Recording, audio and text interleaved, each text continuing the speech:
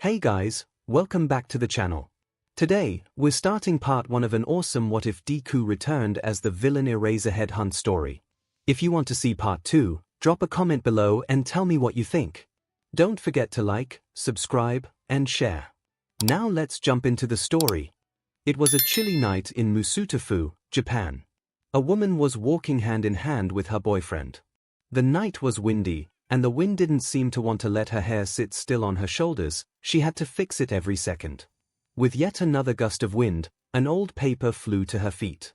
She bent over to pick it up, eyes widening with concern when she saw the word missing with a faded photo of a green-haired boy smiling at her right from under the red letters. She didn't bother to read the rest, turning to the man beside her. "Honey, look," she turned the poster to him. The man didn't seem as shocked as her, barely looking up from his phone and just humming in return. "Well, can't you use your quirk to find him?" the girlfriend asked.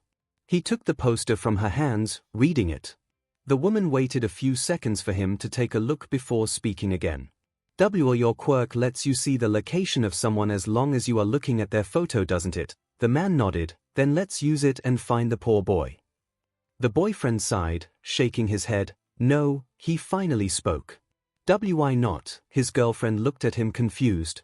"You didn't even read the rest of it. You know my quirk doesn't work on dead people," the man said, handing the poster back to her. She took it, quickly reading it.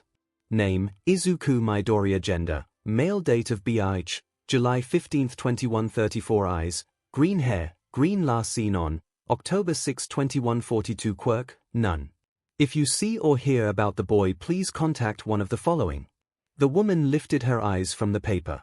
"That's horrible," she said quietly.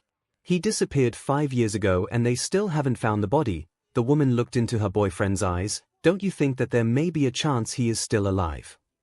The man huffed. "Didn't you read it?"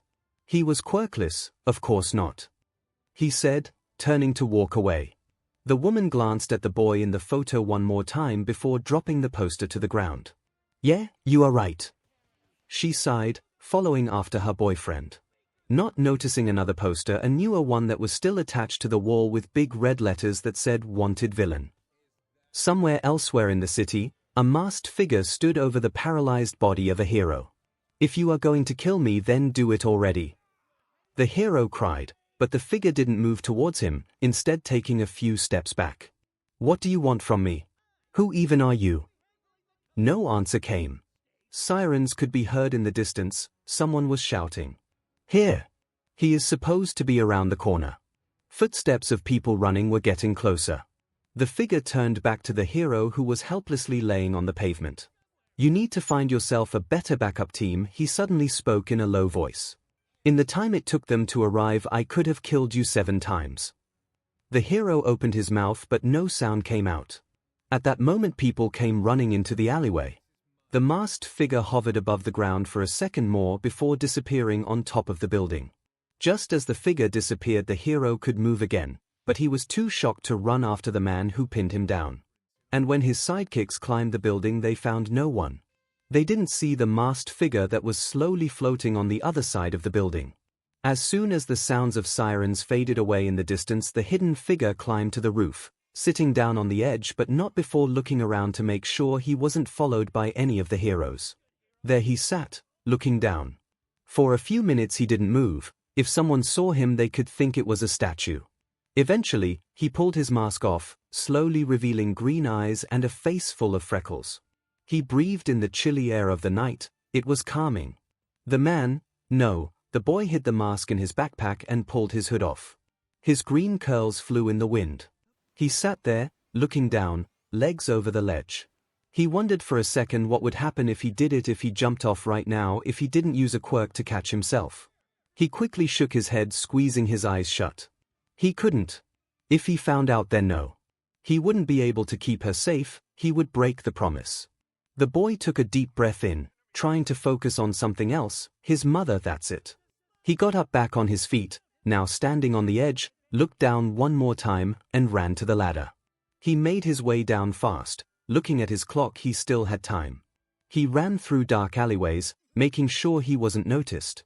A few homeless people or thugs looking at him running by wasn't a problem, but he couldn't have people who would call the heroes or police see him. not with the mask on nor without it. He finally made it to a nicer part of town. He slowed down to not look suspicious. Walking up to one of the many almost identical apartment complexes. The green-haired boy stopped when a light flashed in one particular window. He looked in awe at the silhouette that walked into the room. He sighed, "Oh, if only he could run in there right now, tell her that he is all right, that she doesn't have to worry, that he will make everything work out fine." His gaze moved up to the roof with hope only to notice a black figure watching over him. He looked down in disappointment, but what was he expecting? A bodyguard that was chosen by his father isn't that easy to get rid of.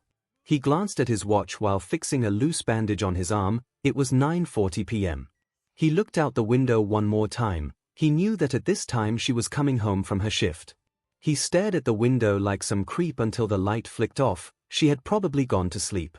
The boy turned around. He had to go back to the meeting spot. It's better to be there first. When he made it to the meeting place, it was already 45 minutes past 9. He still had time but not enough to go anywhere. He sat down, back to one of the buildings. Putting his backpack in front of him, and pulling out a notebook with a simple name written on it. Many would say it reads Deku, but the boy wrote it as something else. He flipped to an empty page, took out a pencil, and looked at the paper before him. He started to write about the hero he encountered today. That hero had so much to improve, it was so entertaining to write about him. He scribbled in his notebook for a few minutes. When he was done, he looked over what he had written. Then it struck him, it most likely would fall into the hands of a villain, and that hero would be doomed if that happens. The boy quickly ripped the 2 pages out, looking around to see if he could dispose of it anywhere, but not noticing any trash cans nearby. He stood up, swinging his backpack over his shoulder. He could probably put it in there, but he will be searched when he enters the base, so no use in that. Looking around, he made his way to a bigger street. There was a whole lot more light and people. He stopped in his tracks. It would be too dangerous, someone can see him. He crumbled up the paper in his hand and clenched a fist around it, turning around to go back into the small alley when something made him jump. Someone was touching his coat, pulling on it slightly. He turned to face the one doing it, hand slowly reaching for his dagger. "Oh, sorry if I startled you, it was just an old man. Could you give me directions? Do you know where the main street is by any chance? I think I'm a bit lost." The boy squinted his eyes in suspicion. Was it really just a passerby? It could be a hero in disguise, or a villain sent to see if he is doing his job. Which he wasn't.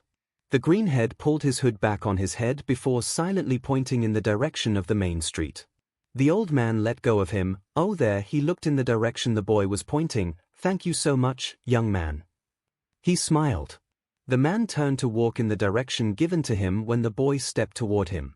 He pulled out of his pocket 2 crumbled pieces of paper and shoved them into the old man's hand without saying anything. The man turned around and looked at the boy, who took a step back, 2 or 3, and ran into the small alleyway he came from. The boy ran into the alleyway only seconds before a purple mist appeared. Soon bright yellow eyes and a silhouette dressed in formal clothes could be seen. "Greeting, Yamio." The mist man bowed his head slightly in the boy's direction. "Why can't you just call me by my name?" "The boy," Yamio said, coming a bit closer. "My apologies, but this is what the MS-star ordered me to call you. He said that he is the only one who can call you Izuku. Everyone else has to call you Yamio to spread word of who you are," the mist man replied. Izuku huffed. Couldn't he be more stupid? Doesn't he himself know how dangerous that is? Does he want me to get caught? "Be careful," he looked at Izuku, voice serious. "By saying stuff like that you are only making it worse for yourself, you know that. He does not intend for you to get captured, he wants more heroes to be aware of your existence." "I like you," the green-haired boy suddenly said. "Why can't you be my bodyguard Kurogiri?" As much the boy did like the mist man, he probably couldn't handle being on his watch 24. "You know it's not possible, Yamio. I am the protector of Tomura Shigaraki." The boy eyed the roofs where his own bodyguard was. The man assigned to protect him wasn't very talkative, doing his job in silence and rarely talking to Izuku. He just followed him around, not really checking what he was doing. His only goal was to make sure he didn't run away.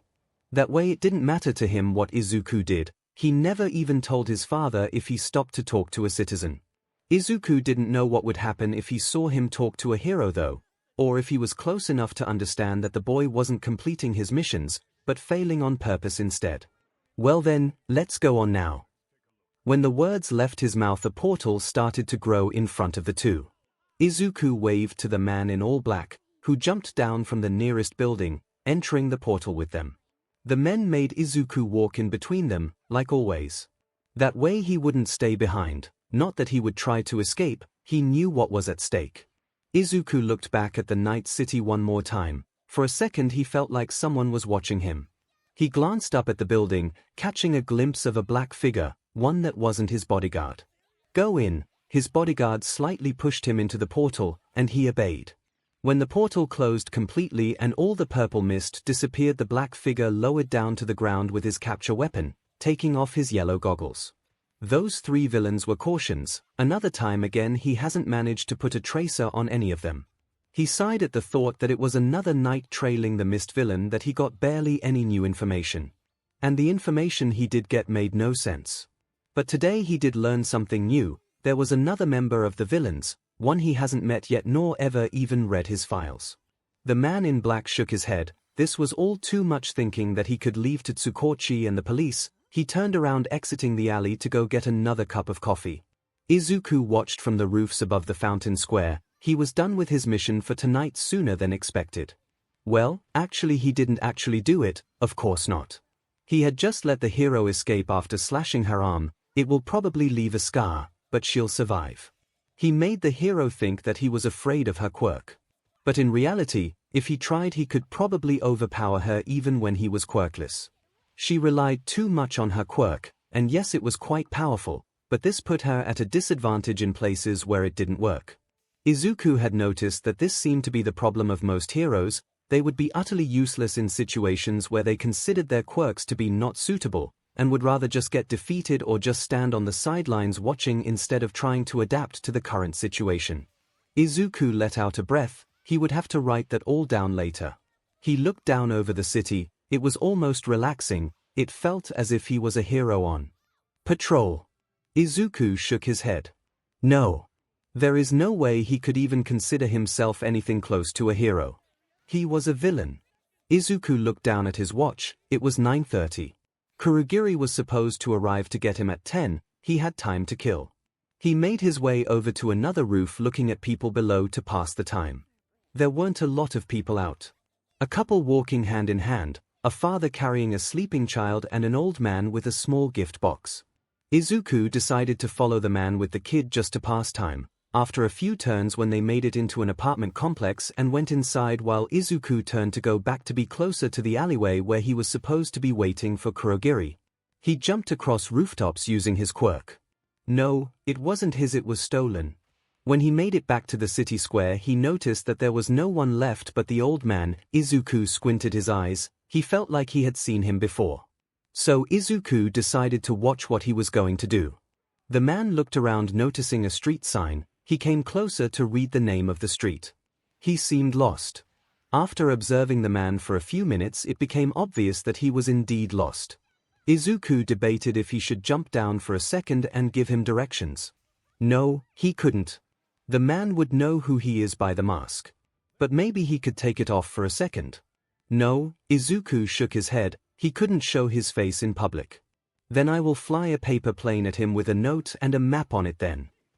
Izuku said out loud, standing up and putting his hands on his hips.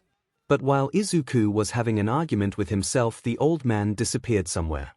The boy jumped to a neighboring building. He couldn't just let the man get lost. After a few jumps, he heard a voice from below. Stopping and listening, he could make out what they were saying. No. You are going to give it, or you're not leaving alive.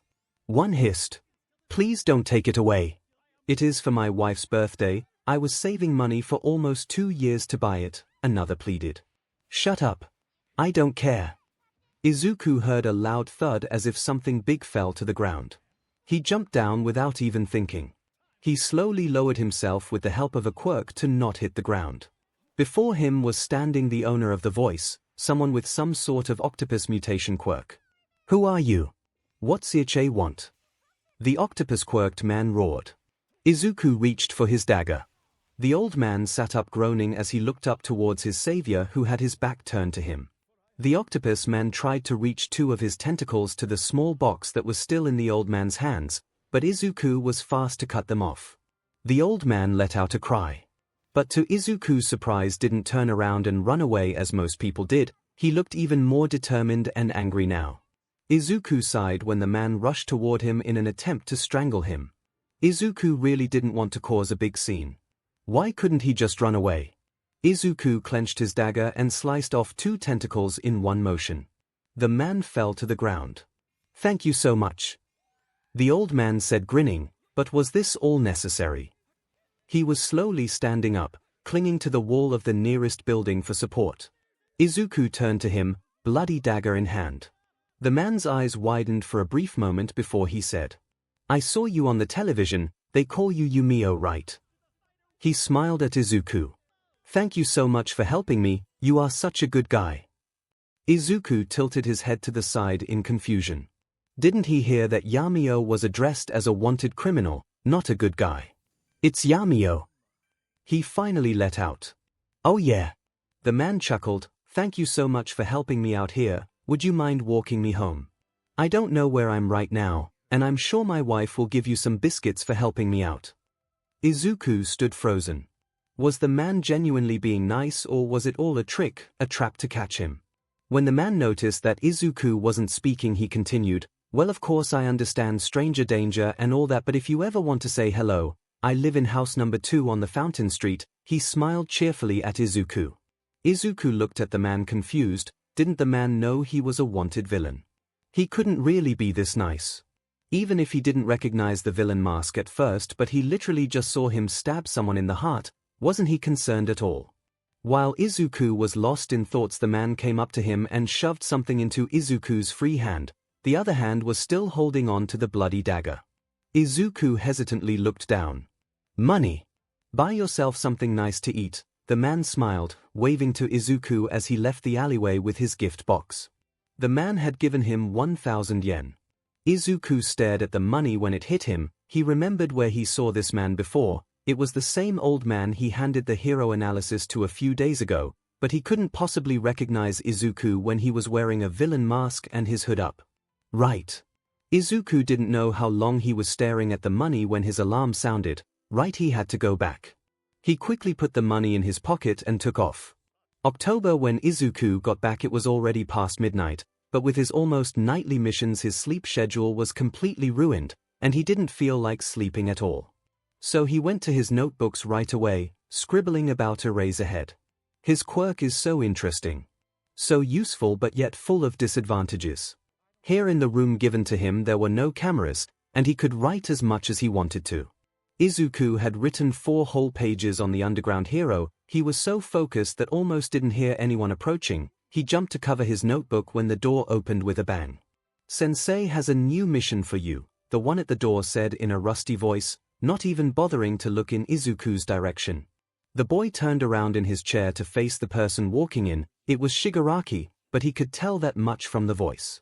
Izuku nodded quickly, closing and putting away his notebooks that were scattered on the table. "I know that you already did your mission for tonight and all that, but Sensei wants you to get us some valuable files from the police station," Shigaraki continued while Izuku was putting notebooks in his backpack. "It has to be a green folder, and don't you dare look in it, brat. There is secret information inside." "Yes, sir," Izuku said, standing up, backpack ready with the villain mask, smoke bombs, 3 of his notebooks, a few pens just in case, and also a few other things he might need. Izuku landed on top of a building that was neighboring the Musafesu police station. He sat on the edge trying to see inside the building and thinking over his plan. After a few minutes, he decided it was time. "Antonto, you can wait up here, so you won't be seen. I will be done in no time." Izuku turned around to the man who just barely lifted his eyes from his phone and nodded. Izuku sighed, but it was probably for the best having a bodyguard that doesn't guard you and plays video games on his phone all day like Antontaru rather than having someone like Kurogiri watching over you at all times. Though Kurogiri was nicer, but with Antontaru he could do whatever he pleased, just not run too far away. Antontaru was probably there only because he was ordered to, and he couldn't say no. Well, that was the position most of his men were in. 𝐒𝐿 made his way down the building without using any quirk to not raise suspicion. He walked up to a window on the back of the police station building. He adjusted his mask and made sure his hair was all covered by his hood before stepping in the sight of the surveillance cameras. 𝐒𝐿 came close and took a look inside. It was a long hallway with a bunch of doors on every side, but he already knew the one he needed was on the second floor, 2 doors to the right. The only problem seemed to be the policeman walking back and forth in the hallway, but 𝐒𝐿 had prepared for that. He pressed a button and there was a sound of an explosion coming from the other side of the building. Everyone started running and soon there was no one left in the hallway. 𝐒𝐿 jumped inside, but just as he did the alarm sounded, as to be expected. He ran straight to the stairs, hoping there won't be anyone there. To his relief there wasn't. He quickly made his way to the right door, swinging it wide open. The room was an office, and on the table was a nameplate with the name Detective 𝐒𝐭𝐚𝐲. Right by it laid the green folder that 𝐒𝐿 had to get. 𝐒𝐿 closed the door behind him. Running up to the table, he grabbed the folder, and that was when he heard the door open behind him. 𝐒𝐬𝐽, someone said slowly, in a calm yet almost threatening voice. 𝐒𝐿 turned around to see Detective 𝐒𝐭𝐚𝐲 himself. Everything was going according to plan. 𝐒𝐿 backed away to the window with the green folder in his hands. Now the desk was separating the two. 𝐒𝐿 followed the detective's hand with his eyes as he reached to his belt for his gun. Wait! 𝐒𝐿 started as he realized in horror that his voice changer wasn't on. 𝐒𝐭𝐚𝐲 stopped for a second, most likely startled by the boy's voice. He was eyeing 𝐒𝐿 suspiciously. Well, there was no matter now, he heard his voice already, so 𝐒𝐿 continued. I am not taking the files, he said, making the detective narrow his eyes. 𝐒𝐿 sighed, seeing that 𝐒𝐿 was slowly pulling his gun out, and decided that talking isn't going to work, so he put the folder on the desk and opened it. 𝐒𝐭𝐚𝐲 took a step closer, but 𝐒𝐿 didn't move. Instead, he took all the papers out and carefully replaced them with the blank white paper that he pulled out of one of the desk drawers. The detective stepped one more step toward 𝐒𝐬𝐽. He watched as the masked boy in front of him closed the green folder that now contained no value and shoved it into his backpack. Then he took all the papers that were in the green folder just a moment ago and extended his arm. Keep this locked away in a quirk-canceling safe, he said, giving them to 𝐒𝐭𝐚𝐲. The detective sheepishly took them, not sure what was going on. 𝐒𝐿's head jolted up when he heard footsteps of people running getting closer, and while 𝐒𝐭𝐚𝐲 was staring at the files in his hand, 𝐒𝐿 backed all the way to the window and was about to climb out when the detective finally spoke. Stop! We are on the second floor. 𝐒𝐿 smiled under his mask. Oh, is the detective suddenly caring for a villain like me? Weren't you just a second ago about to point a gun at me? He huffed. Don't worry, I know how to get down. The footsteps were getting too close. Oh, and I know you are also worried about that explosion I set up, but don't be, it's just a bomb. A glitter one. He quickly added, the worst that can happen is that all your colleagues will be covered in glitter. With that, he turned around, jumping out of the window.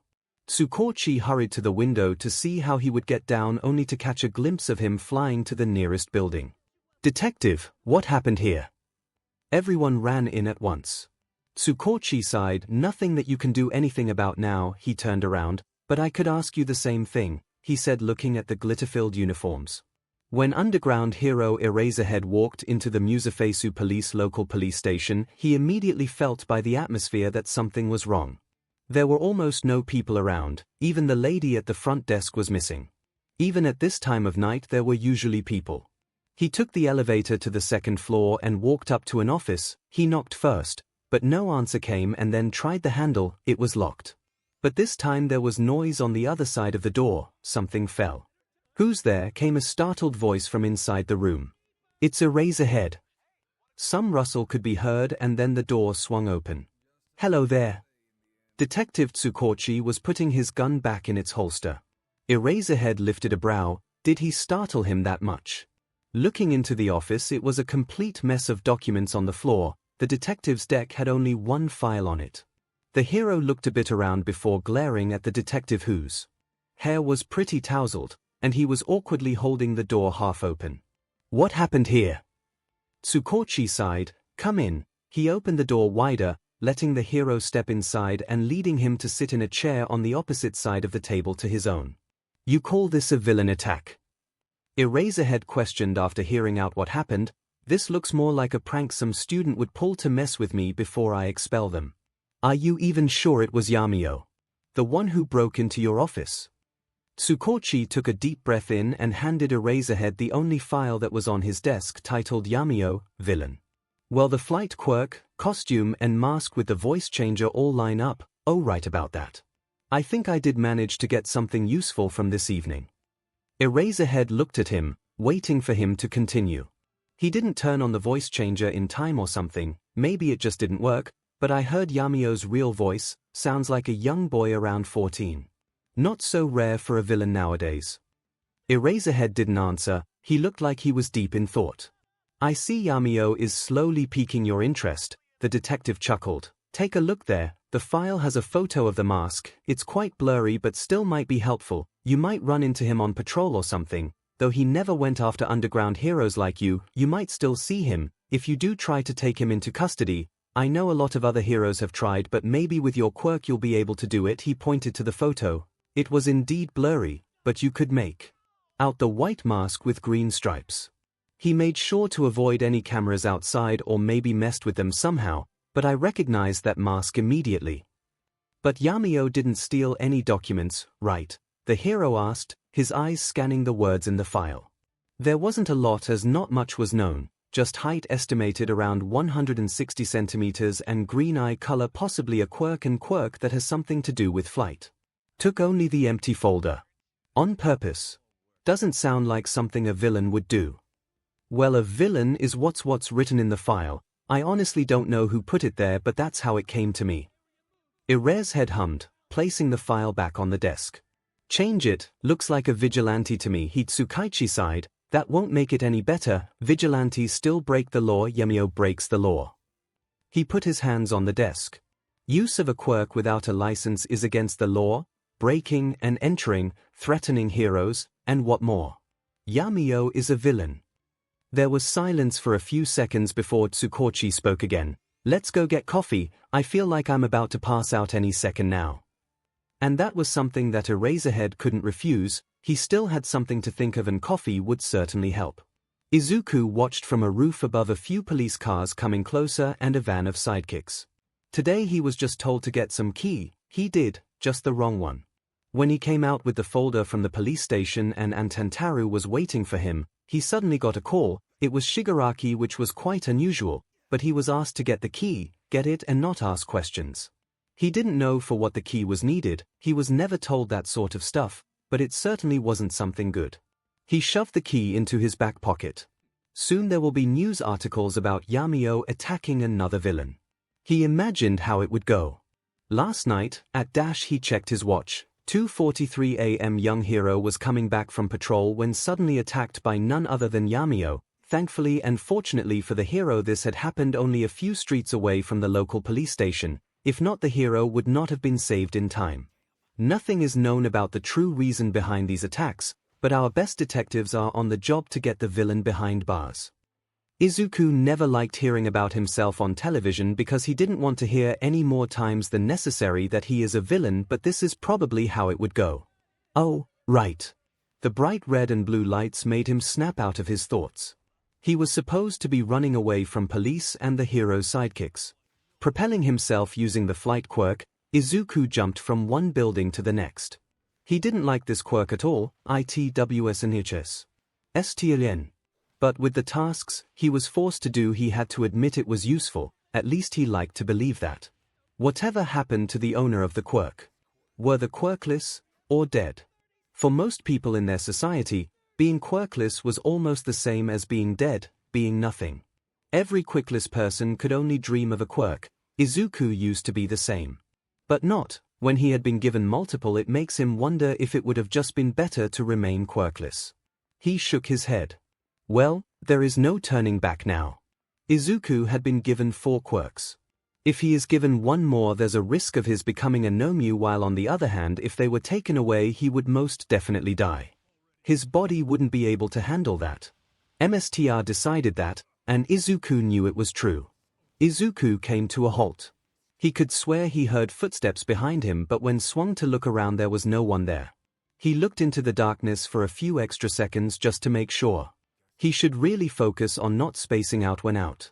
As there was nothing in sight, Izuku continued, just a bit more cautiously this time. He didn't go to his meeting point but stopped on a random house where the view looked pretty. He just sat down on the ledge, waiting for the one following him to do something. They did. Soon enough Izuku could feel someone behind him, and the moment when Izuku turned around he felt quirkless all over again. The person before him had glowing red eyes and a floating capture weapon around them. Eraserhead. Izuku swung his hands excitedly. Mr. Eraser. The hero only stared at him. Oh right, he was supposed to be capturing him, and it wasn't some meet and greet, though underground heroes don't have these. Izuku reminded himself.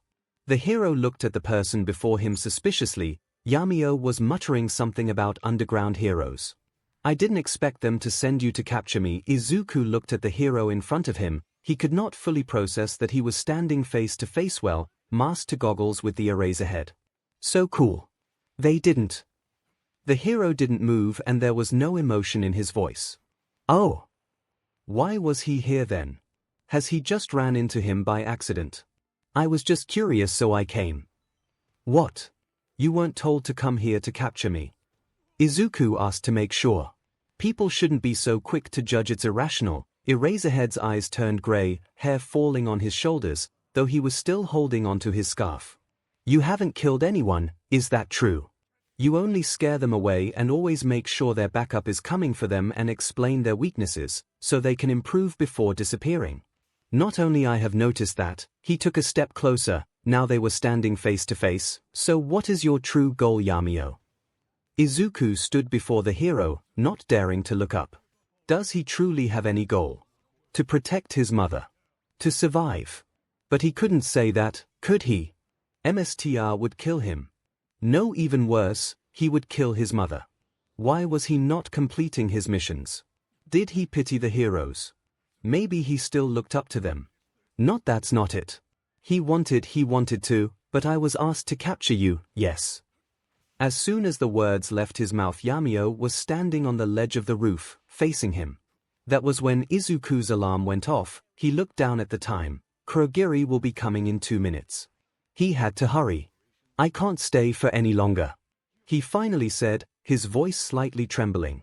Well, it was nice meeting you, Mr. Eraserhead, but I gotta take my leave now. Would love to meet you again when you aren't, capturing me. And with a wave, Llama was falling. Eraserhead rushed to the ledge of the roof to look down, only to spot Llama safely landing, right at the flight quirk he had completely forgotten. When he came down using his capture weapon no longer than 5 seconds later, Llama was as never there. He sighed. He won't be able to find Llama now, and his patrol time has ended already anyway, so he decided to head back to get some sleep. Izuku ran as fast as he could, glancing from time to time behind him, but to his surprise Eraserhead didn't follow. When Izuku finally got back, he was exhausted from the night. It's been a long time since he had to do several missions at once. But he couldn't go straight to sleep, but he was forced to explain and wait until everyone had yelled at him about how dumb could he be for taking the wrong green file. Izuku was only repeating, again and again, something along the lines of how he could have known that there was more than one green file. That was the only excuse he could think of at the moment. Finally, after what felt like ages, he was let go to his room, where the boy flopped on the bed without even changing clothes, only taking off the mask to put it on the table. But no one could leave him alone for long, so after only a few minutes Shigaki was already barging in, telling him to be more careful when completing Sensei's orders, but the boy was already fast asleep. At 6 in the morning, Izuku jumped from his bed to the sound of the alarm clock. At least he slept 2 hours, better than nothing. Exiting his room, he almost bumped into Kurogiri, who was walking behind Shigaraki, heading to the meeting room. Oh, good morning, Izuku. The mist man squinted his eyes. Izuku always wondered if all emotion he could show was within his eyes. He had a few notes on Kurogiri's page about that. Yawning, he slightly bowed his head, still half asleep. He wants to speak with you, Shigaraki said, turning to look at Izuku. The boy looked surprised at that. To tell the truth, he was quite scared. He was only ever called in the evening at around 7 to tell him about something he needed to do, and after getting back, to report. At 4 in the afternoon, twice a week, usually Friday and Sunday, to remind him why he was here, to remind him of his mother. Or on Mondays at any time when he didn't like what Izuku had done enough and requested he do more training. Today wasn't any of these. The only other reason that it could be called in is only if he found a quirk to test on him. He shut his eyes, praying that the last one wasn't true. He couldn't deal with that today, his body won't take it, and he was already tired enough. Shigaraki huffed, seeing Izuku's scared expression. Bet he is going to punish you for not getting the files. Sensei really needed them, you know. The man stepped toward the boy. There was information about the heroes that even you can't find out on your own, about quirks. Especially about that one hero Sensei likes for some reason. The Erasure one, Eraserhead. The villain smiled, showing his teeth. I don't know why Sensei wants to know more about him, but I have to admit he is pretty cool. With that, he put a hand on Izuku's shoulder, which made the smaller boy yelp. Piff, relax, I'm not using my quirk, I'm touching you with only 3 fingers, can't you tell? Sensei said you are pretty smart, but I can't see it. You didn't even complete one mission as he asked since he took you in. I'm surprised he hasn't killed you by now. He has taken a liking to you, maybe it is because of your mother, but I can't be sure. Shigaraki patted him on the shoulder, though I don't think it will last once he finds out how you cheat. No matter if he is your father or not, he won't be able to overlook it for too long. Soon he will see that you are only sabotaging him. He finally let go of Izuku's shoulder and turned to Kurogiri, who was silently waiting for him at the end of the hallway. Before turning the corner, Shigaraki stopped. Good luck in there, and don't die, kid.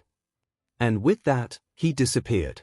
Izuku couldn't figure out if the older boy liked him or not. Maybe he saw him as a bother, as much as someone who was raised by his father to be a villain since he was a toddler could. Sometimes, Izuku felt as if he really did care for him, even if he didn't quite know how to show it. Izuku took a deep breath.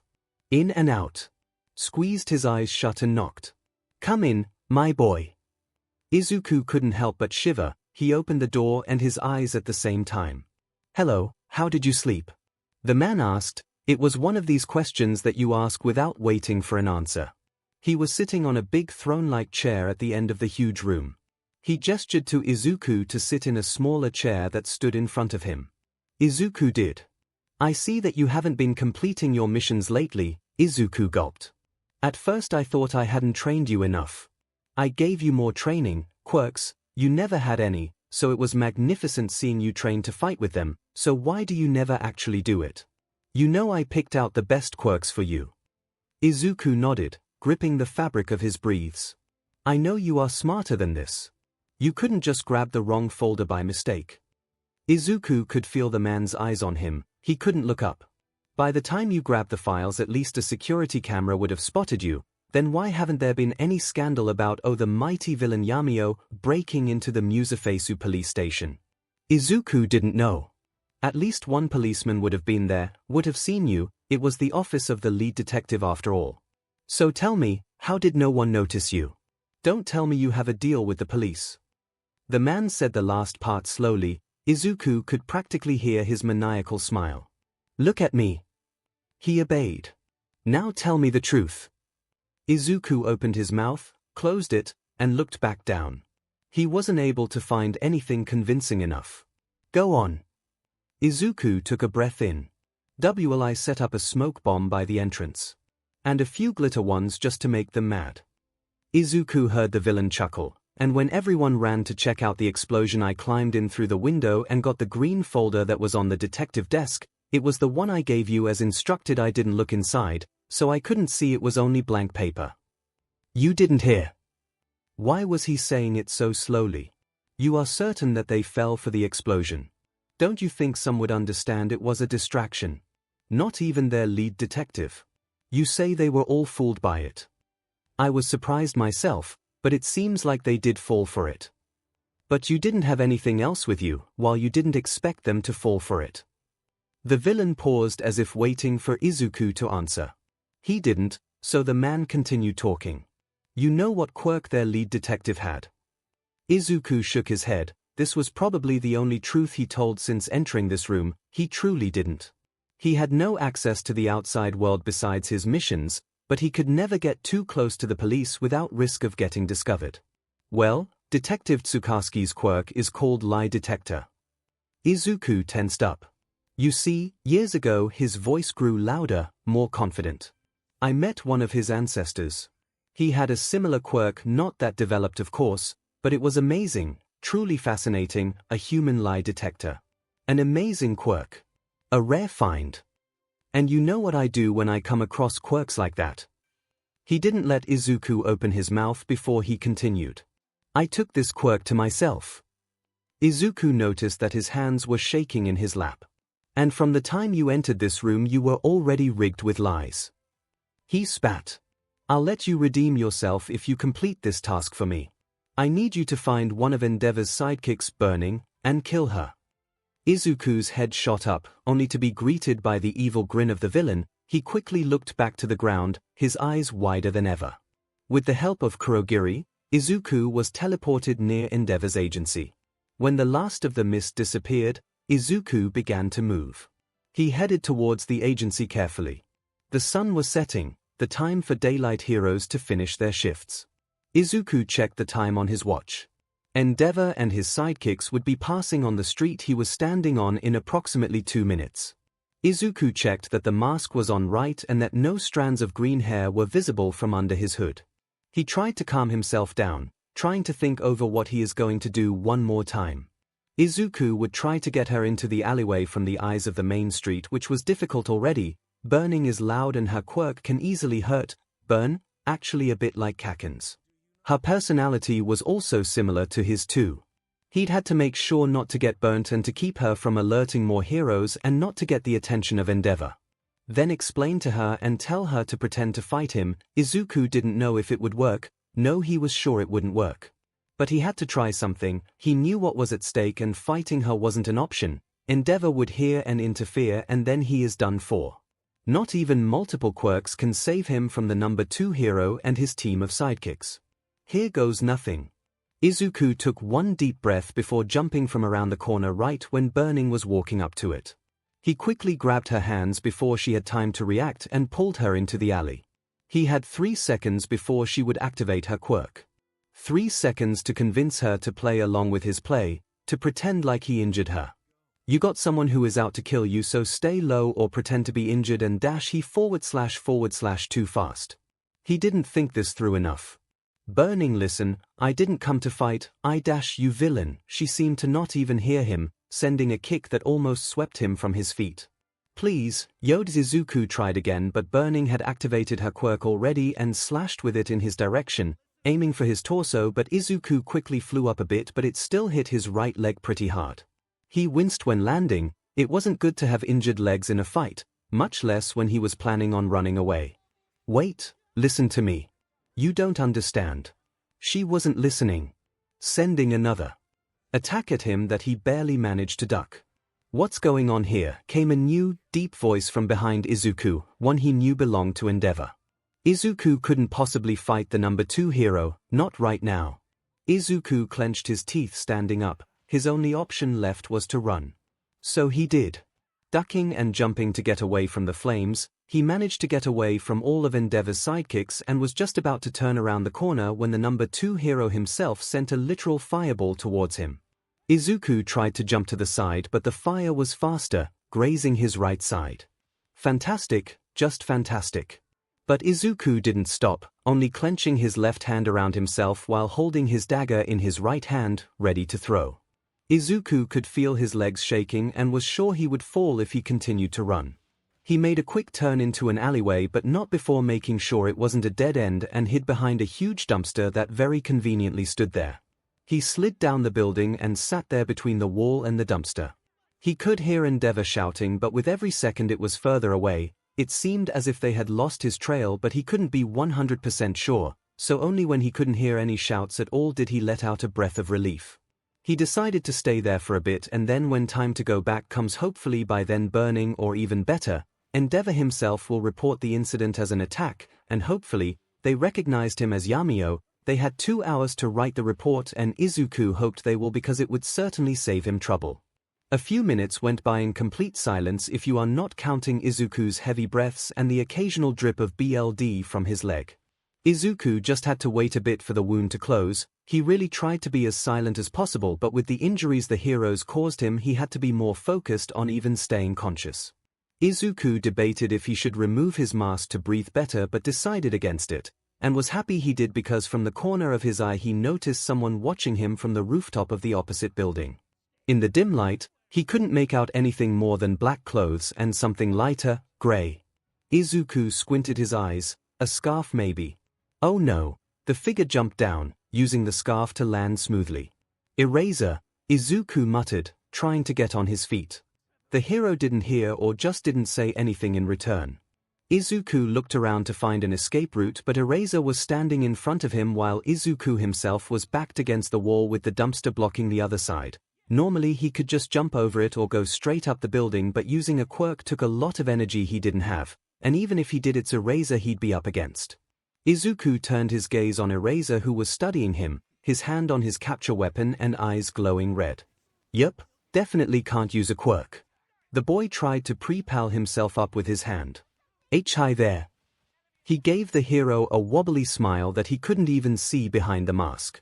You are hurt. It wasn't a question, of course not. Anyone could see how Izuku was limping at every move. Fancy seeing you here. Izuku chuckled, but I should get going now. He walked a few steps past the hero, grabbing on the wall for support, hoping he would just let him go this time. I would love to chat, but I still gotta patch myself up before I have to go, you see. He let go of the wall to wave the hero goodbye, but as he did he lost his balance and fell to his knees. You have to go to a hospital and get proper treatment. Eraserhead said in his usual monotone voice without moving an inch. Well, if you let go of your quirk I will heal just fine. Eraser only faintly heard him mumble. Adding to his mental notes of possible quirks, the kid could have self-healing, which was weird because it had nothing to do with flight. But that wasn't the time to think about it. You can't go anywhere like that. He turned to the kid on the ground. You need to get to a hospital or something. This seemed to startle Yamio. No, it's all good, no need for that. Eraser could hear his voice trembling even though the voice changer. The hero couldn't help but sigh watching the kid try and get up. At least let me treat your wounds. Izuku stopped and turned his head around. Did he hear that right? I've seen how you treat injuries, kid. Eraser sighed.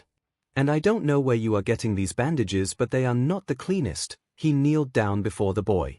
Burns need to be bandaged in clean bandages. Izuku had given up on escaping at this point. It didn't seem Eraser wanted to capture him at the moment, and it would be nice to get his wounds treated for once. Oh, so it won't get infected, right? The hero just made a humming noise in return and extended his arm. Izuku looked at it a bit confused. Your leg is hurt, let me take care of it so you could at least run away from me a bit better. And with that, Izuku's leg was washed from a small water bottle Eraser pulled out of his little pouch and bandaged into white, almost sparkly bandages. Izuku didn't know how to feel about this. He was sitting on the ground, completely defenseless. If you aren't counting the dagger in his pocket. He looked at the hero. If Eraser was planning on capturing, he would have done it by now, but he should still be careful. Kid. Here. Izuku's head jolted up.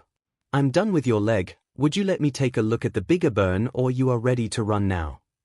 Izuku didn't answer right away, so the hero pulled out his work phone. If you won't let me take care of it, I will have to take you to a hose pit. No. Izuku let out before the hero could even finish. That made Eraserhead lift an eyebrow in interest, or was it concerned? No hospital, ever.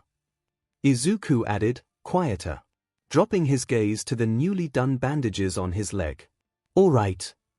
Eraser took out another roll of bandages, not mentioning anything about a hospital again. And Izuku was thankful for that, because then he definitely would have had to run away, because how could he possibly explain that there isn't any medical file for him and his name won't be recognized in the system? Hold your shirt up, I'm going to wash it first. Izuku let out a small breath of relief when the hero didn't say anything about the older wounds and scars that he could surely see. Eraserhead was quickly done, which surprised Izuku a bit, since he honestly thought that it was just a trick to buy time until the police arrived or something. Here, all done. The hero said, packing the supplies back into his pouch. Izuku carefully stood up. Eraserhead didn't move. Thanks. Izuku mumbled. Eraserhead opened his mouth to answer, but the kid was already flying up the building. After running and getting patched up by Eraserhead, Izuku waited for a few minutes on the roof for two things: to make sure no one was following him and at the same time wait for the regeneration quirk to heal him a bit. When finally Izuku stepped into the hideout, he was expecting to be called to report and was coming up with yet another story as to why he couldn't do it. Though this time it was easier, he could say that Endeavor was there and how could he possibly overpower the number 2 hero. But he wasn't called, which was weird because that never happened before. He was too nervous to do anything, so he just sat on a chair staring into nothing, thinking about what would happen if he was seen with Eraserhead. Would his mother be killed? He wouldn't, would he? Izuku shut his eyes. He probably would. How could he explain himself? His father had some sort of truth quirk, he didn't know how it worked, but lying was definitely out of the window. Izuku flopped back on the bed, looking at the plain ceiling, thinking of how he got tied into all this in the first place. It was around 5, almost 6 years ago already.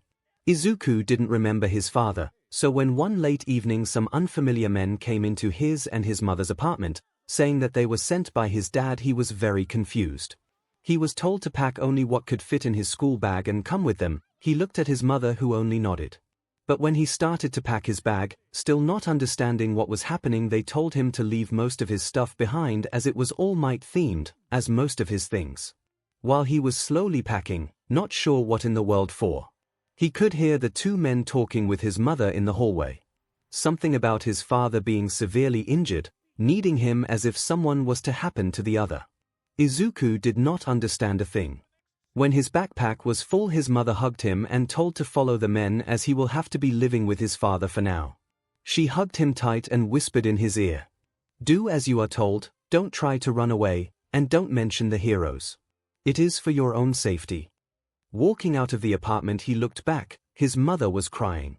That was the last time he saw her face to face. About half an hour or so passed like that when he was finally called. He walked into the room anxiously, eyes on the ground. "Please have a seat for a moment." He did.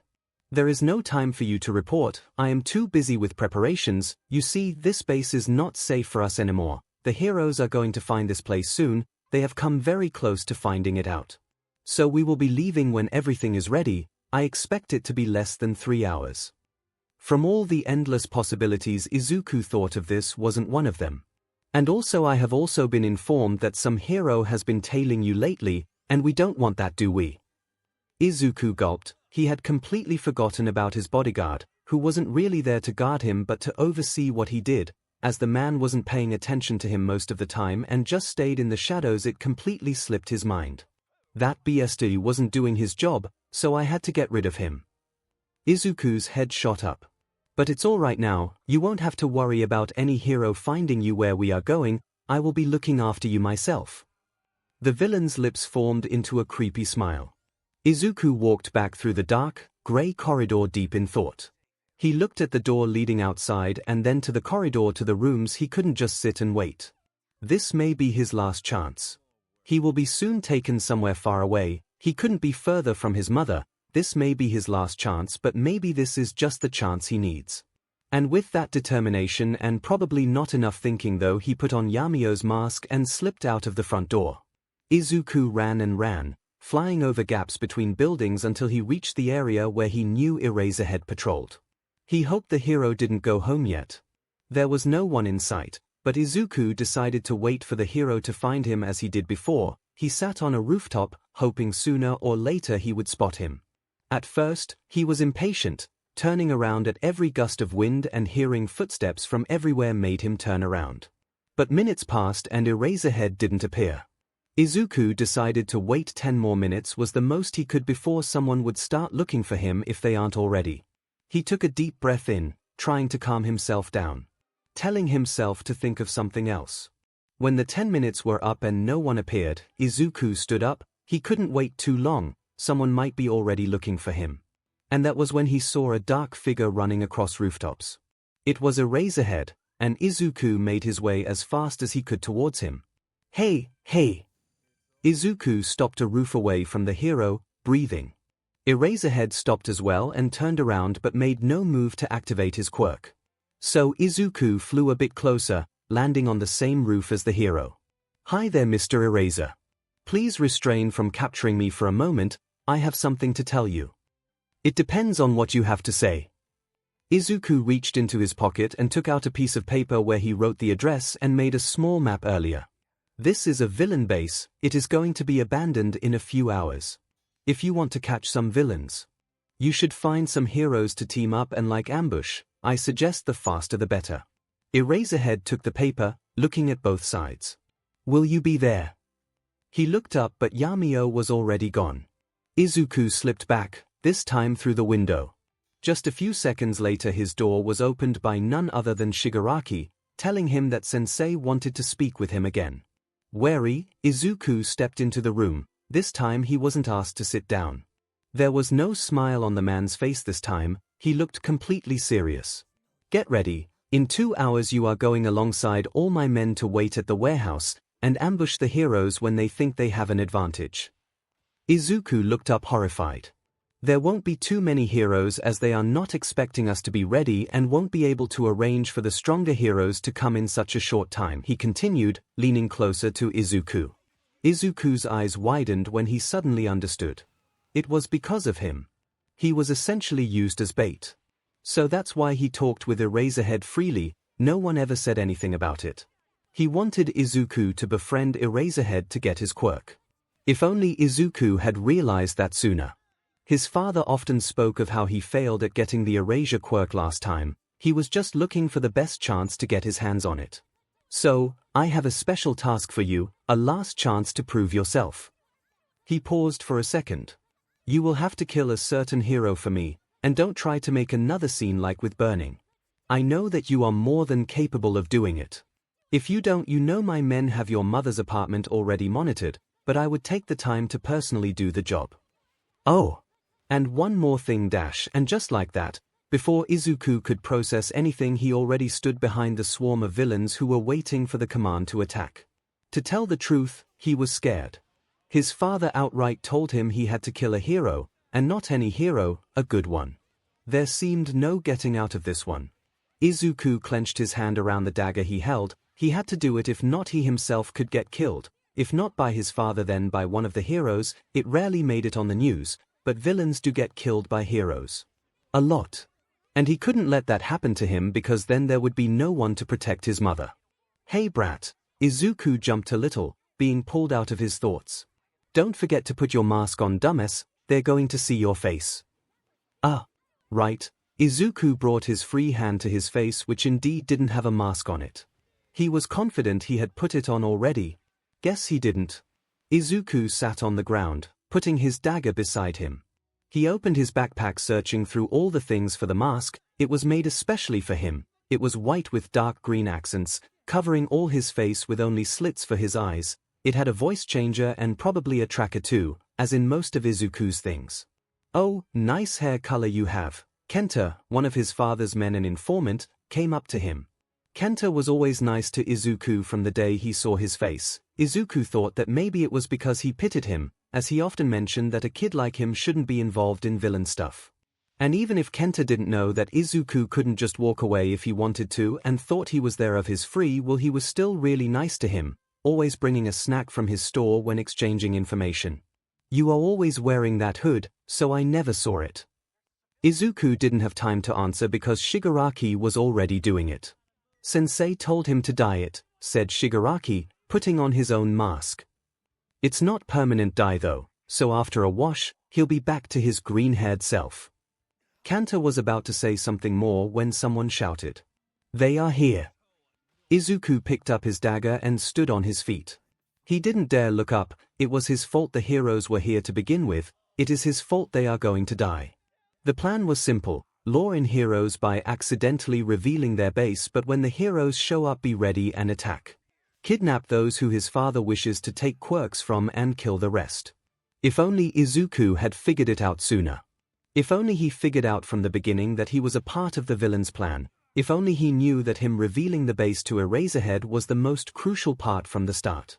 The big doors of the warehouse flew open with force, heroes ran through, the glass on the ceiling-high windows shattered with more heroes jumping in. Gripping his dagger in one hand and adjusting the mask with his other. He still didn't look up, instead looking at his hands only to realize that they were shaking and the knuckles on his right hand were turning white from how hard he was gripping the dagger. Izuku took a deep breath in and looked up at the sea of heroes before him. There were daylight heroes as well as underground heroes alike. So they really came with all their forces here. Eraserhead really listened to him. Eraserhead trusted him. But now he almost hopes he didn't. Izuku didn't think they could win, even though he was secretly rooting for them. He took a deep breath one last time before locking his eyes on his target. His hands were shaking. He didn't want to hurt a good hero, but he had no choice. No matter how much he didn't want to do it, his mother's life depended on it. So he clenched his dagger as hard as he could to stop his hands from shaking and ran forward. He ran through the swarm of people. Everyone was fighting. There wasn't one standing still. Some heroes with suitable quirks were taking on a few heroes at a time while others did one-on-one. Izuku ran past most of them to the entrance where a group of people didn't fight. They were laughing, and before them was standing the laughing hero herself, Ms. Joke. The one Izuku had to kill. He made his way through the laughing villains. They were clearly under the effects of the heroine's quirk. He had to be careful not to get the heroine's attention, or she might use her quirk on him too. Coming up from behind her, he moved slowly approaching her until he was able to touch her shoulder from behind, paralyzing her. In a split second, he put the dagger to her throat and she wasn't able to move out. Izuku had to do it. He closed his eyes, his hand was shaking. He moved the dagger to her neck, but then he heard something. Someone was shouting. Well, everyone was, but this one voice was closer, more clear. Someone was calling for Ms. Joke. Izuku opened his eyes and looked to the left, trying to find the owner of the voice. In the middle of a group of thugs with mutant-type quirks that Shigaraki found especially for the occasion was Eraserhead. And he was looking straight at him. But Izuku knew it shouldn't be possible for Eraserhead to be able to erase this quirk because of how many others he was surpassing already. It seemed like he was right because Ms. Joke still wasn't moving. Right, Ms. Joke. He turned his attention back to her. He had to kill her. But could he? He had to. Izuku's eyes darted around the hall of the warehouse. Shigaraki was looking at him, watching to see if he would really kill her. Izuku's eyes moved up to the security cameras where his father was probably watching him, thought to see him do that too. If he doesn't, he will immediately teleport to his mother. Maybe he had already got his hands on his mum. Izuku was terrified by the idea. Who knows what he could do to her? He gripped the dagger harder, not that he wasn't holding onto it for dear life before. He moved it closer to the hero's neck. Everything was as if in slow motion. Eraserhead ran through the crowd. Shigaraki was maniacally smiling, wanting to witness Izuku's first kill. But Izuku couldn't do it. No. He has to. He gritted his teeth and closed his eyes. Izuku moved the dagger closer. Sorry. He whispered. He could feel it hit the skin. Then it cut. His hands were trembling. Even with his eyes closed, he imagined the BLD. He pressed his hand closer and the dagger ran deeper. Suddenly someone gripped Izuku harshly by the shoulder, almost making him fall over. It made him drop Ms. Joke, who fell helplessly to the ground. Izuku moved around fast, cutting the arm of the person who attacked him. But the person didn't seem to care, instead kneeling down by the heroine, trying to pick her up. No, Izuku couldn't let this chance go. If he doesn't do it, his mother would die. Izuku jumped at the hero who had his back to him. Someone was screaming close, and it wasn't the hero, it was Izuku himself. He felt tears in his eyes. He pushed the hero in black that was separating him and his target, and holding the dagger with both his hands he raised it over her chest and stabbed, closing his eyes yet again to not see the BLD. He felt the dagger stop. He felt that he hit her. He slowly opened his eyes. The hero he had stabbed wasn't Ms. Joke. It was the man in black. Eraserhead. By the looks of it, he pushed Ms. Joke to the side and took her place. The dagger was in his left shoulder. And before Izuku could come to his senses, Eraserhead picked up Ms. Joke and stood up. Izuku let go of the paralysis quirk. Ms. Joke moved her hand slightly. Izuku looked up at the camera. He was being watched. He couldn't just let them go. His mother. 𝐒𝐭𝐚𝐲 stood up. He was surprised his legs didn't give out the moment he did. He ran after Eraserhead. The hero was already at the doors of the warehouse. The two heroes made it out by the time 𝐒𝐿 was at the doors. 𝐒𝐿's gaze followed them both. He thought about his mum. She wouldn't want to hear from him ever again if she found out he killed a hero for her, would she? 𝐒𝐿 was almost caught up to them by this point.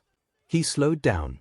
The moment he did, Eraserhead turned around, making eye contact with him. What if he let them go? There weren't any cameras here. While 𝐒𝐿 was thinking it over, the heroes were around the corner and out of sight, having jumped to a smaller street to the left. 𝐒𝐿 ran a bit more, coming to a stop by the turn. He spotted the heroes a bit further in. Eraserhead was putting 𝐿 down, making her lean on the nearby building. 𝐒𝐿 jumped back, hiding behind the corner. Just hang in there, I'm calling for backup immediately. Who would have thought they were so prepared? Eraserhead's voice. 𝐒𝐿 peeked around the corner and his eyes darted to 𝐿. Has he hurt her that much? He couldn't get a proper look at her, but could he really cause that much damage? 𝐒𝐿 stuck out his head to see a bit more. 𝐿 was all covered in blood, her neck and shirt were all dark red, but even though all that, she was smiling. Eraserhead was applying pressure to the cut with his capture weapon. 𝐒𝐿 could almost cry. Is it really all because of him? 𝐿 mouthed two words to Eraserhead that 𝐒𝐿 couldn't make out. The hero answered her in a hushed tone, almost a whisper. 𝐒𝐿 sighed. Now there wasn't any way for him to kill her even if he tried. Eraserhead would erase the quirk immediately. He looked back, and just as he did, there was a weird, sudden loud noise. The sound was coming from the warehouse. Were the heroes retreating? No, it was the villains coming out. Run! He looked at Eraserhead. He didn't know why, but maybe he wanted to at least save someone. The hero looked a bit startled but nodded, helped 𝐿 up, and scaled the building, not turning around as they ran. 𝐒𝐿 watched as the heroes disappeared out of view and let out a breath, trying to calm down just a bit, but his father's face and the words echoed in his head, "This is your last chance." His face felt, well, there wasn't anything he could do now. 𝐒𝐿 turned around, accepting whatever fate his father chose for him. A mist portal started to appear under his legs and soon he was falling into it. A dark room slowly came into view. Despite knowing what is about to happen to him, 𝐒� couldn't help but smile. He managed to let Eraserhead escape. Now his quirk won't be taken away, and that's all that matters right now. 𝐒� didn't dare look up. This was your last chance. You ruined it for yourself. I was hearing rumors about you and turned a blind eye to the missions you came empty-handed from. But despite that, I gave you plenty of chances to prove yourself. You never did. You didn't even try. 𝐒� opened his mouth to speak. Do not interrupt me. There is no getting out for you from this one, so don't bother coming up with lame excuses. You know how much time I spent looking for quirks that could be suitable for you, right? Quirks that a quirkless body could handle. Before you, there wasn't a person who could handle more than 3 quirks while remaining level-headed. And I'll say, giving you quirks helped me figure out that if I need a person to have a lot of quirks but still be conscious, I will simply have to pick quirkless people. He smiled with his maniacal smile, looking at 𝐒�'s terrified reaction. Now I can give Tomura quirks without being afraid of my plan failing. That's the only helpful thing that happened because of you. His smile disappeared. But other than that discovery, giving you quirks was a total waste. You didn't even use them. He paused, trying to look 𝐒� in the eyes, but the boy was staring at the floor. I think I'll have to take them back, all of them, he said slowly. 𝐒�'s head shot up. No. 𝐒� let out without thinking. He saw what happened to people who got their quirks taken away. Having 1 quirk taken away can be very painful, and 2 can make you pass out. 𝐒� saw 3 quirks being taken away from someone at once, and that person never woke up. Well, you should have thought of that sooner. I made myself clear when saying that is what would happen if you didn't obey. 𝐒� watched as the tall man towered over him, hand glowing red with the activation on his quirk. There wasn't anything left for him to do. 𝐒� couldn't think straight. His head was pounding. The sensation was similar to when he was given the quirks, only 10 times worse. He was on the cement floor tied up. He wasn't sure where he was hurt, but he did definitely see blood. It was everywhere, on him, under him, and some even on the far wall. His eyelids felt heavy all of a sudden. his vision went blurry. "Mum," he whispered. For some reason he was sure he saw her for a split second, which was impossible because his eyes were almost closed shut. "That's enough, we are leaving." The voice wasn't directed to him, or was it? He couldn't tell. Everything went black. Next time Izuku woke up, everything was still hurting, but not as much as before. He would have thought he didn't even pass out if not for the light of the setting sun shining through the window and that there was no one to be found in the room. Izuku was completely alone. He tried to push himself into a sitting position, which was very hard taking into account that his hands were tied up behind his back and that he couldn't really feel his left arm. But after a bit of struggling, he finally managed to sit up by the wall. He looked around, trying to catch his breath. This simple action seemed so hard. The room was completely empty. Not just from people, but also all the furniture was missing, even the clock. Izuku crawled to his yellow backpack that was pushed away into the corner. It was harder than usual to get it open, but eventually did it. He sat with his back to it and dug inside, searching for his dagger. He quickly felt the case and slit it out, cutting his hands free from the rope. He put it back and closed his bag. What was he going to do now? It seemed like he was just left there, but that couldn't be true, could it? Izuku sat with his backpack in the corner thinking of every possibility until he fell asleep, dropping his head on the bag. Next time he woke up it was dark out. He couldn't know what time it was though.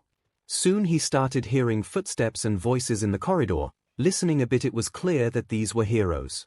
Or maybe the police. They ran around opening doors and shouting about everything being empty. Was Izuku really left behind?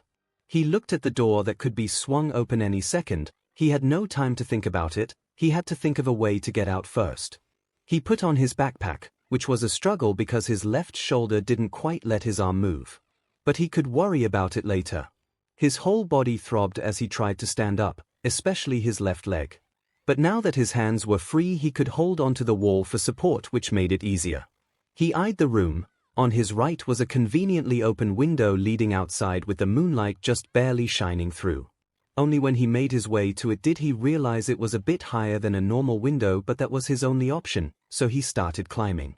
He had to clench his teeth to not cry of the pain. Every movement made it worse.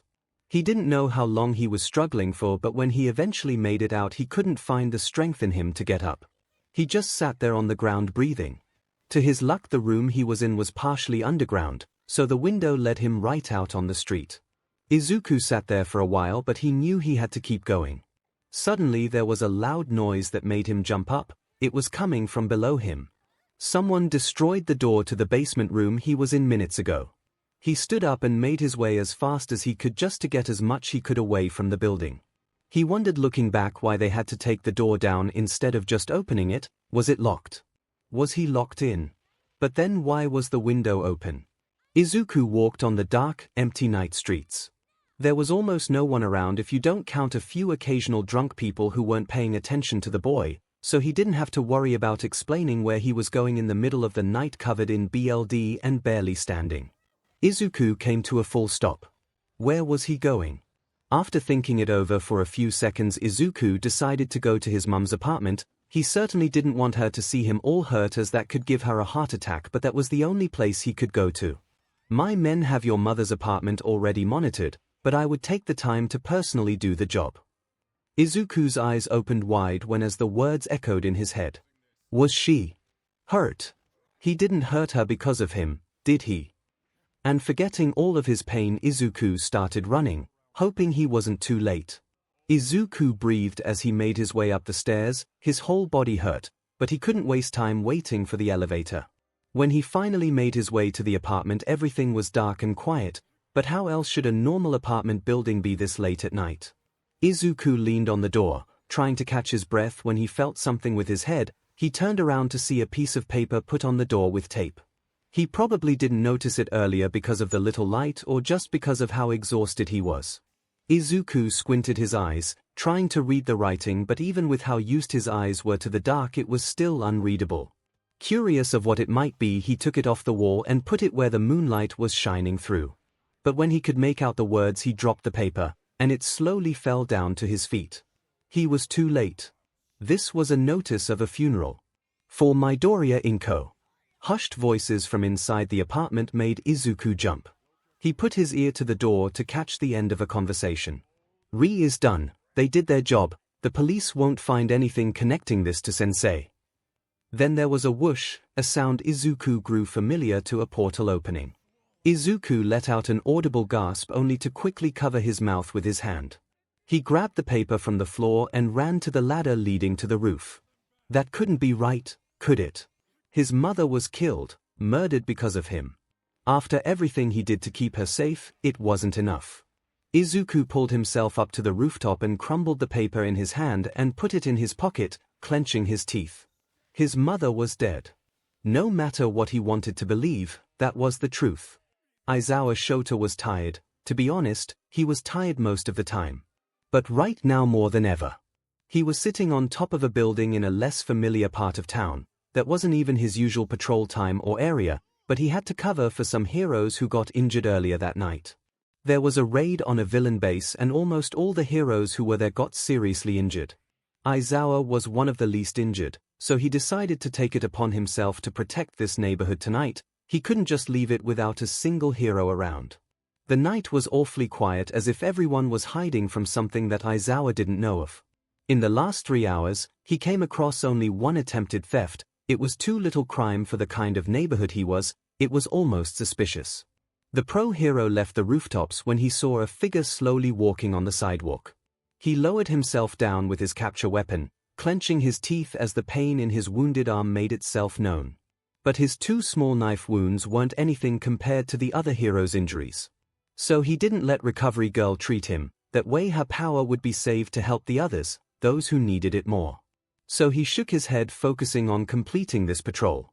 Looking around, he spotted the figure again. It was an old lady on her way home. He scrayed her home and she was very thankful for that. He wondered what she was doing out at a time like this.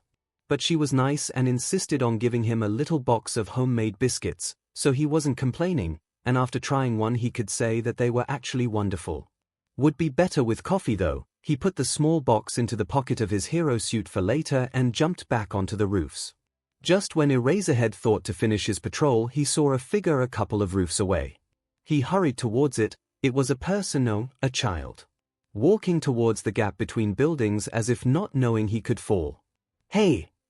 he called, but the boy didn't seem to hear him. Eraserhead made his way, jumping with his scarf as fast as he could, but before he reached the rooftop the kid jumped.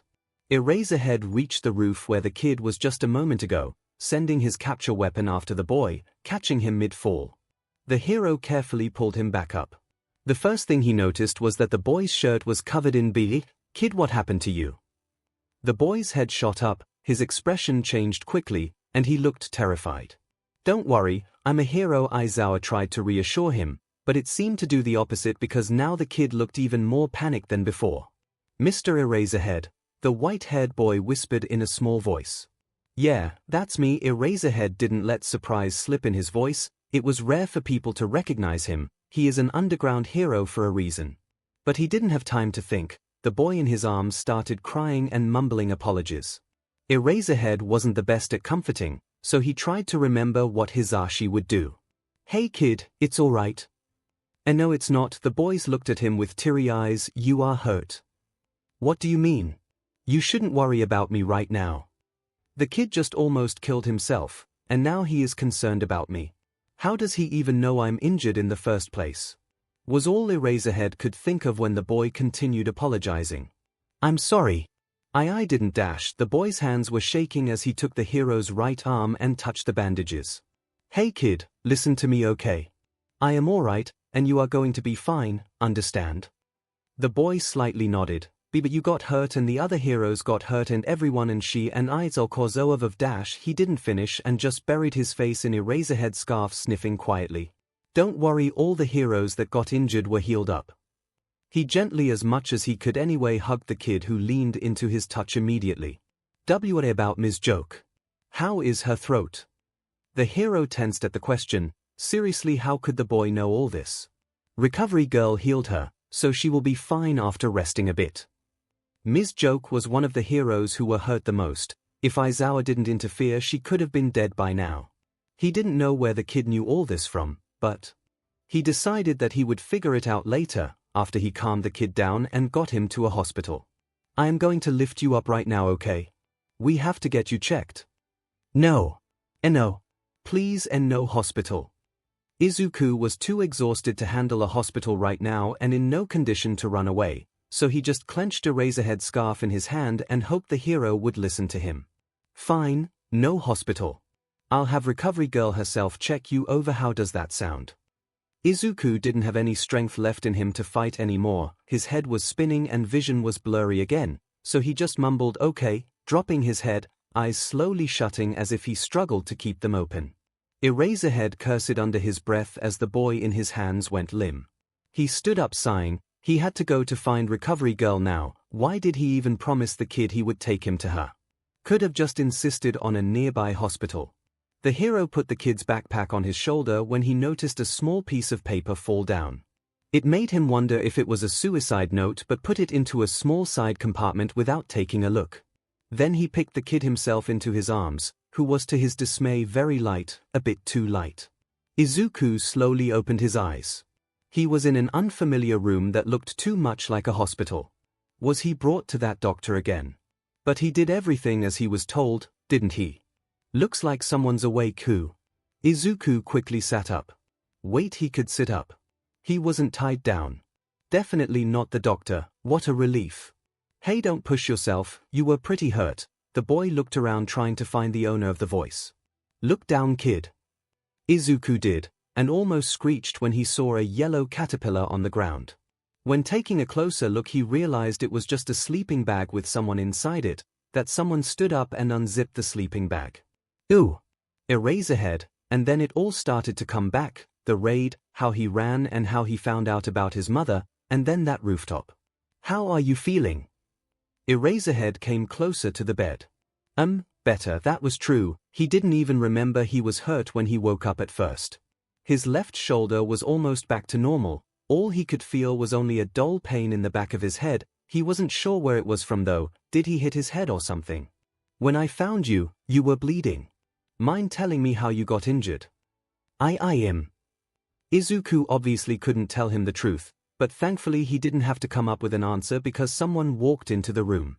Good morning, sweetie, how are you feeling? You were out for almost 2 hours, she turned to Aizawa, would you mind leaving the room for a bit? I need to do a quick checkup. Aizawa nodded, gave Izuku a reassuring look, and exited the room. So sweetie, you can call me Recovery Girl. What's your name? Izuku didn't answer right away. Because first, it's Recovery Girl, the youthful heroine. And second, he couldn't really tell her his real name. He debated about just saying a random name but decided against it as it would probably just cause him more trouble than he was already in. I don't know, it sounded more like a question, but what could he do? Oh. She seemed as if she wasn't expecting that kind of response. Izuku looked at her confused face, scared of what's gonna happen now when they figured out he was lying, but Recovery Girl quickly composed herself and continued. That's alright, now give me your hand, I need to check your blood pressure. Also, I have used my quirk to its limit, so I won't be able to help you heal anymore today. I did take care of the most serious ones with my quirk, but it looks like even if my quirk was all charged your body wouldn't been able to handle more, as my quirk uses amplifies and speeds up the natural healing process but is fueled by a large amount of life energy that comes from the recipient, that could potentially drain enough energy to kill said recipient. Izuku repeated from memory what he had written about the youthful heroine in his notebook without thinking. He only realized he said it out loud when Recovery Girl chuckled. Yes, indeed. And that is why I will be able to completely heal you in 24 hours, so come back tomorrow, alright? She smiled, but Izuku couldn't look her in the eyes. He knew why she couldn't use her quirk, why it was all used up already, and if she knew he was responsible for all that, then she wouldn't be so happy helping him.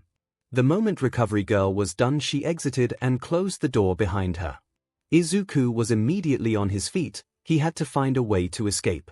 Don't get him wrong, he was thankful that the heroes took care of his injuries even if he didn't deserve it. But they are going to ask where they came from. And sooner or later they will find out who he is. Recovery Girl already asked for his name and he wasn't able to answer even that. Not his fault that he was legally dead. But running away turned out to be a bit more complicated than he thought. The first thing he did was of course check the window, which for some unknown reason was locked. He quietly put his ear to the door listening just to hear both Recovery Girl and Eraserhead talking, so no luck escaping through the door either. There was only one thing he could do, and that was to come up with an explanation. He was injured by villains. Was he captured and escaped? A villain is after him, and that was his only way out.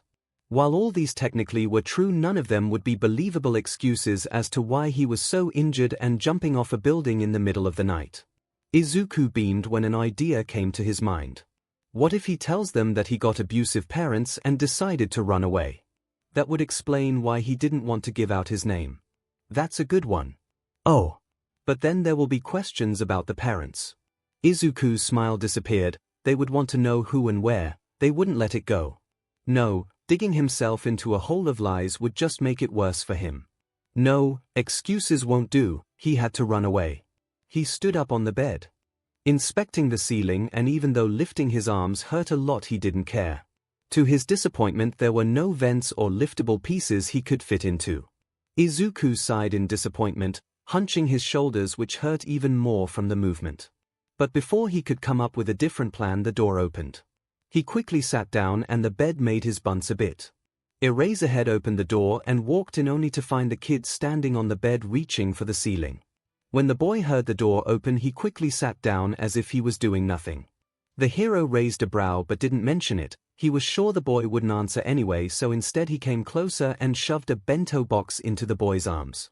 "Eat, I got it from lunch rush," he said when the kid didn't move to take it. The kid hesitated but slowly took the box. Eraserhead made his way to the chair that stood to the side and brought it closer to the bed. He sat on it, opening his own lunch box.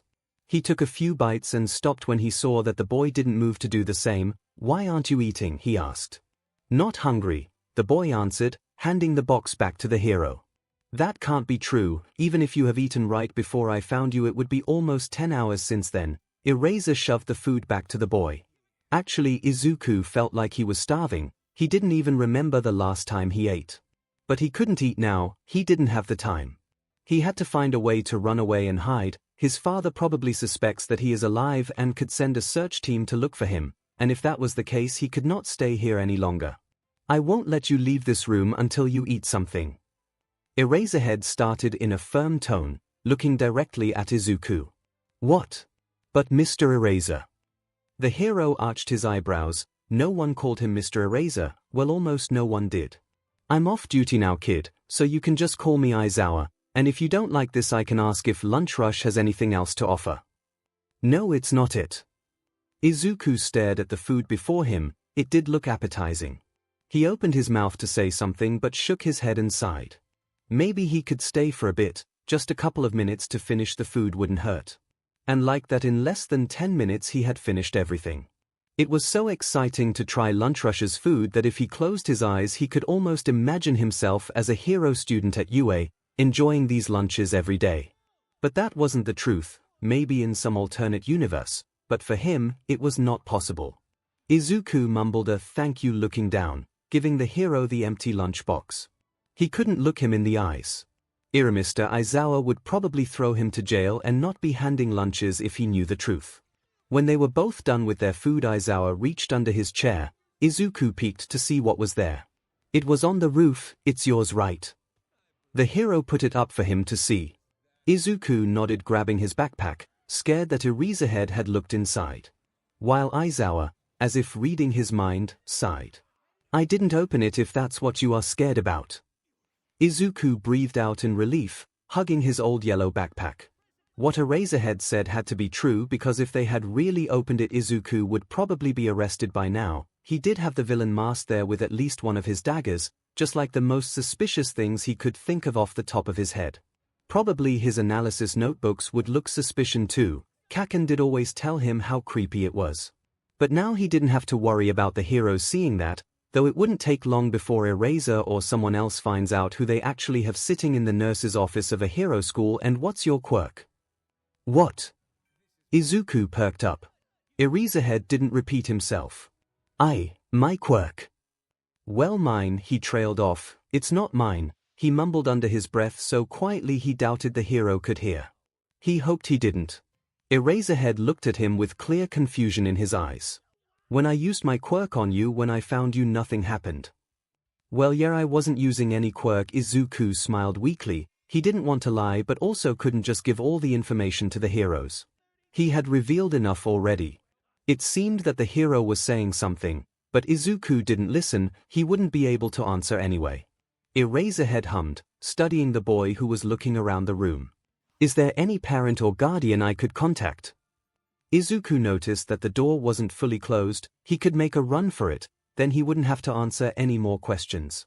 He looked back at Eraserhead who was sitting calmly, on a chair in the corner. He looked relaxed, his capture weapon hung behind him, on the chair's back. Izuku grabbed his backpack and ran through the door. The moment he did, Eraserhead was on his feet. He could hear the hero shouting for him to stop. His body ached, his chest hurt, and he was pretty sure he was limping, but he had to run. He couldn't risk getting found out. Izuku ran through the maze of corridors with ceiling-high big glass windows, all looking almost identical. The halls were surprisingly empty and there was no one to stop him. Well, except Eraserhead whose footsteps were getting closer every second. It felt as if he was running in circles. His left foot hurt more and more with every step he took. The corridors were all the same, long, white. Where was he again? Trying to escape from this never-ending maze, he took a sharp left, which made his leg throbs. He had to restrain himself from letting out a cry. This corridor was smaller, more narrow than the others. He had finally reached some stairs when he almost came rolling down due to a sharp pain in his chest. He had to lean on the railing for support. Izuku was out of breath and his vision was getting blurry again. It felt like he was back at the doctor's, but he wasn't, was he? He looked around to make sure. It didn't seem like it. But there were footsteps. Someone was approaching him. He had to run. Izuku took hold of the stairs railing and stood tall. With that motion, pain shot through his left leg and made his chest hurt more, which made him collapse to the floor. There was someone calling for him. He thought they were at least. All sound was muffled, and it was impossible to make out. No, no, no. He had to get out. He had to find a way. He gritted his teeth trying to endure the pain as he forced himself to make his way down the stairs. He had to get away from the heroes. He had been told countless times what the heroes did to people who worked under him. Who knows what they'll do when they find out? He had to get out. When he finally made it to the bottom of the stairs, he continued where his legs took him. As he didn't really know where he was headed, he just had to get out. To get out before something happens for him. To get out before something happens to the school, to the heroes. He saw a door. A door different from all the identical others, and pushing it he found himself outside. He had to stop for a second to squint his eyes as the light of the setting sun was right in his eyes. When footsteps could be heard again, he ran. Aizawa ran after the boy who took off right when he mentioned his parents. Was it something showing that his home life was bad and he doesn't want to be sent back? Or maybe he just remembered how worried his parents might be and is running home. The hero shook his head. The first seemed more possible with how the boy was acting, how his eyes widened when Aizawa mentioned parents. But he couldn't think about it as the kid had already reached the stairs. Aizawa grabbed onto his scarf and hurried towards the boy who suddenly stopped. But just when he was about to help the boy up, he shot his head up, almost bumping into Aizawa, and he stumbled down the stairs. The hero could see that he was clearly wounded. The injuries made it hard for him to run, but he still headed to the entrance. And running outside after him, Aizawa had to admit he was a pretty fast runner. Despite limping all his way, he could outrun a pro hero. Izuku was running to get away as fast as possible. He just had to make it to the gate and then use flight quirk to fly over. Just get to the gate. He couldn't tell if Eraserhead was close and couldn't risk turning around as it would slow him down. So he continued running, not looking at his surroundings. He just knew he was in some sort of forest with a big pathway with no people around. Finally, he made it to the gates. They were closed. Why? Izuku didn't have time to think about any of this. He stopped and began powering up the quirk. But nothing happened. Izuku tried again. Maybe he was just in a rush and too scared to properly use it. He took a deep breath and tried again, a third time. Nothing. He didn't even feel the usual tingling it gave. He felt nothing. This feeling was familiar. He had felt it before. in some distant past that he had long forgotten. Izuku looked up. Eraserhead was coming into view and was getting closer with every second, his eyes glowing red. A wave of relief washed over Izuku. Right? Eraserhead. He erases quirks. Aizawa was running, hand on his scarf and quirk activated ready for whatever the kid would try to do, but the closer he got, the more he could actually see the boy, the more distressed he looked from afar. He didn't like the feeling of his quirk taken away, did he? Didn't like the helpless feeling of being quirkless. When he was only steps away from the kid, Aizawa stopped running and let his quirk stop and hair fall down. The kid didn't seem trying to run now, but rather he was deep in thought. Izuku stood there looking at his hands. He had forgotten that feeling, having been given quirks years ago. It felt nice, calming, and painless. Eraserhead stopped before him, releasing his quirk. Izuku shut his eyes, preparing for the quirks to be back, but nothing happens. Nothing happened. What could that mean? All the quirks just vanished. How could that be? Izuku couldn't help those sounds escape his mouth. I gave them to you, but I can take them back at any time for myself. I hope I won't have to do it, but you know if I have to, you will die. The words echoed in his head. The one who stole these quirks to give to him could take them back. He took them back. Aizawa ran up to the boy, who fell down on his knees. The look on his face was of confusion, worry, and happiness all together. Hey kid, are you okay? He held the boy by his shoulders. Izuku slowly nodded, deep in thought. Aizawa explained that the school is going to close soon and that he would have to spend the night at the hero's place before he is healed. Izuku didn't protest, only nodding when it seemed needed. His mind was in a different place. A few times again in the car he tried to activate a quirk, any quirk, but even the warm sensation was gone. He was quirkless all over again. The hero unlocked the door, letting Izuku in. The boy stood hesitant for a few seconds before stepping inside. When they both took off their shoes off, Eraserhead offered Izuku his guest slippers and said to follow him. Walking through the dimly lit corridor, Izuku didn't look up, only focusing on the long carpet under his feet. Here, the hero turned to him, opening a door to his left. This is where you'll be staying, my room is there. He nodded towards the door to Izuku's right. After that the hero left him alone. The room didn't have a lot of furniture or any decorative pieces at all, but it had everything needed. In front of the entrance stood a chair and a desk with a few almost empty shelves above it. A bed in the far corner and a big closet in the other. The boy looked around. How did he even get here? Who would have thought he will be asked to stay the night at a hero's apartment? All 𝐒𝐻𝐻𝐿 they want to get his healed properly. When did that last happen? Izuku took off his backpack and sat on the bed. Upon opening it he looked through to remember what things he managed to grab.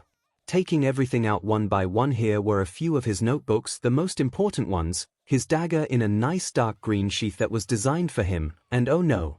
On the bottom of the bag was a mask. The mask of Yamio the villain. Izuku quickly closed his bag, which now contained only the mask, in fear that Eraser would see. Izuku looked around the almost bare room. He had to do something about the mask. He had decided to stay with Eraserhead until the morning when Recovery Girl could heal him, but with this, he had to think it all over. If any of the heroes saw it, if they figured out he was Yamio, it would be the end. Heroes were known for killing dangerous villains. Maybe they already knew. Was it a trap to lure him in? To get him locked in Eraserhead's house until someone is sent to kill him or take to jail? Wait, is it actually his house? Izuku stuffed his backpack, which was almost empty now, only containing the mask, under the bed and came to the door. He carefully tried the handle. It opened easily. It wasn't locked. That made the boy worry less that it was a trap but not turn down the need to get out. He put his head out. The hallways looked cozy, definitely home-like. He stepped out of the room, seriously studying the hall that he didn't pay much attention to earlier. There were pictures on the walls, mainly of 3 students in uniforms. Izuku quickly recognized 2 of them as Eraserhead himself and President Amisi. He knew about their high school friendship from all the research he did, but the third one looked unfamiliar, like blue hair, big smile, a band-aid on his nose and goggles, suspiciously similar to Eraser's. If it was a trap they wouldn't bother with all the little touches. Yeah, that's me and my friends from high school. Izuku almost jumped. Eraser was standing to his right, having just come into the hallway. He took down one picture frame that Izuku couldn't see off a high shelf. "His name is Sushi," he said, showing Izuku the picture. Izuku inspected the photo. It was of the third student, the one he didn't know of. Smiling and holding a small orange kitten in his hands, handing it toward the camera. "And who is that?" Izuku curiously asked, pointing at the boy. Eraser didn't answer immediately. Izuku waited. But before speaking, he slowly put the photo back on its place on the shelf. "It's an old friend," he finally said.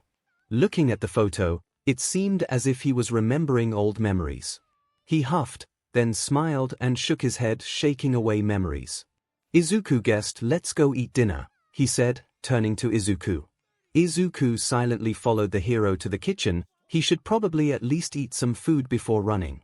At 3 a.m. Izuku couldn't wait anymore. Eraserhead had surely gone to bed already. Slowly standing by the closed door, he listened. It seemed like no one was on the other side. But just to make sure, Izuku looked under it. No sign of feet or even a shadow. "All right, time to go." He swung his backpack on his left shoulder and winced from the sudden pain. He had already forgotten that he had been stabbed there. It was one of the smaller wounds that Recovery Girl said she will heal when her quirk is restored. Izuku rolled his eyes, as if he could stay for that long. His father and his men were certainly looking for him already. He had to return or Eraserhead would be in danger for unknowingly helping him escape. And if not the villains, the heroes would send him straight to Tartarus if only they got a glimpse of the mask. For a second in the back of his mind a voice told him that the door would be locked. Holding his breath, he touched the doorknob, before slightly pressing it. It instantly opened with almost no sound. Izuku let his breath out. The hero really didn't lock him in for the night. Not that would be a problem, but it would certainly slow him down. The boy walked out to the hallway. It was dark as no lights were on. He slowly closed the door behind him and crept through the dark apartment to the front door where he put on his red shoes. Just as he tied the shoelaces and stood up, ready to go, the lights turned on. Izuku jumped and quickly turned around, hand reaching to his dagger, only to realize he didn't have it on him. He sheepishly looked up to see the hero looking at him, raising a brow, going somewhere. Now Izuku was sitting in a dark room on the bed, not bothering to put on the lights. The door wasn't locked, but on the other side was sitting Eraserhead, who put a chair in front of his door and said to not try anything until the morning. Technically it was already morning. 3 a.m. is morning, right? Izuku looked down at his shoes. He felt kind of bad for wearing them in the house. Well, more reasons to get out as soon as possible. So snaden up quickly, he made his way to the window. When he nudged the window, and it slid open easily. Izuku looked back at the closed door before tightening his backpack straps and climbing in the window still. Getting down proved to be a bit harder than he would have liked. Eraserhead lived on the 3rd floor. It took a few tries, but alas, he found a sturdy and partially safe way to get down, a pipe. When both his feet touched the ground, he let go of the steel pipe, pulling on the straps of his yellow backpack. Izuku's eyes darted back up. In the window he had just escaped from, stood Eraserhead, his quirk activated. Izuku hesitated for a second out of habit, but remembering that he was quirkless now, just darted to the closest alleyway he could see. Izuku ran as fast as he could. He was running for some time already, only barely recognizing the neighborhood he's in. His leg ached, and he was pretty sure he could feel a wound on his side reopen. It wasn't pleasant. But he knew that if Eraserhead caught up to him, there would be no chance to run away. After running for another minute or so, he spotted a gap between houses and headed there. Soon there were no more buildings in front of him, but instead something that seemed like a big junkyard. Izuku glanced behind him. The hero was right on his tail. Escaping from Eraserhead while quirkless was pretty ironic. The hero had no quirk to erase, so he was basically quirkless too. Izuku was grabbed by the shoulder. The hero was still faster than him. "Kid," Eraserhead tried to make eye contact with him. Izuku didn't look up, trying to get the mask out of his backpack fast as possible. His fingers were shaking, but he managed to unzip the bag and, hiding the mask as much as he could from the hero's view, he threw it with all his might over the fence. The sound of it landing on the junk could be heard. "What was that?" The hero's voice was serious. Now Izuku turned around. He didn't think he would have to come up with excuses. "You see, Mr. Eraserhead," He trailed off, eyes darting around, trying to find something to say. The hero shook his head, deactivating his quirk. Let's just go back now. He pulled the boy by his hand. Izuku walked obediently behind the hero. He knew there was no chance he could escape now. And you should just call me Aizawa, he added after a few seconds of silence. Izuku nodded slightly, even though the hero couldn't see that. When they made it to the apartment, Aizawa locked the door behind them and turned to Izuku, who was grudgingly taking his shoes off. He waited until the boy stood back up. Listen, I have only the best interests for you. I understand how you must feel, but it's my duty as a hero to at least get you healed, so let's do that, and then you'll be free to go if you want. I won't stop you. Izuku looked at the hero with tired eyes. Seeing as he clearly was waiting for some kind of answer or reaction, he nodded. Izuku stood in the room not bothering to turn the light on. He didn't know what he was supposed to feel. Accomplishment that he got rid of the mask, that easier maybe worry. Did Eraserhead see it? Or perhaps disappointment that he couldn't run away and now the hero would have him guard up. Or good that the hero worried about him. Izuku shook his head, shaking the thoughts away. No, as he said, it was only his duty as a hero to the civilians, but once he finds out who Izuku actually is, it's all over. The air in the room stood still, nothing moved. Izuku looked at the window. The hero must have closed it. He looked through the glass from afar. If they find the mask, it would be easily traced back to him. He had to restrain himself from face-slamming himself. How could he have been so stupid to not even think of washing off his fingerprints? He glanced back at the door with the light shining under it. He could hear Eraserhead move a chair. It seemed that after Izuku's attempted escape, the hero wasn't planning on going to sleep. Izuku let out a breath. There was nothing else he could do at this point in time. He came closer to the bed, slowly putting the stuff he scattered earlier back into his backpack, almost mindlessly, as he was on autopilot. When he was done, he pushed the bag off the bed and just laid back. His mind was black. There wasn't anything for him to do. So he stared at the ceiling until he eventually, when the sun was already shining through the locked window, fell asleep. Aizawa pulled the chair back to the kitchen and dialed a certain number on his phone. It took a bit, but someone on the other side picked up eventually. Hello. Eraserhead. Definitely rare to get a call from you. The person laughed. You are always so busy. The tired hero sighed. Habaki, I wanted to hear more about what happened to Yamio. What did the team find? And I got time now, do you? Yeah, well, I'm mostly done with my mission, it seems. The other hesitated, but you know that by the rules I'm actually not allowed to tell you anything, right? You were never officially on Yamio's case and this is classified information. Aizawa sighed again. Yeah, you did seem worried about the kid last time. Habaki took a deep breath in that could be heard on the other side. Well, I will tell you this, he began, sounding a bit unsure. We have no information yet as to why his own team killed him, but if the suspicions of the lead detective are correct, it may be because they saw his actions as attempts to side with the heroes.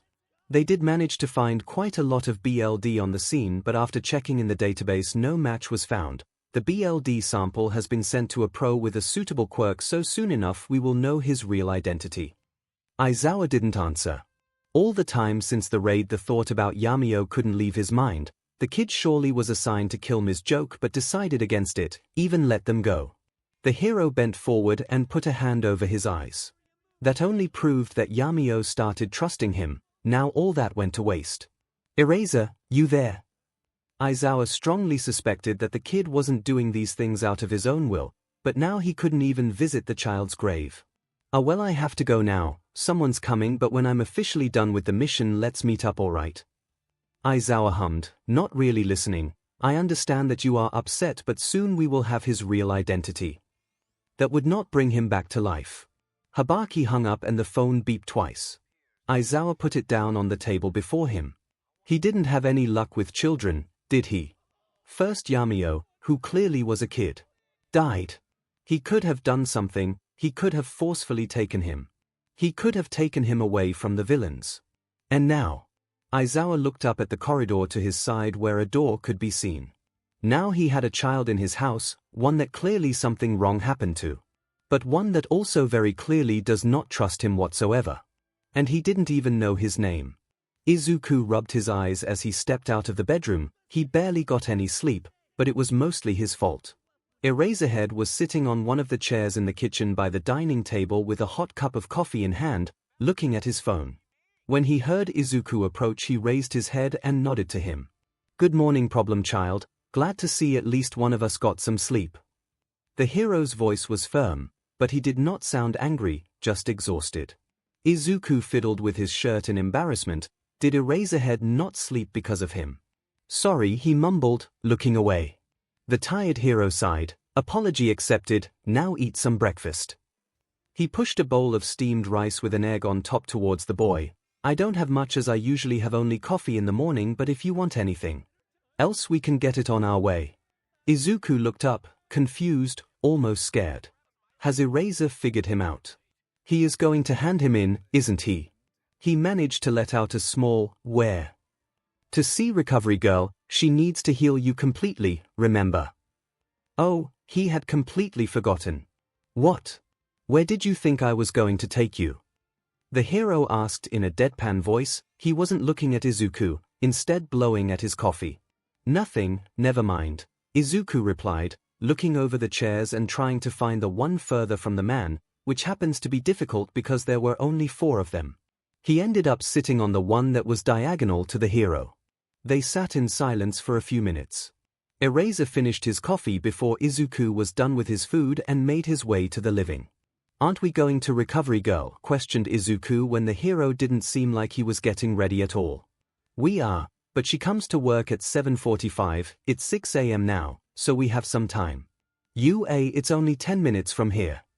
Izuku almost fell from his chair. "We are going to UA. Eraserhead eyed the boy, curiously. "That is where she works. Do we have to go there?" "Yes, you need to get healed." Eraserhead paused, trying to catch Izuku's gaze, but the boy was avoiding it. "And I distinctly remember you saying that you won't go to a hospital, or maybe you have changed your mind." "No." "Well, that's good, we had already arranged for you to get healed at you." "Oh, we?" "Mostly Nezu, he seemed quite interested in you. You would have to thank him and Chio, Recovery Girl. If it wasn't for them, I would have to forcefully drag you to the hospital." Izuku nodded, noting that. Eraser sat on the sofa, turning on the television, but he didn't seem to be paying much attention to the TV as he was looking through some papers that he had a stack of on the coffee table beside him. Izuku tried to finish eating as fast as he could as he didn't feel comfortable being alone in the hero's kitchen. There was just something wrong with that. Just as he was about to put the bowl down, he heard someone say something familiar. "Yamio." He almost dropped his bowl. "Yes, Yamio." Izuku recognized that voice from somewhere. "Where is he? Isn't he like your sidekick or something?" The 2 voices were coming from the TV. Another voice a lot clearer and closer, one of a woman, was speaking now. Izuku froze and listened. "We have our reporters from the Lone Factory not far from the city where 2 villains seem to be fighting." Her voice disappeared. It was back to the first 2. "He isn't my sidekick." Izuku knew this voice. It was Tomura Shigaraki. "He isn't my sidekick, and no, you can't see him because that cheetah is out of the game now. I just saw him the other day, and he was with you and the Mist Freak." Izuku now recognized where he heard this voice before. It was the octopus-quirked man. "Well, he isn't here anymore because he was a traitor. Sensei killed him, but not before torturing him. Want me to do the same to you?" The villain shouted. There were whooshing sounds and then a cry. Izuku knew it meant the man was dead by the hand of Shigaraki. The voice of the reporter was back. "As you just heard and was just now confirmed by heroes, the villain previously known as Yamio has been killed by his own team. What does it tell us about the villains? Doesn't it show Tigi?" Izuku didn't listen anymore. He had better things to think about. Shigaraki thought he was dead. His father thought he killed him. Was it why he was left unguarded? Izuku's eyes widened as he stared at a spot in the wall before him. It could all be lies to deceive the heroes. Though Shigaraki isn't a very good actor, maybe he was just told Izuku had died. There was no way his father would actually believe that, right? "Hey kid," this time Izuku actually jumped. "You alright? You've been mumbling something to yourself for a few minutes now." Eraserhead was standing at the other side of the table. When did he even manage to get there? Izuku covered his mouth with his hands. Did the heroes think Yamio was dead too? They said it on the news, but was it the truth? Did Eraser think he was dead? What if it was all a scam? What if they know it's him and are going to kill him now? Was he kept at Eraserhead's house for that? When received no answer, Aizawa just silently retrieved the boy's dish to the sink. I will give you some old clothes of mine for now, would that be all right? He turned to Izuku. Problem child. Ah. What? Yes. I mean if you want. I mean if there is nothing else. Okay then, get changed, I will be waiting for you in 10 minutes. He handed the boy in front of him an old t-shirt and a pair of sweatpants that he could hopefully tie to fit him. Yes, Mr. Eraserhead. Izuku jumped up. The hero sighed, please do refrain from calling me by my hero name when I'm off duty, especially when we go outside. Izuku nodded apologetically, that was just out of habit. Yeah, underground hero and all that. And with that he ran to his room, almost forgetting to grab the clothes that Aizawa was handing him. Izuku was still thinking over the recent news of his own death. How funny that sounded, right? When Aizawa was dragging him to the car. Izuku was a bit afraid, to say the least, that this will be the time Kurogiri will be sent to get him, and he didn't want it to be in a school. But he did have to get healed. Now without the self-healing quirk the injuries actually stayed, that was something Izuku hasn't experienced in over 4 years. So he let himself be dragged into the hero school, but not without sending nervous glances around to make sure that there actually wasn't anyone following him, not villain, not anyone else. He certainly didn't believe that the villains thought he died. Sure, getting quirks taken away can really hurt and make you pass out, but they couldn't actually think he died because of that, could they? When Recovery Girl healed him, she gave him a gummy bear and started monologuing about how his body is still weak as her quirk just speeds up the healing process and takes all of his energy or something. Like that. Izuku wasn't really listening, instead checking the places where has been injured. It was as if he never had been in the first place, no sign of a wound, not the slightest scar. The nurse's quirk really was amazing.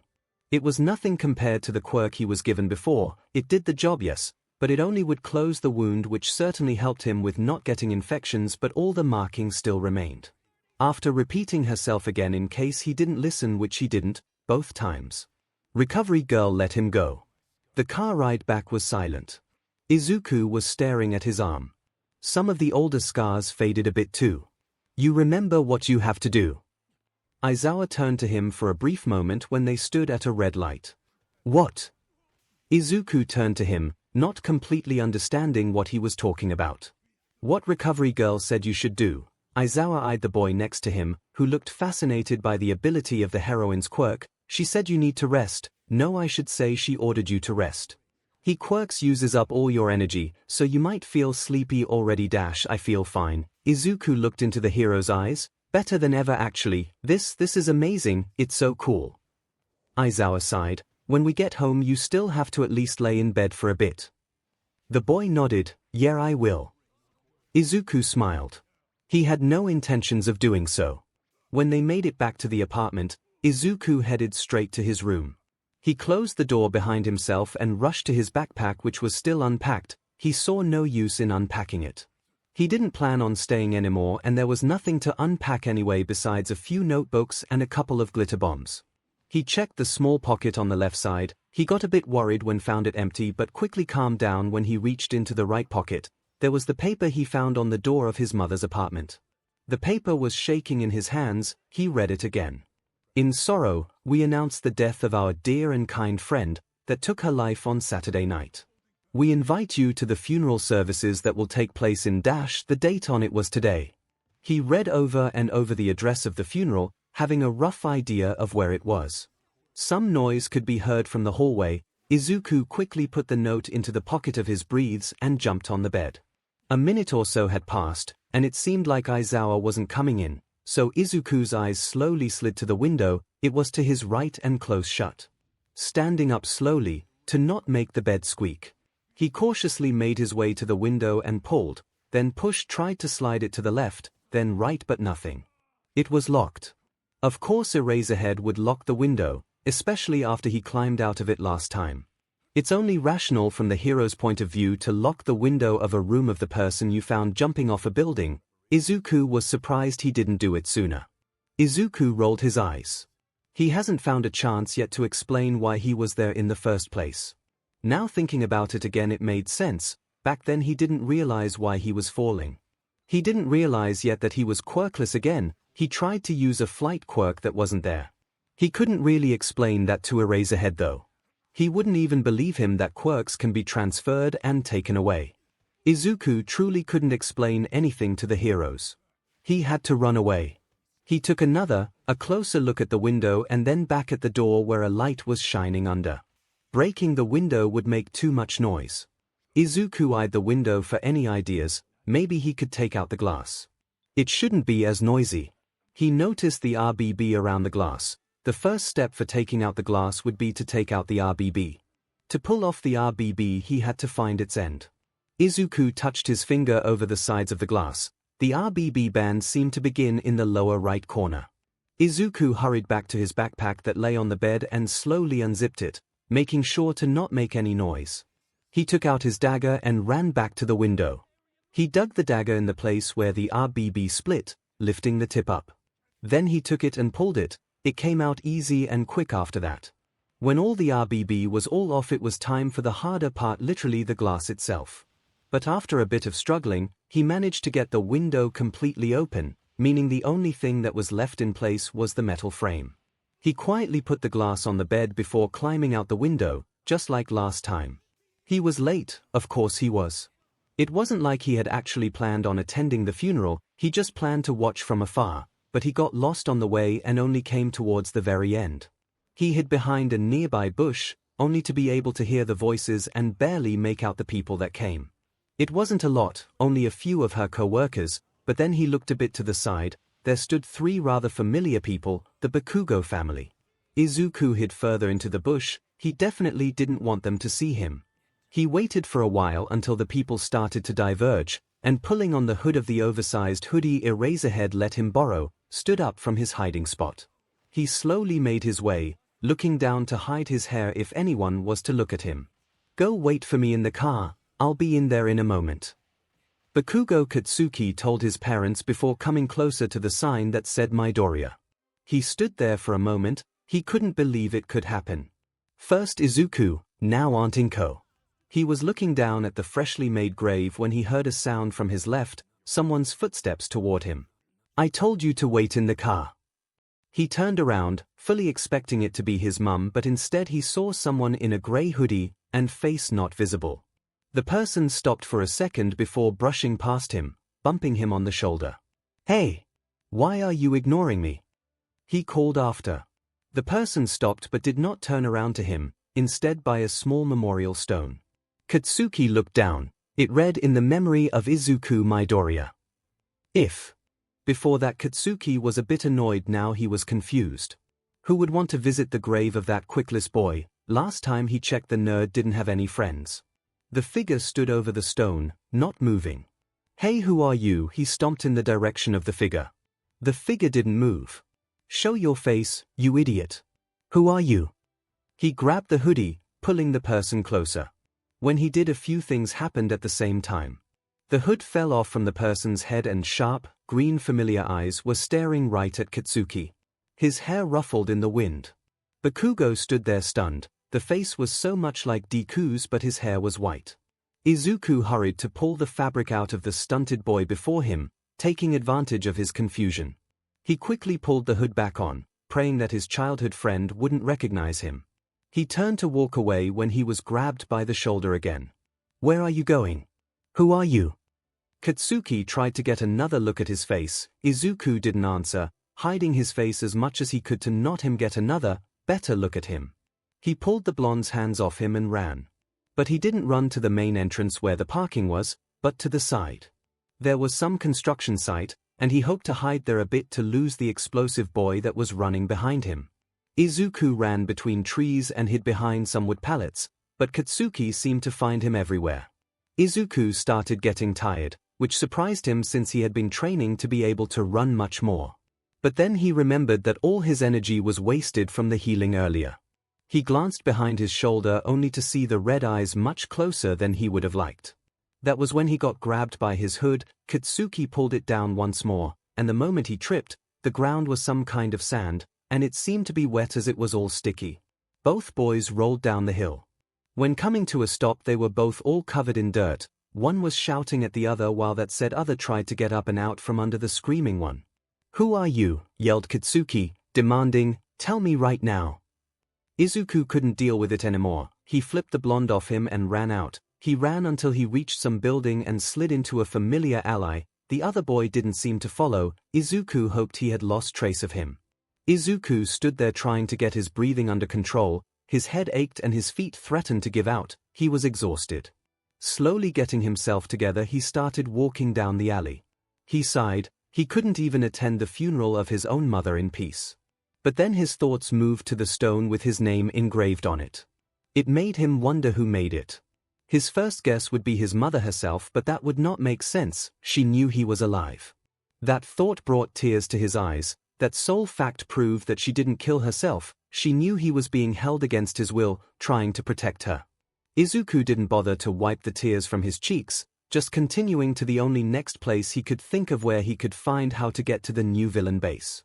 Izuku walked through the grim streets. Looking around, he realized he never walked there by foot, always flying from one building to another. It looked very different from the ground, and also the sunlight changed the feel quite a bit. Before that, the only 2 times he was told to go there was at night. It made him notice how dirty the streets were and how many homeless people were there. Izuku, whose clothes were all covered in dirt, fit right in. You could tell by the look of the neighborhood that no daylight heroes bother enough to patrol there. Places like this could only hope on an underground hero to swing by once a month, no more than that. In any other circumstances, Izuku would be mad about it, how unjust and fame-hungry most heroes were. But now it worked in his favor. He didn't have anything to cover his face other than the hood, which after what happened at the graveyard proved to not be as useful. Izuku almost passed by the house he was heading to. It was barely recognizable at daytime. A small convenience store. Izuku pulled the door and entered. To his surprise, despite how old and rusty the door looked, it didn't make any noise. Izuku walked to the front desk, which had no one behind it, but just as he came close, a head popped from behind the curtains in the back.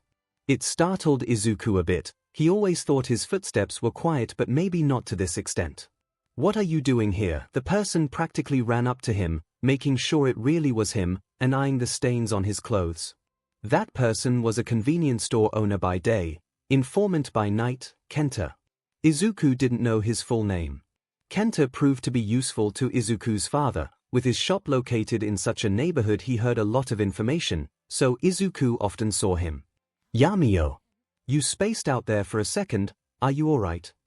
Kenta waved his hand in front of Izuku's face. "Oh. Sorry. Oh, you are back with me." Kenta cheered. "Now answer me, how are you alive? Do they know you are alive? How did you make it out alive?" He babbled questions, staring into Izuku's tired eyes. When Izuku didn't answer, Kenta sighed and pinched the bridge of his nose with one hand, the other resting on his hip. "Okay, sorry, that was too much. Wanna come in and have a cup of tea?" He gestured to the blue curtain with the flowers that hung behind him. Izuku nodded. Kenta seated Izuku in a tiny living room space with a small kitchen counter in the corner, chuckling. "Welcome to my house. Now let me get the kettle. I was just about to have tea before you walked in." Izuku looked around the room. It was very simple and didn't seem to hold any personal things. It was very empty despite the small space. Kenta sat before Izuku, handing him a cup of steaming tea. "A friend of mine gave it to me. Taste and see how you like it. It's supposed to be some expensive blend or something," he said, taking a sip out of his own cup. "Tastes quite good, but I don't really know about teas." Izuku took a sip of his own. It was, well, he didn't really know anything about tea either, but it was good. Just a bit too hot for his liking. Now, Kenta's mood changed in a second. He was completely serious. "Can you explain what happened?" He put his cup down and looked straight at Izuku, who was avoiding eye contact by staring into his reflection in the tea. "About what?" he mumbled. "I just came here, so you could tell me where did everyone go, where's the new location? Why didn't they take me with them?" "No." Kenta threw his hands in the air. "They didn't take you because they thought they killed you. Everyone thinks you are dead 𝐿𝐼𝐽, didn't you hear? Now Kenta was overly worried. The quick SWCH in his emotions seriously impressed Izuku. Maybe he could go into acting. I heard that on TV, yes, but do you actually believe he thinks that? He is smarter than this surely. Izuku added the last part quieter, almost to himself. No, no. While I was there, I heard him saying that to that student of his. They thought that after torturing you and taking away your quirk will kill you. I thought you died. Izuku stared into his tea in disbelief. That couldn't be true, could it? If all the villains think you died, don't you think this is your chance to get away? To start again. Why do you need to go back? Izuku huffed. You sound quite a bit like a hero. Kenta opened his mouth but no sound came out. I'm not saying it's a bad thing. Izuku looked up at him. You could say I'm living with one myself now. Kenta moved closer to Izuku, waiting for him to explain. I'm listening, tell me from the beginning. Izuku had never seen the man so interested in something before. Izuku sighed and began. I am not totally sure on what happened either, but I think he got mad when I let Eraserhead and Ms. Joke go, so then. Izuku only started and Kenta already butted in. You let them go. I was sure you just couldn't catch up or something. Of course I let them go. With the quirks I had, if I tried I bet I could have killed both of them. I just didn't try. I feel like you are just bragging now. Kenta let out a laugh. Well, maybe I am, but I can't do that anymore, so it doesn't count. Okay, I don't have much time. The moving company will be arriving shortly, so please continue. You are moving? Izuku asked, taking another sip of the amazing tea. Yeah, I only stayed here because, or continue already, we are getting away from the subject. Izuku took a few seconds to compose himself and try to put in order the events in his head, and when was he actually ready to tell? As much of a great guy Kenta was, Izuku didn't feel like he could trust him completely. Informants are always up to something fishy. So basically, long story short, I was really injured and some hero found me and took care of the injuries, and now I'm staying with him. Well, because I kind of ran away. Why? Kenta threw his hands in the air and then put them on Izuku's shoulders, shaking him. Why? Well, I thought there is 100 men looking for me already. Izuku looked to the side, not meeting his eyes.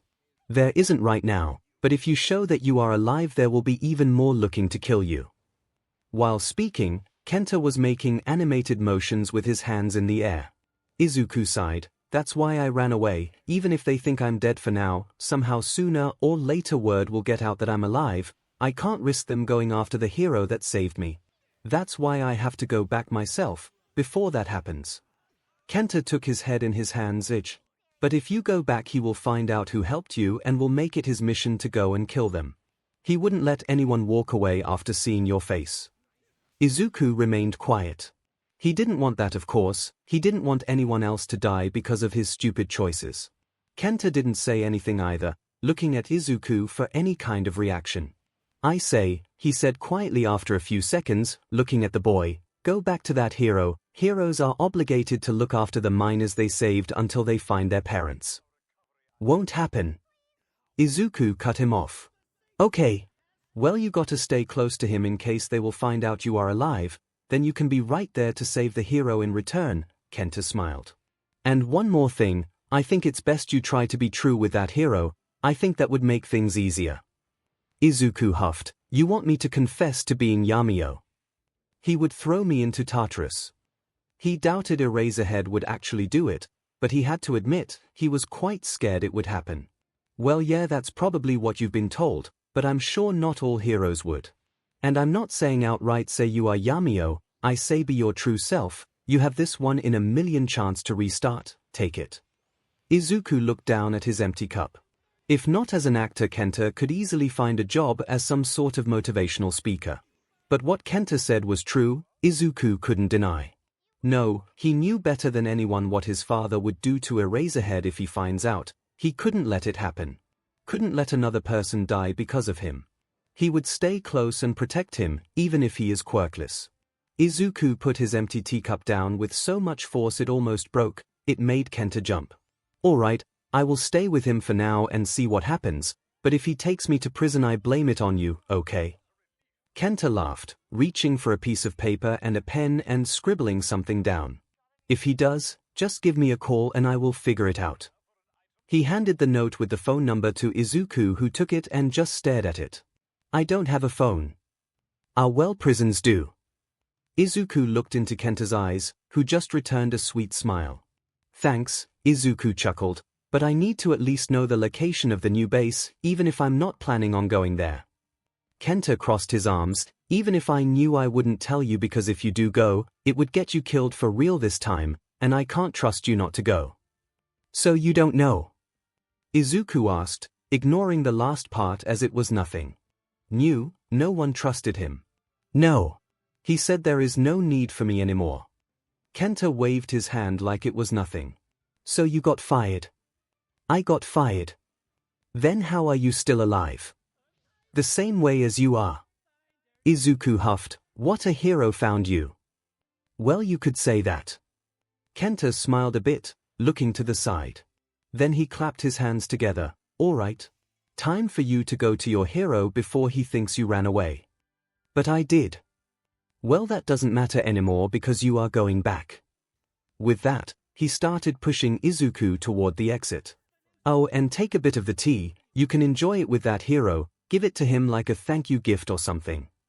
He shoved into Izuku's hands a little box. You could feel the smell even through the lid. Now get going, and don't forget I don't live here anymore, so don't come again. Call me only if something happens, as it's my work number and I think that's it. Bye. Kenta shouted after Izuku, who walked away smiling, looking at the tea box. When Izuku made it to Eraserhead's apartment, he stood by the door for a bit, contemplating if he should actually go in. He shook his head. Kenta was right, he had to stay by Eraserhead's side in case people are sent to kill him for helping Izuku. He knocked on the door. There were footsteps and soon the door opened to a quite surprised Eraserhead. He didn't say it, but by his looks, Izuku knew he didn't expect for him to come back. Hi. Izuku slowly lifted his hand to an awkward wave. The hero didn't say anything but stepped aside, letting him in. Passing the kitchen, Izuku could see food being made. It will take 20 more minutes for the food, meanwhile you can go shower, there is a towel and some clothes on your bed, Eraserhead said, walking into the kitchen, barely even looking at Izuku. Was he mad? The boy couldn't tell. On the bed he did find a towel and clothes. They were sweatpants and a plain t-shirt a couple of sizes too big. Aizawa slowly chopped scallions on the kitchen counter. He did prepare dinner for two, but he didn't actually expect the kid to come back. He thought he ran off once his injuries were treated. The hero was surprised. He fully expected the kid to disappear completely, though somewhere deep down he was glad he came back. But he did try to run away before. Why didn't he now? There wasn't a way to get these answers now, but it didn't stop the hero from wondering about it. If Izuku had looked in the mirror before exiting the bathroom, he would have remembered that his hair dye washes away with water. He wouldn't be as surprised when he sat by the table. When he came into the kitchen, the hero had his back turned to him. Eraserhead. This is for you, he said, putting the box with tea on the counter next to him. The hero sighed. Call me Aizawa when I'm out of costume. He took a look at the box and, noticing the expensive brand, asked, Where did you get this? Did you buy it? No, I don't have any money on me. The hero just looked at him. The question of did you steal it went unasked, but Izuku knew that Eraserhead was thinking it, so he hurried to say, No, I didn't steal it. Friend said to give to you as a thank you gift after finding out that you saved me. Oh, so that's where he's been all day long, Aizawa mumbled to himself. Well, that's very nice of your friend, he said louder to Izu. Now sit and let's eat before the food gets cold. Izuku nodded and took a seat by the table. As the hero was putting their plates down, he noticed something. He nodded towards the boy and asked, Green. What? Izuku didn't understand at first. Your hair, Aizawa said, sitting down before him, maintaining eye contact and waiting for an explanation.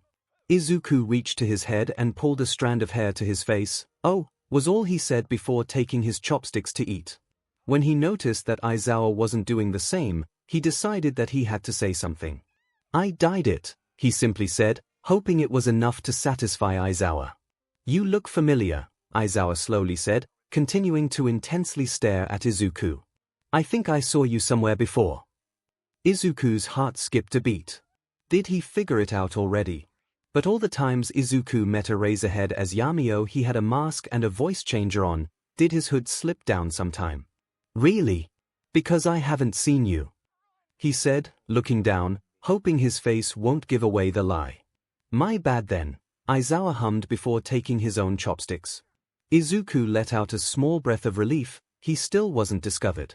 In all honesty, he wasn't even sure if he should be hiding his identity. Wouldn't that just make the punishment worse? "Well, that is a problem for the future," he sighed, before focusing on his food. After that, Aizawa did not press further. Izuku could see him still a bit confused, but he slipped to his room, hoping to fall asleep before more questions would arise. The next morning he was dragged by Aizawa back to the infirmary again, even though he clearly didn't need it, but the hero insisted on seeing if everything was healing correctly, so there he was.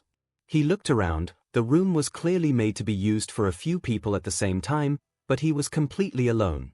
Recovery Girl had just stepped out after mumbling about his leg and told him to wait. Last time he was in this room he tried to run away, so he already knew that other than the door there was no way out. But he didn't have to run away, did he?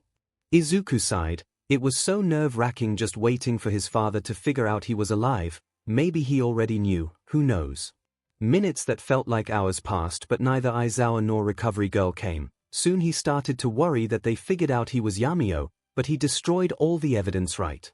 And no one saw his face or hair when he was out as Yamio. There should be nothing to worry about. He tried to calm himself down. He flopped back on the pillow of the white medical bed. He had nothing to do but wait. But just when he decided that the door opened, Izuku jumped up to see who it was. But to his surprise didn't see Aizawa or Recovery Girl. In the open door stood the infamous Nezu himself, who was the high-spec quirk which makes him much smarter than most. Nezu walked up to Izuku, waving his paw. "I was just popping in to say hello before my meeting and introduce myself, but I see you already know who I am." Izuku didn't realize once again that he was mumbling. He wasn't sure what he was supposed to say in this situation, so he just let out a quiet, "Nice to meet you." Nezu looked at the boy before him, green hair and green eyes and face full of freckles. He had seen this face a few years back. Not a lot of people would remember a face from a photo they saw that long ago, but Nezu wasn't human, and he did have an amazing quirk that let him recall anything, that made him immediately recognize the boy as Izuku Midoriya, the quirkless kid that went missing years ago and was presumed dead. "Nice to meet you too, Izuku Midoriya."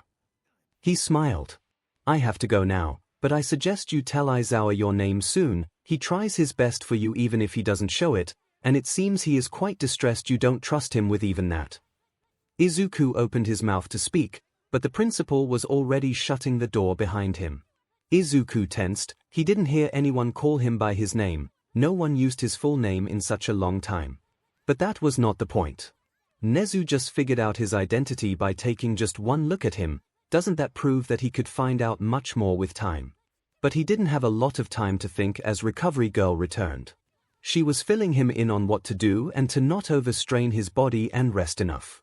Izuku truly tried to listen. He did, but his thoughts escaped in another direction. He could not stop thinking about what happened earlier. If he had to worry of someone figuring out he was Yamio, that would have to be Nezu, the principal of a hero school. In the biggest office of the school, that had tons of secrets that only Nezu knew, the principal sat in his chair and poured himself tea into a fancy teacup. "Would you like some?" he asked, lifting the small teapot in Aizawa's direction. "No, thank you." Aizawa shook his head. "Well, you're lost then," Nezu shrugged, stirring his tea with a silver spoon. "You probably know why I called you in here."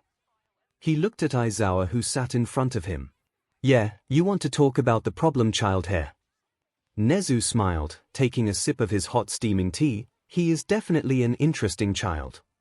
So what are you going to do with him?" He continued after a pause. "You know the boy has to go to school eventually. The new school year is just around the corner," he said, looking up at Eraserhead, who could sense that this wasn't a normal conversation and Nezu was implying something. Aizawa studied him, but it was hard to tell what the principal of the most pretentious hero school in Japan was thinking. Aizawa sighed. We can't make him go to school without finding his parents first, scratch that without even knowing his age, God I don't even know his name. 𝐒𝐻𝐻 smirked, well that's my dear Aizawa is where I come in. Aizawa's eyes widened, you figured out who he is.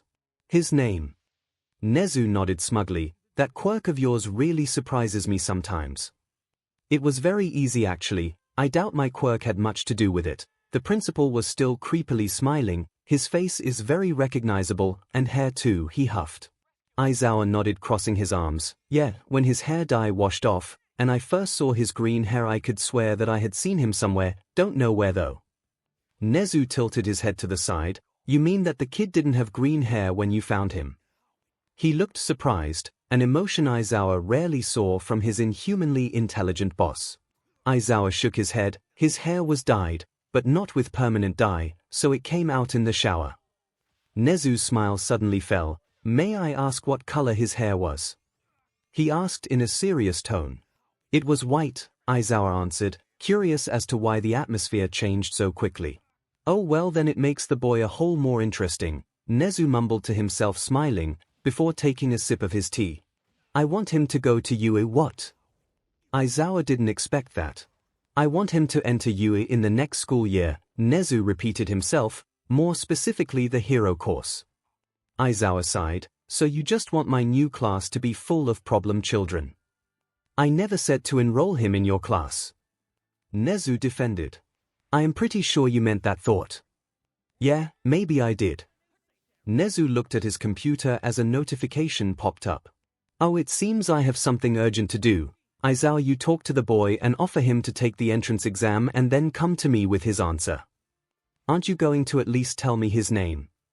Aizawa asked. No, that I will let him tell you on his own when the time comes. Aizawa rolled his eyes. I mean if you are so impatient you can try to find it out yourself, it isn't that hard. 𝐒𝐻𝐻 added, now go, I have an urgent meeting to attend. When Aizawa exited, closing the door behind him, 𝐒𝐻𝐻 turned to his computer, turning on his microphone. Yes Hibiki. What did you find? You said you had something to report yesterday, excuse me for only finding the time today, you know how busy I can be. Wait a second Mr. 𝐒𝐻𝐻, I gotta add the other members of the team, the one on the other side said, clicking on some keys on his laptop. Oh. So there is new information, I knew you wouldn't disappoint, 𝐒𝐻𝐻 smiled. Here. Hibiki, why are you calling us all of a sudden? I thought this case was closed, a new voice sounded. It's Yamio, the one called Hibiki answered. Well of course it is, idiot. This whole team is about him, another voice grumbled. Yeah but didn't we already disestablish the team? Isn't the guy dead? Another voice added. No. That's exactly why I had to call you, he is alive. I saw him yesterday, I was just about to leave that room I lived in for the mission as Kenta when he came back, the former informant announced excitedly. All voices started talking all over each other. What? How? Did he fake his death? Why did he come to you? Suddenly one voice overpowered the others. Quiet all of you, can't you see that Hibiki is trying to explain? Everyone quieted down quickly. Thank you Tensai, Hibiki breathed out, he straightened up and cleared his throat. As I wanted to tell you, as for 2 days ago Yamio was believed to be dead, but yesterday at around 4 in the afternoon, he came to me trying to find a way to contact the villains. He stopped to inhale when another hero butted in. Wait, he contacted them.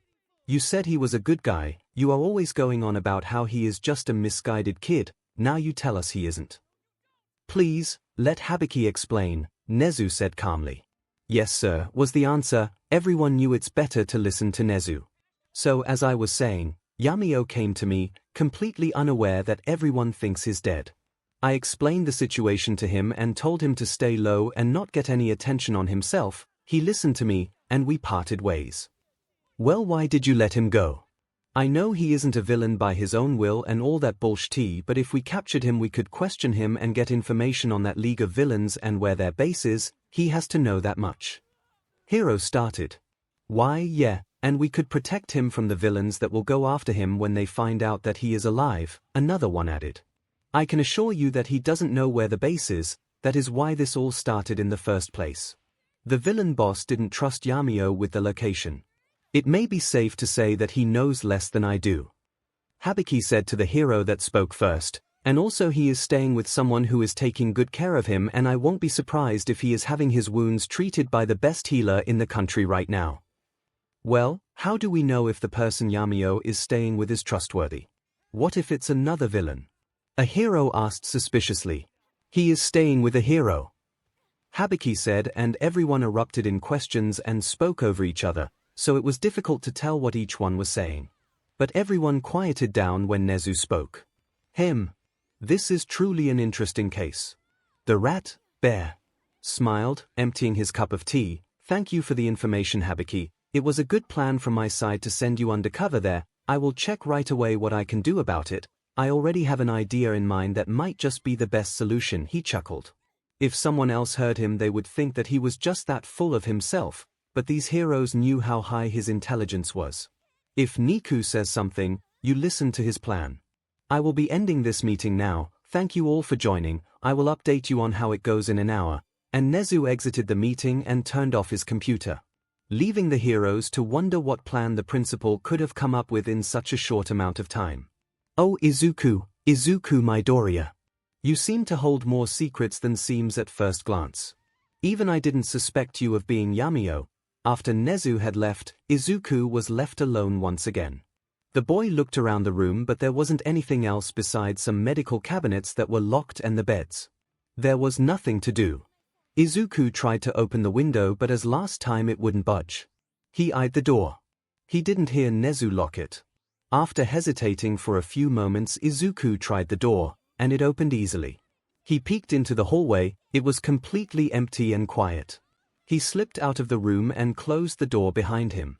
ʻizuku slowly continued down the hallway, not sure where he was headed. He wandered around the empty hallways. All the doors were closed and probably locked. Fast enough, ʻizuku noticed that he didn't know where he was. The huge hallways and closed doors were everywhere. He tried walking back the way he came from, but seemed to be only walking in circles. What are you doing here? ʻizuku jumped when he heard someone call from behind him. Turning around, he saw Aizawa walking fast toward him. Oh hi. I think I got lost. It sounded more like a question than a statement. Were you trying to run away again? Aizawa eyed him suspiciously. No, I was just looking around. You were taking so long and recovery girl didn't come and Nezu left the door unlocked and the door was never locked. Oh. So then why are you asking what I'm doing here if you left the door unlocked? The hero sighed. Let me at least show you around if you are already here. He handed ʻizuku a small map. And take this, we give these to students on the first day of class, so they would know where to go. ʻizuku unfolded it. He shouldn't have been surprised by how big Yu was, wanting to go there all his life, but the territory was just huge. I'll show you the support department first, as it is just around the corner here. Aizawa showed ʻizuku the support department, where ʻizuku freaked out from seeing 𝐿𝐿oda working on some project. Then they went to the cafeteria where Lunch Rush gave ʻizuku his autograph. The battleground where Vlad King was preparing for his classes, the teacher's lounge where Midnight was looking through paperwork. After that, they went to see the outside perimeter where Cementos was fixing the building's wall that, as he said, a student accidentally broke yesterday.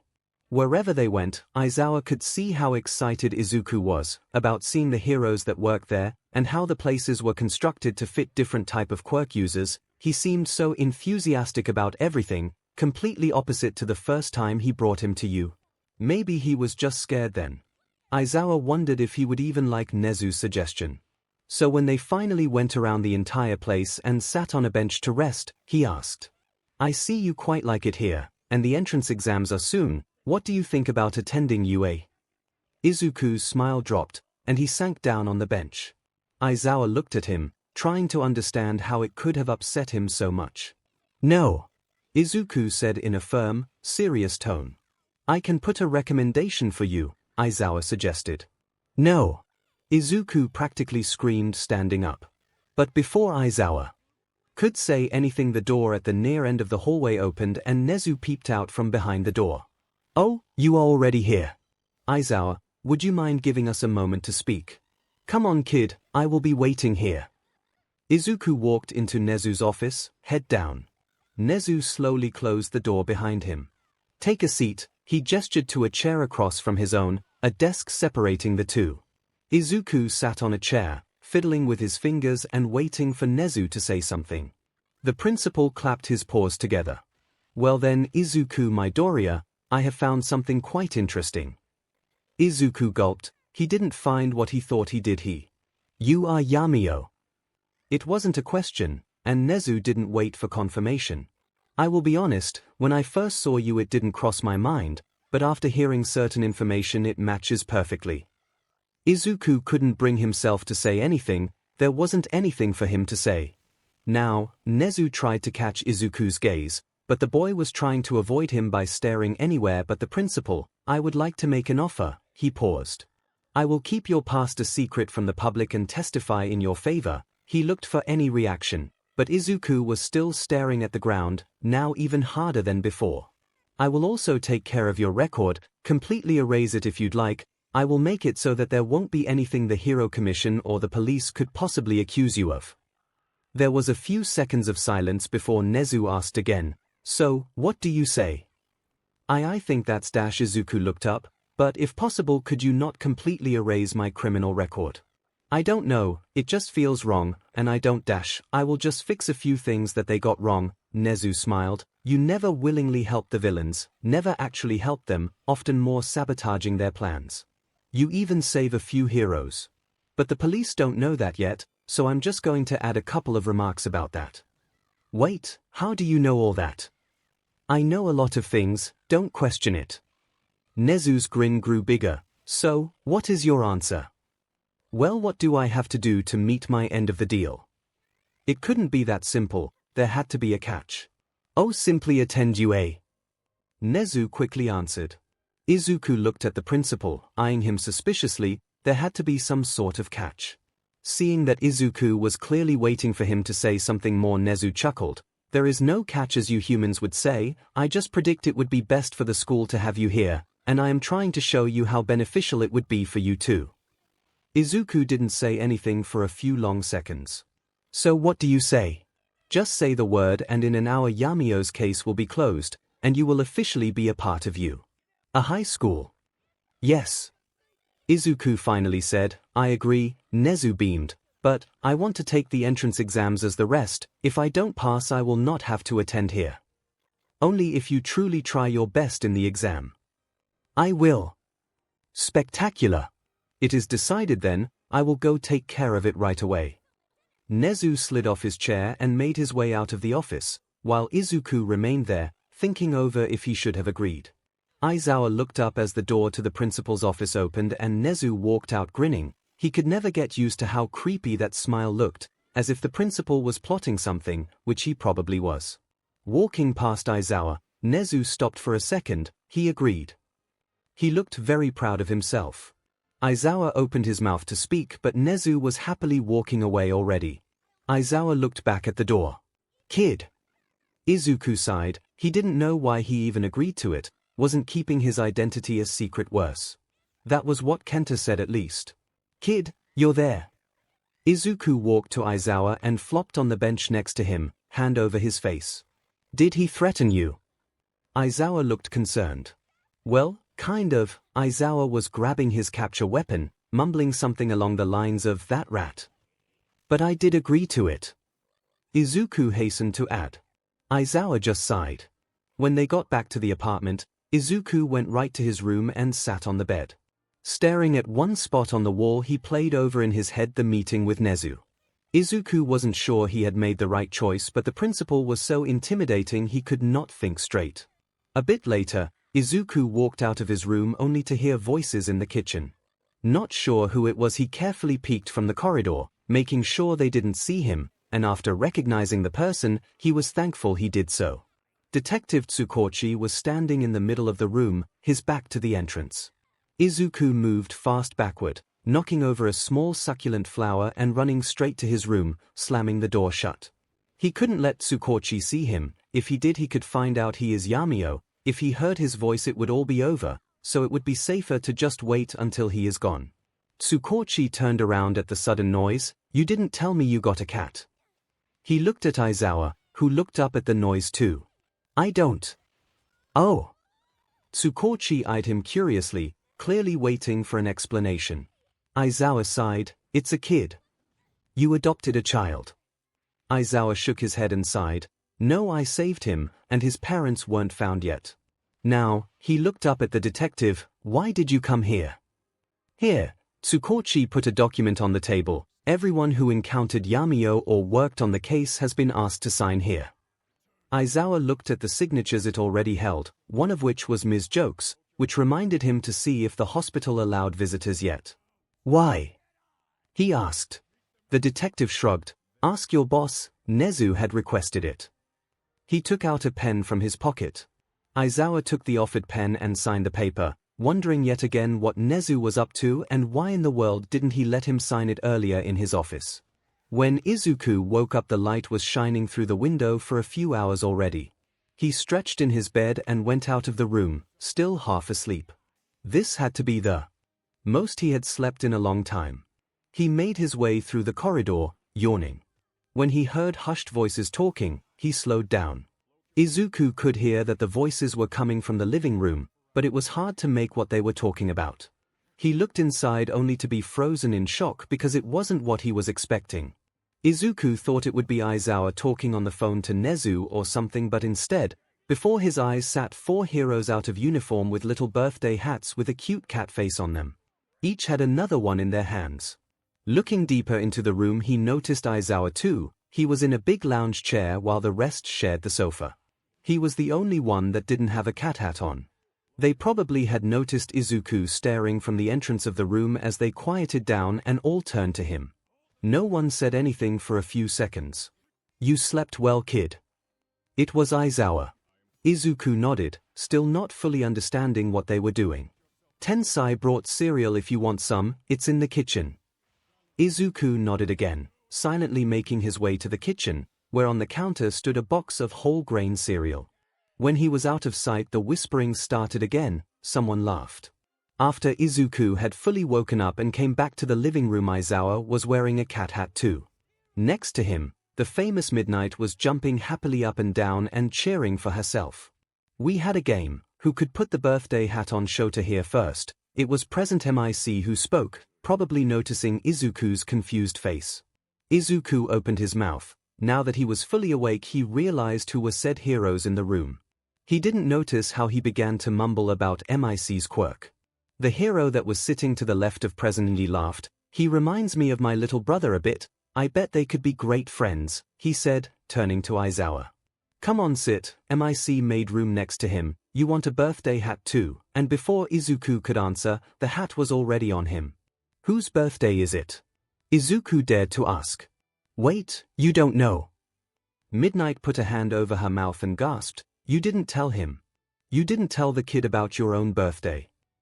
She was holding 𝐈𝐧𝐻 by his shoulders and shaking him back and forth. Izuku looked at 𝐈𝐧𝐻. You are being overdramatic, Nemurai. You know I don't tell anyone about my birthday as I don't see it necessary. But how? He is literally living with you. Don't you want your closetest people to know at least? What would you do without our surprise parties? Sleep. Shota, come to think of it, I don't remember ever telling you my birthday. Oh, that's me. I found it out when we were still first years in UA. MIC laughed. But don't hide it, Shota. You like when we come visit you, so stop pretending to be a grumpy dad. I am not. The heroes continued playfully arguing and giggling in between. Izuku looked at the three. They seemed to be good friends. He read somewhere that they went to UA Hero School but only remembered it now. You want some cake? Izuku looked at Ingenium, the turbo hero that was sitting to his left. He looked very kind without his helmet and was just like a copy of his father, the hero that came before him in the Ida family. The family was a family of heroes for generations. Izuku wondered if his younger brother would be joining a hero school, probably UA, this school year, to be a hero as well. Ingenium laughed. You seem to know your heroes. Again, Izuku was mumbling. I am quite flattered, but yes, my brother is trying out for UA. I have high hopes that he is going to pass the exams. The hero smiled. And please, just call me Tensai. So you want cake or not? Izuku took the plate he was being offered. It looked appetizing. Tensai handed him a small fork. The cake was indeed delicious. When he was finished, Tensai handed him a birthday hat. Izuku looked at him a bit confused. The hero pointed at Aizawa, who had taken his hat off already. Izuku immediately understood, looking between the two. "Try to put it on him," Tensai whispered, smiling. Izuku slowly stood up. MIC noticed but quickly looked back at Aizawa as if helping him. Izuku went around Midnight standing to the right of the Aizawa chair, and when he was behind the chair completely he slowly lowered the hat onto the hero's head. The hero didn't seem to notice. Or so Izuku thought, because just as he let go of the hat and he gasped, "Head, you let him put it on at the first try but fought us for 2 hours." Tensai laughed, shaking his head. "Not fair, man." Aizawa sighed as Izuku made his way back to where he was sitting before. When he did, he looked back at Aizawa, and a hint of a smile could be found on the hero's face. He did not try to take the hat off anymore. "Now let's open the presents," MIC shouted. While Izuku watched the presents get unwrapped, he felt a bit bad that he was the only one in the room that didn't get Aizawa anything when he was the one in the most debt. So he just sat quietly on the sofa, eating another slice of cake that Tensai put on his plate. After a few more hours, when no one could eat any more cake, the living room became much quieter. Tensai stood up. All heads turned to him. "I would love to stay longer, but I have to go to work." Midnight stood up too, pulling her skirt down, which didn't change much. It was still very short. "Yeah, me too, and I gotta feed Sushi too before patrol." And with that, they both left. Aizawa turned to MIC. "Don't you have a broadcast soon?" he asked. No, he shook his head. "I cancelled it for today." Aizawa turned his gaze to Izuku. "Well then, would you mind going to get some clothes for the problem child? My shirts don't exactly fit him." MIC beamed. "I thought you'd never ask." "Watcha say, little listener." They both looked at Izuku, who just shrugged. He did need new clothes, but going out without a mask. "I don't have any money," he finally said. "Oh, don't worry about that." MIC waved his hand up and down. "If that's what you are worried about, Nezu arranged some for you," Shota said. Izuku looked up at him, surprised. Why did Nezu want him to go to you?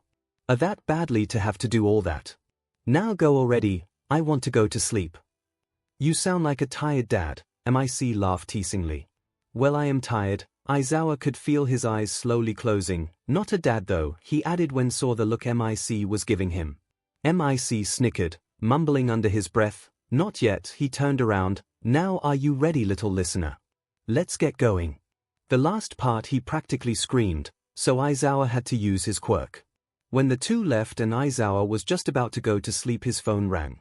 It took him some time to find it, but when he did, he noticed who the caller was. "Nezu. Did something come up?" "Oh, hi.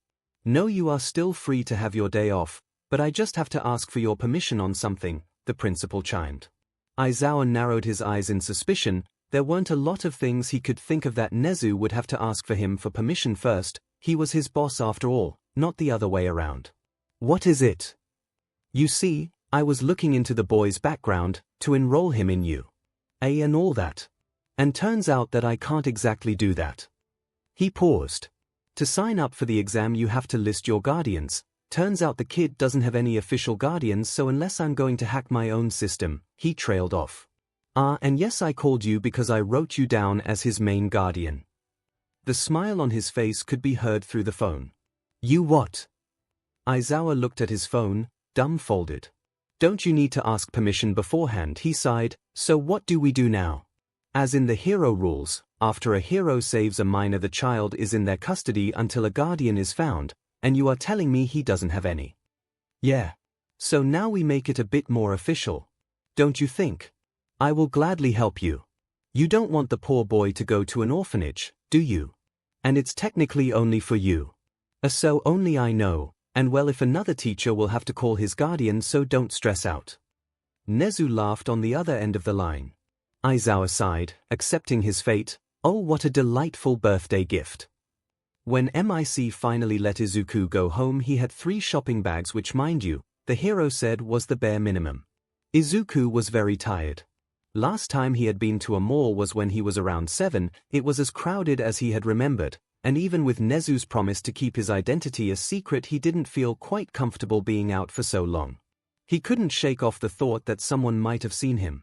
So he let out a sigh of relief when Emisu insisted to call him. Yamada said his goodbyes and left, and Izuku stepped into the apartment, ready to just fall down on his bed. But when he walked past the living room and saw Aizawa sitting there, he remembered something important. Izuku hasn't given Aizawa a birthday gift. He would probably say it's not needed anyway, but Izuku felt as if he had to. He already was living in his house and spending money that wasn't his. He still had the money that old man gave him, but it completely slipped his mind and now he couldn't even buy anything with it. So after setting the bags in his room and changing clothes, he walked out to the living room fiddling with his fingers. When Aizawa saw him, he nodded toward the free space next to him. But Izuku didn't move. How was the trip? I know Hisashi can be a bit tiring at times, but you really needed new clothes, and I'm no good at shopping, that's his thing.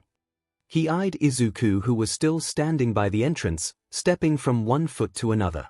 Hope it didn't overwhelm you too much. You can go straight to sleep if you want, but you have something to eat before though. There is food in the fridge and also some cake leftovers. Izuku opened and closed his mouth a few times before speaking. I wanted to give you a birthday present but he stopped, but I didn't have any money on me and well, I didn't feel like asking from MIC would be the right thing to do so don't sweat it kid, I'm not a big fan of birthdays anyway. Come on, sit, let's watch a movie. Izuku made his way stiffly and sat down, still messing with his fingers. Aizawa was typing with the remote, looking for movies. He didn't seem to care that Izuku didn't have a present, but the boy still felt bad. He was the only one that didn't bring him anything. Well, he wasn't obligated to, and Aizawa himself told him, but I wanted to give you something as a thank you gift for everything so. He hesitated for a moment, and Aizawa turned to look at him. Izuku, he said. What? Aizawa eyebrow arched, he put the remote on his lap. That's my first name, Izuku said, looking at the floor before him. Shota then. The hero smiled. What? It was Izuku's turn to be confused. We are on a first-name basis now, so you should call me by mine too. After a pause, Shota huffed. Well, I'm glad you are ready to share that with me kid. I promise I won't look further into it, but it will be better now, having something to call you other than problem child. He paused, which you still are. And not saying anything more, he picked up the TV remote again, looking through the movie genres. Izuku relaxed a bit, letting his back rest on the comfortable cushions of the sofa. Aizawa put on a movie but Izuku fell asleep as soon as it started. His head resting on Shota's shoulder and a smile on his face. The first genuine one in a long time. Soon after Shota drifted into sleep as well, a smile could be seen on his face too. When Izuku woke up in the morning, Aizawa, or no, wait, he was supposed to be calling him Shota now. Oh wait, that means he now knew his name too. He did not think this through yesterday. Shota was standing in the kitchen, making a cup of coffee. Good morning, he said, not turning his head. Hi, nothing was different, or so it seemed. Maybe he really didn't try to find out more like he promised. I will have to leave soon. The hero looked at the clock that hung on the wall to his right. In a bit less than half an hour. He turned his head to Izuku, and you will have to go with me. Where to? Izuku dared to ask. To pay a visit to a friend in the hospital. Today is the first day visitors are allowed. Izuku nodded slightly, looking at the cereal, the one that Tensai brought the day before. He put some in a bowl. It wasn't that tasty, but Shota had only coffee for breakfast, so it was probably better. He sat by the table where the hero sat down too, taking out his phone and scrolling through some hero news. Izuku's thoughts wandered around while he ate. He managed to imagine how Tensai's brother looks from the cereal that he said was his favorite, about the cute birthday hats, and the overwhelming amount of shops at the mall, but finally his thoughts came back to who was the friend in the hospital. But he didn't ask. Soon they were in the car. They both sat in the two front seats in silence the whole ride.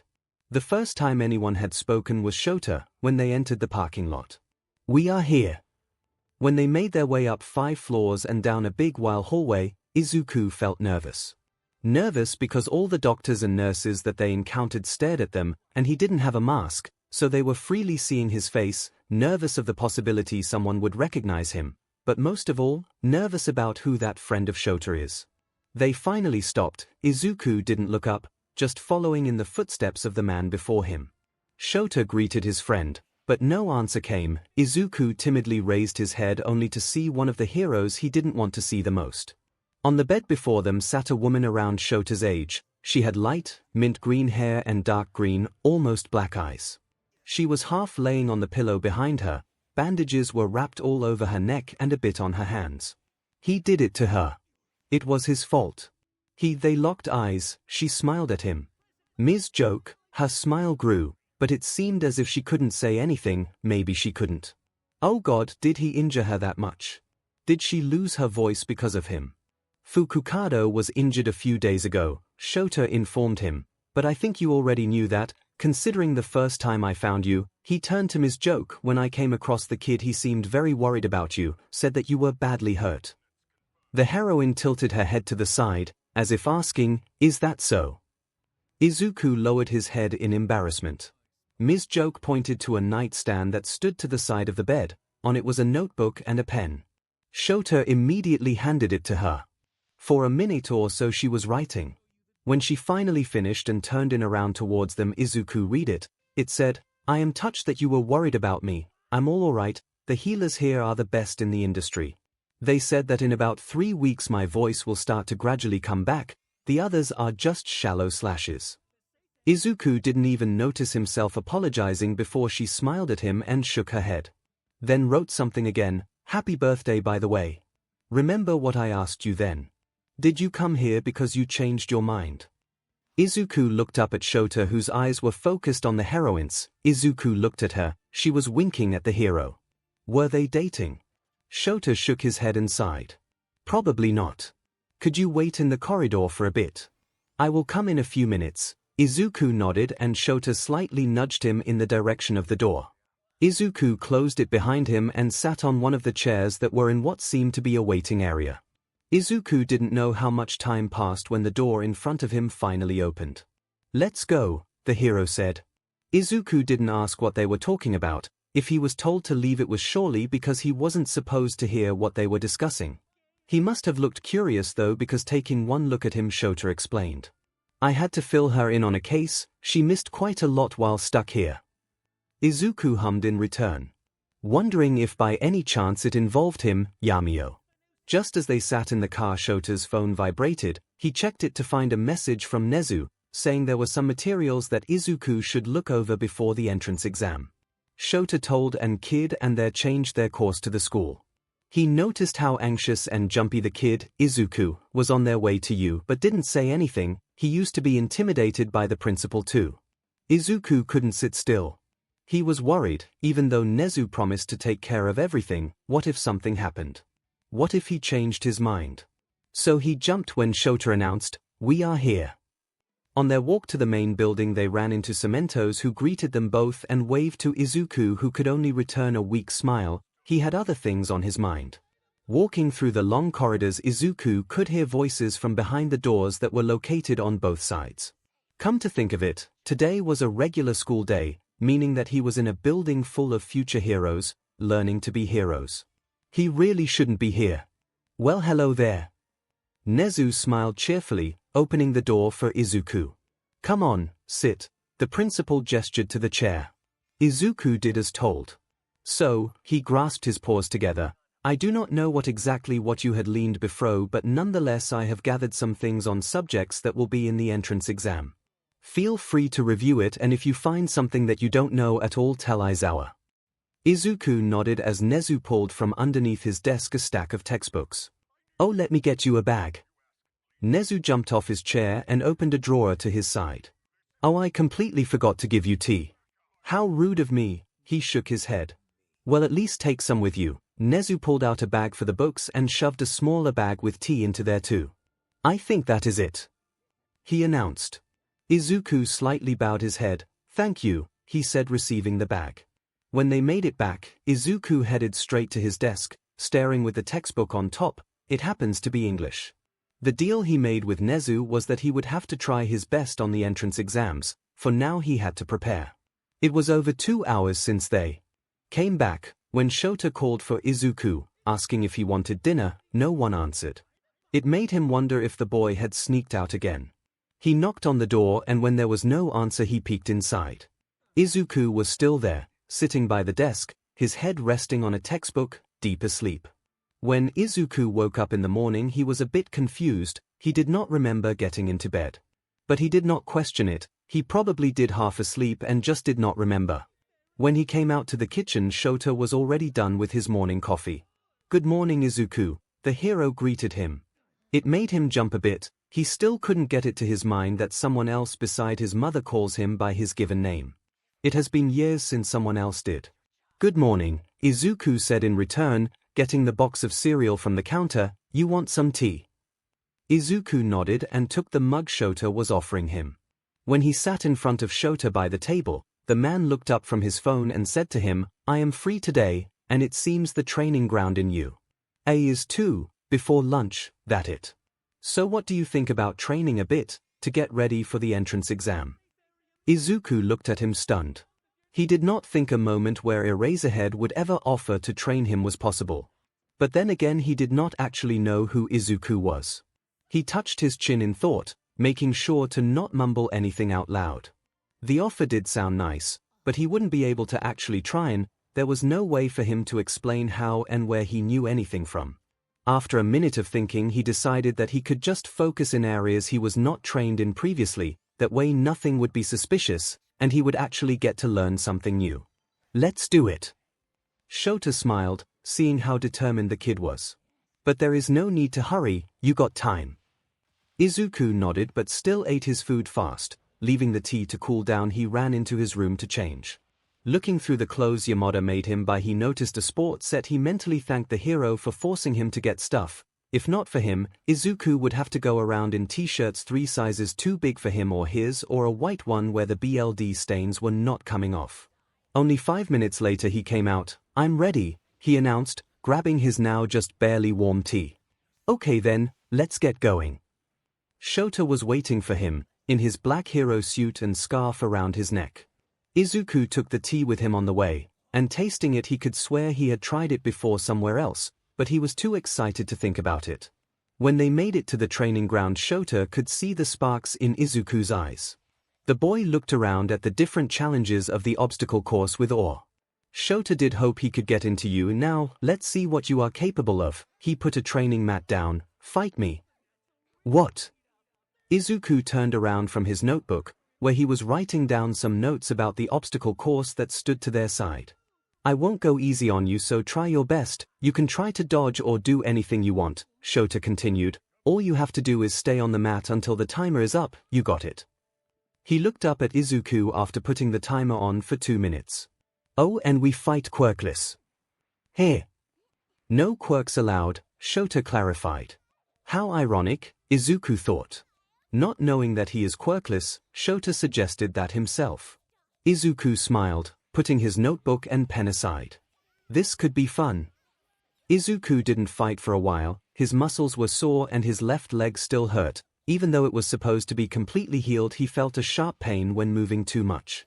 So he wasn't surprised to see that he was overpowered so easily. At first, he moved out when the hero threw a punch, but the third one pushed him off the mat. He told himself that could do better. "Let's start over." Shota reset the timer.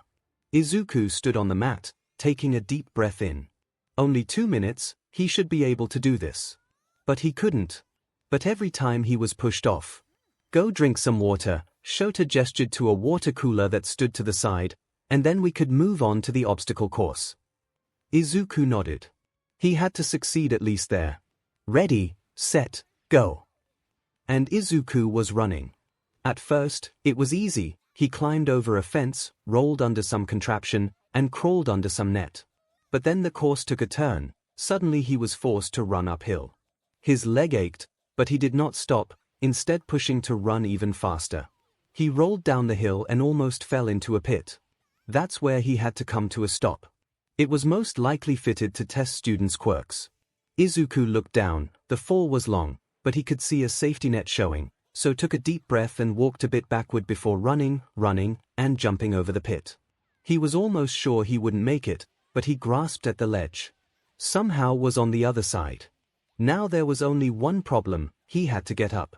At first, he tried to get his leg up, but it hurt so much that he was scared he would let go, so then he decided to just pull himself with his hands up. Which wasn't easy, but he made it out at last. He stood on the solid ground, catching his breath for a second before even he remembered that it was all on time. He was wasting time. He continued to run up ahead only to see that there was only one obstacle left, a pretty tall fence that he had to climb over. Izuku climbed up fast, but when he was about to put his right leg over, his left gave out, and he came dropping to the ground. Izuku! He could hear shouts before his vision went blurry, then black. When he opened his eyes, he was in the infirmary again. He sat up, he moved his leg a bit, it didn't hurt at all, but he was exhausted. He looked around the room, there was no one there besides him, but voices could be heard from behind the door to the corridor. "Hey! I woke up!" Izuku called, but after waiting a few seconds it seemed no one had heard him. He stood up and slowly crept up to the door. The voices behind it were muffled, so he couldn't really make out the words. Izuku opened the door. In front of him, the corridor was full of kids, everyone was rushing somewhere. He closed the door. He may have forgotten he was in a school. Going back to sit on the bed and wait was a better idea. It didn't take too long before Shota arrived and without a lot of talking walked him to the parking lot. "When we get back to the apartment you are going right to sleep," Shota declared, turning the car on. Izuku didn't even try to disagree. He was feeling sleepy and this time he did not have anything else to do, so he just nodded before placing his head on the window to rest while they drove.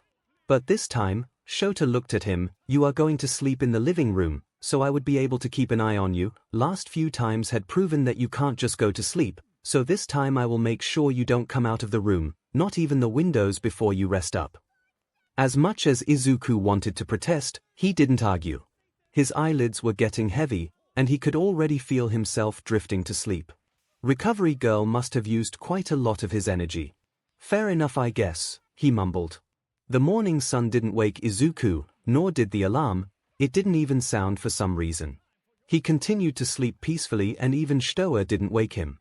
So when he finally opened his eyes and realized it was 9 already, he rushed to get ready. "We aren't going to UA today," Shota declared when Izuku ran out into the kitchen where the hero sat, afraid that he was too late. The boy who was stopped in his tracks. "Why not?" He looked confused. "You need to have a rest, overworking yourself isn't good," Shota paused. "And yesterday you went the whole day hiding from me that your foot wasn't healing correctly, so you can consider this punishment if you want." He looked up from his coffee at the boy to see his reaction. Izuku just sighed and settled down in the dining chair in defeat. He was really looking forward to actually training. "Eat up, we are going out after breakfast," Shota said before taking a long sip of his coffee. "Oh, where?" Izuku lit up, straightening in his seat. "To an electronic shop," Shota answered shortly. Izuku nodded, not questioning it further. He supposed the hero needed to buy something and couldn't leave him unsupervised. And he did not ask any questions, supposing it had something to do with his hero work. So when they made it to the shop, Izuku was surprised to hear Aizawa say, "Choose." "What?" Izuku didn't quite understand what he meant at first. "We need to have some sort of way to connect with you," Aizawa said quietly, studying the big options of different kinds of phones in front of them. He wasn't sure which phone to get and what was the most trending at the time. He had his phone for almost 4 years and didn't think of getting a new one for himself anytime soon. Izuku looked up too. Did Aizawa specially bring him here to buy him a phone? "I am not sure which one is the best, so you are free to look," Shota said after a minute of silence. Seeing that the boy seemed totally surprised and at the same time probably uncomfortable with choosing one in front of him, Shota decided to add, "I'll leave you to choose while I buy a SM card, alright?" Hoping that would make Izuku more comfortable. The boy didn't answer at first, so Shota began to turn around. When he did, Izuku called after him, "Wait." Shota stopped and turned his head to look in the boy's direction. "Are you sure I need to get it?" "Yes you do," Shota hummed. "And don't worry about the money," he added, looking behind his shoulder as he turned to walk away. Izuku was left to stare at the dozens of screens before him. A few minutes later, which felt like forever, Izuku saw Shota making his way toward him with a small bag in hand. "Did you pick one?" he asked. Izuku didn't. "Yeah." Shota watched as the boy granted one of the phones. "That one," he said. Izuku chose a phone that was known to be good, from a nice brand but not the latest model they had in stock. "You sure?" Izuku nodded. "All right." When they walked out of the store and made their way down the escalator, Izuku heard some faint sound, some sort of ringing. And walking out of the sliding glass doors, the sound became closer and clearer. It was an ice cream truck. "You want some?" Shota asked. And just like that, they ended up on a bench, each with 2 scoops of ice cream. When they were mostly done, Shota spoke up. "It probably isn't very wise to eat ice cream in the winter." Izuku hummed, finishing his cone. "It's not that cold anyway." On another side of the city, somewhere underground, in a place hidden from any heroes, some sat in a big, throne-like chair. He was looking at the big, glowing screen before him and humming something when a knock sounded behind him. "Come in." The door opened slowly, and the person stepped inside. "How is it going?" "I want to fast it out as soon as possible," he said without turning around. "Well, the Nomu is almost done. I will have to only slightly upgrade the regeneration and then everything is ready." "Perfect." A sly smile could be heard in the voice. "I also wanted to ask you something, if I may." The person in the chair hummed. "Go ahead." "What you plan of doing about the boy? Because you aren't doing anything, people are starting to think that you actually believe he is dead." "Oh, that," the voice huffed, and the chair finally turned towards the door. "Don't worry, everything is going according to my plan." "Thank you, sir," the other bowed. "I am sure that you know what you are doing. The amazing plan you have certainly can't fail." "Back at you." Izuku stood in front of the door to Nezu's office. The principal had agreed to be interviewed about his quirk.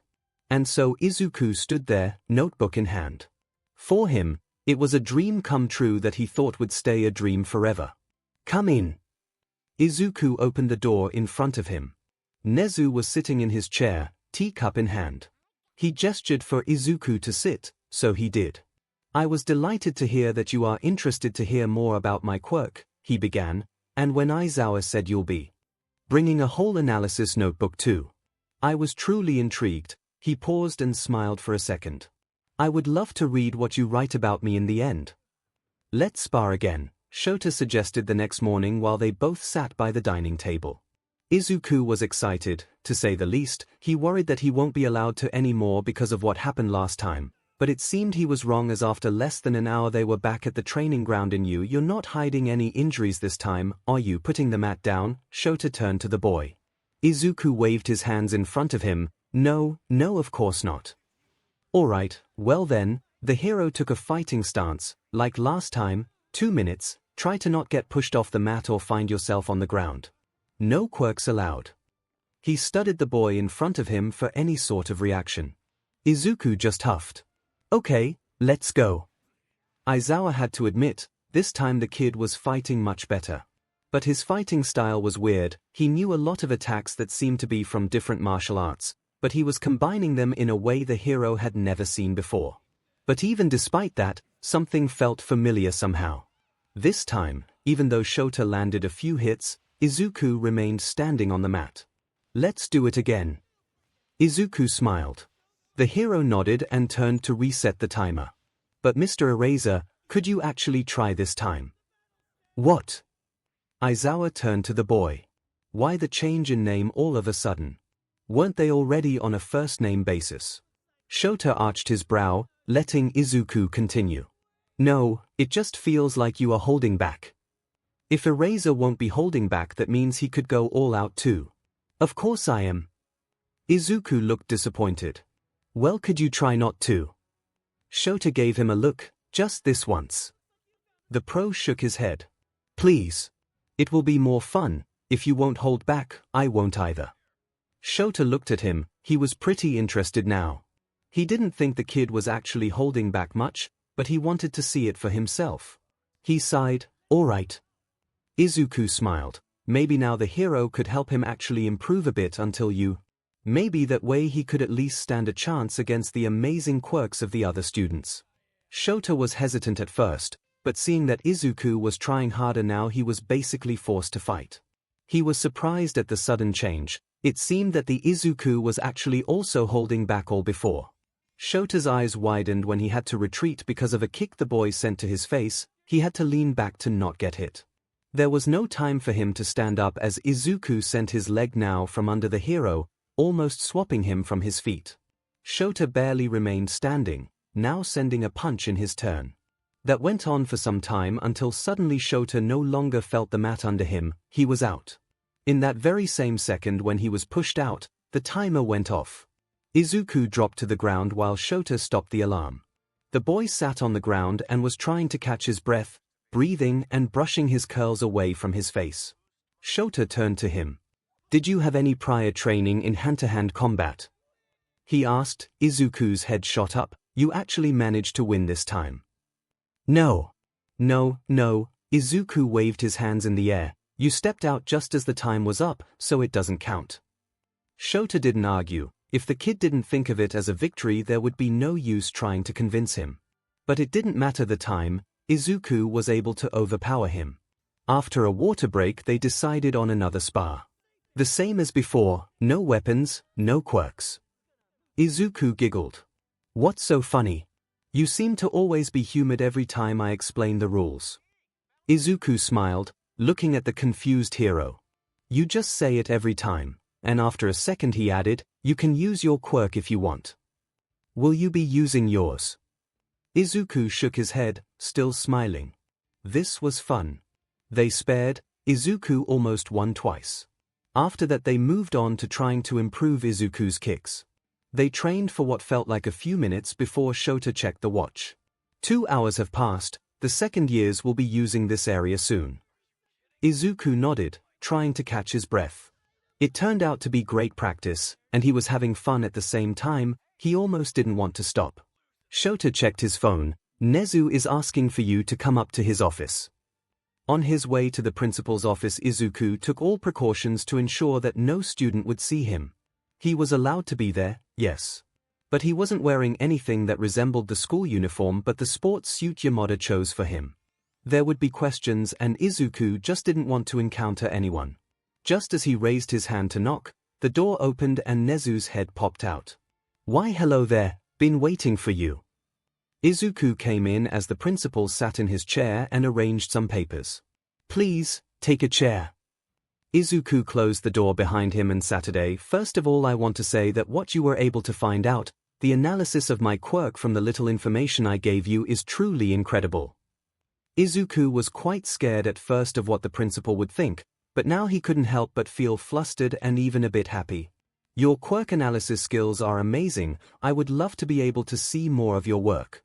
The principal stopped smiling. "But this alone won't get you into UA." Izuku looked at Nezu, wondering what else he had in store for him.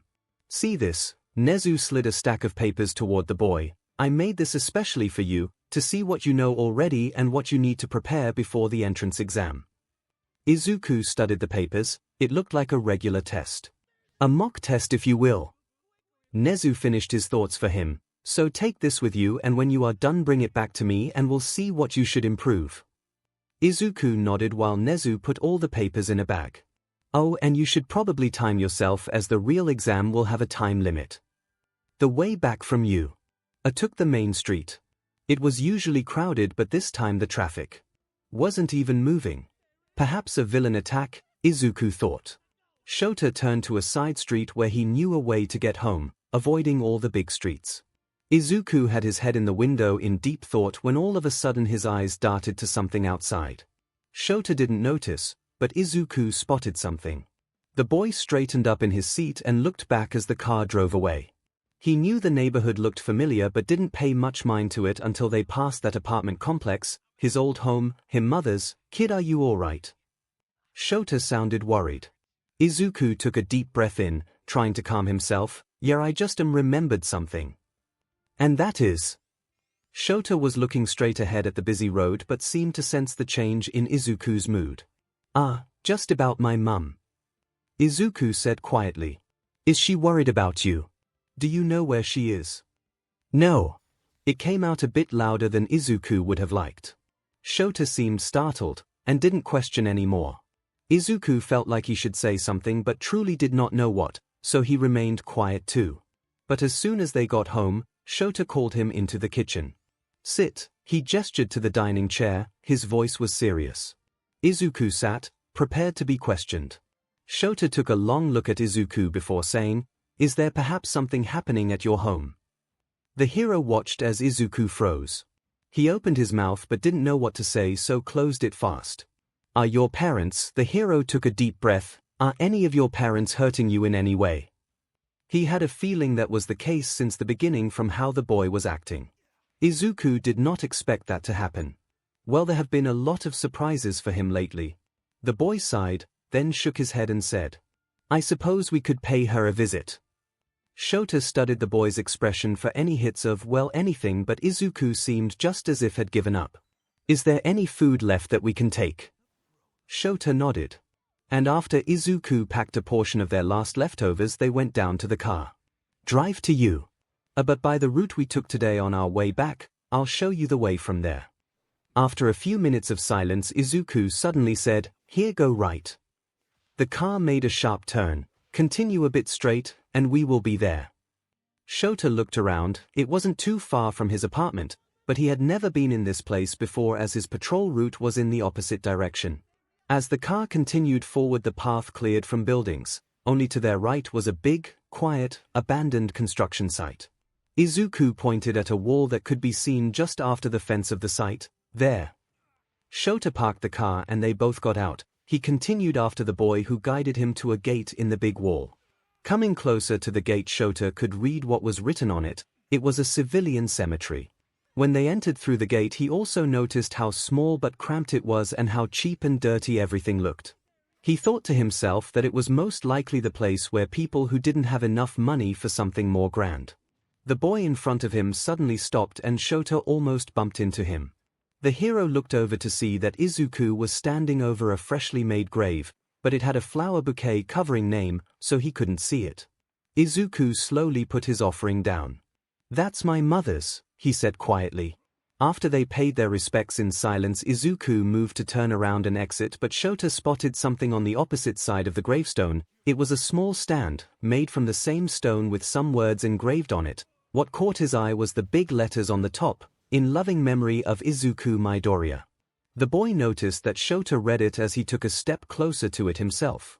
"And this one was made for me," Izuku said as he read over what was written on the gravestone one more time before picking a rock off the ground and smashing it.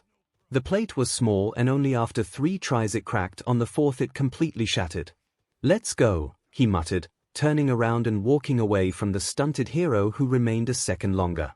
Shota turned on the car and turned to Izuku, who still had the gloomy look on his face and was staring straight ahead and out the window. "So what was that about?" he asked. "People think I'm dead." Izuku answered, not turning his head. Shota hummed, "I can see that." "What about your father?" sounded after a few minutes of silence. Izuku looked out the window for some time before answering. "He is not someone I'd like to meet again." When they got to their apartment, Izuku went straight to bed. Even though he didn't fall asleep for long, he just stayed laying in bed, not moving. Shota, on the other hand, was pacing back and forth in the living room, cursing under his breath and muttering to himself. The hero sat down on one of the dining chairs and putting a hand on his temple. How didn't he recognize the boy sooner? The hero shook his head. For the past few days he was so caught up on Yamio, always thinking about the outlaw, that he didn't even notice that he had a missing child just casually staying at his apartment. Shota barged into Nezu's office at 7 in the morning unannounced. "Why didn't you tell me?"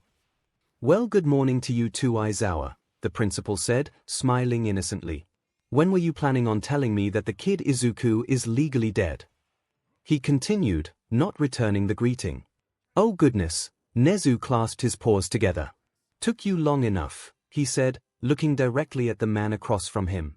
Aizawa didn't have time to open his mouth when the rat asked, "So how did you figure out?"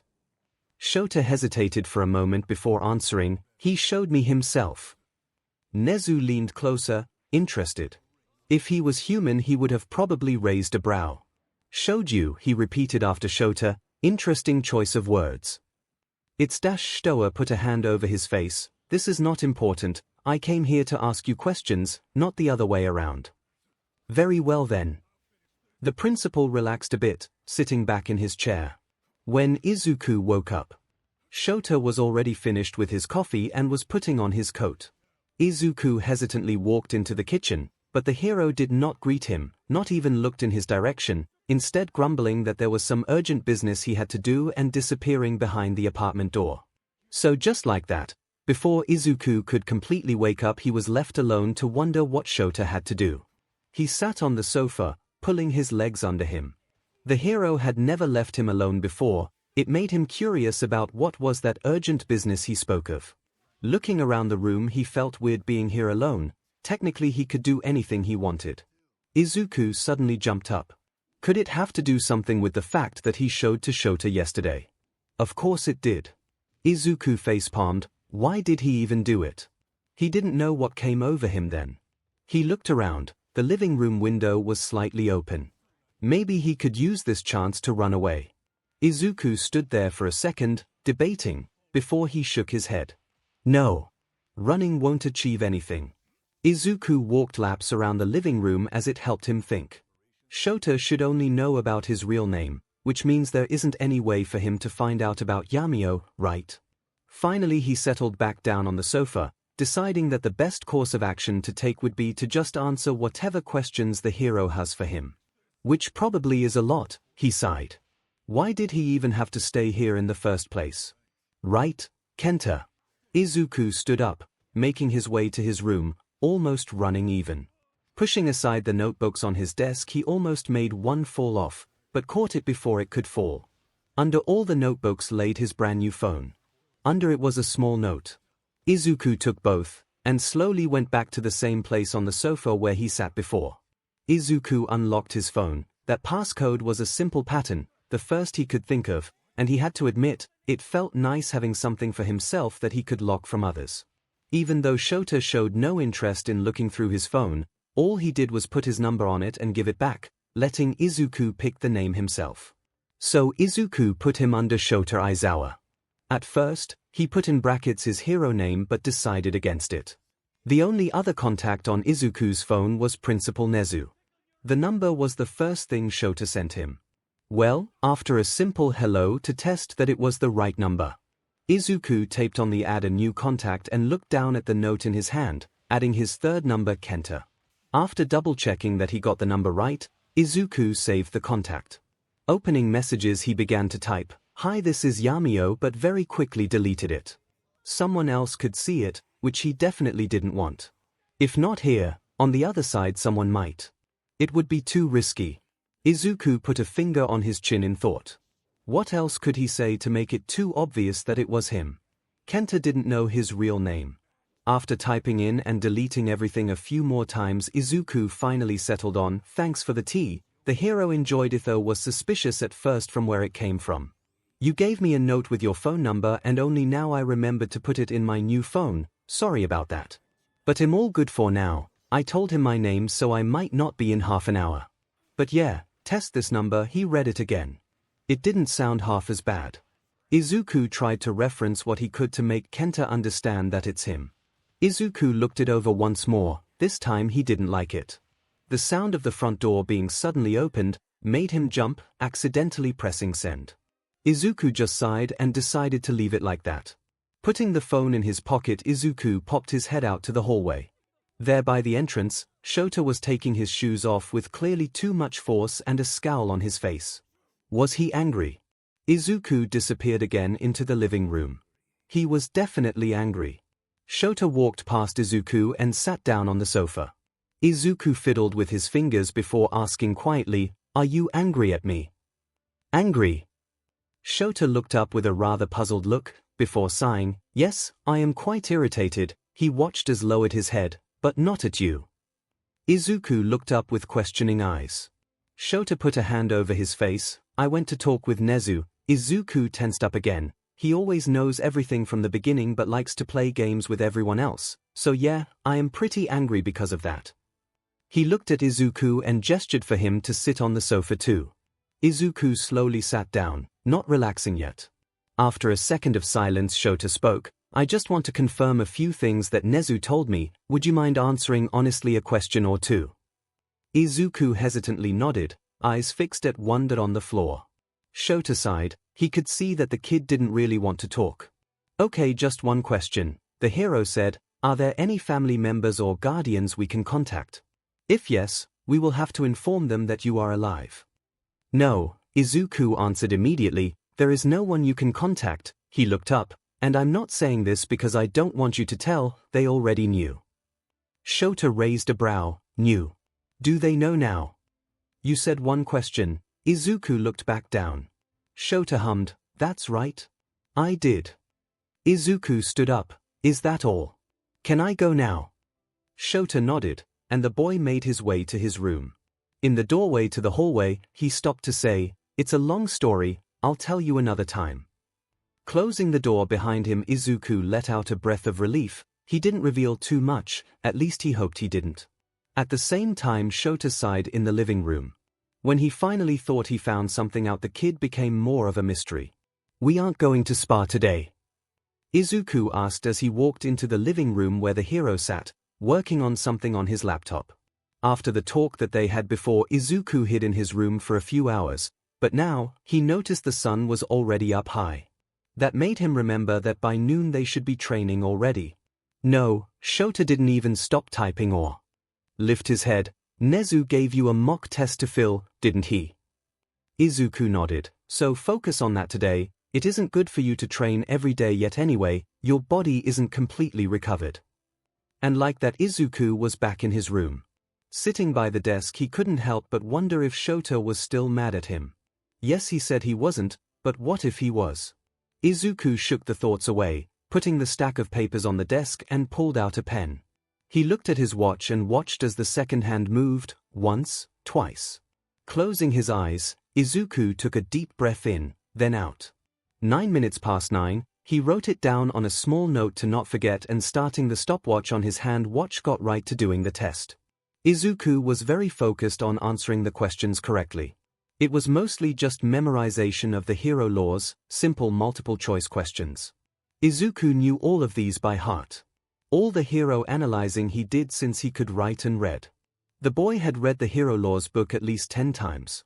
Though he did come across a few questions that he had no idea what would be the answer, but thinking logically of what a hero is supposed to do, he marked the answers, hoping they are correct.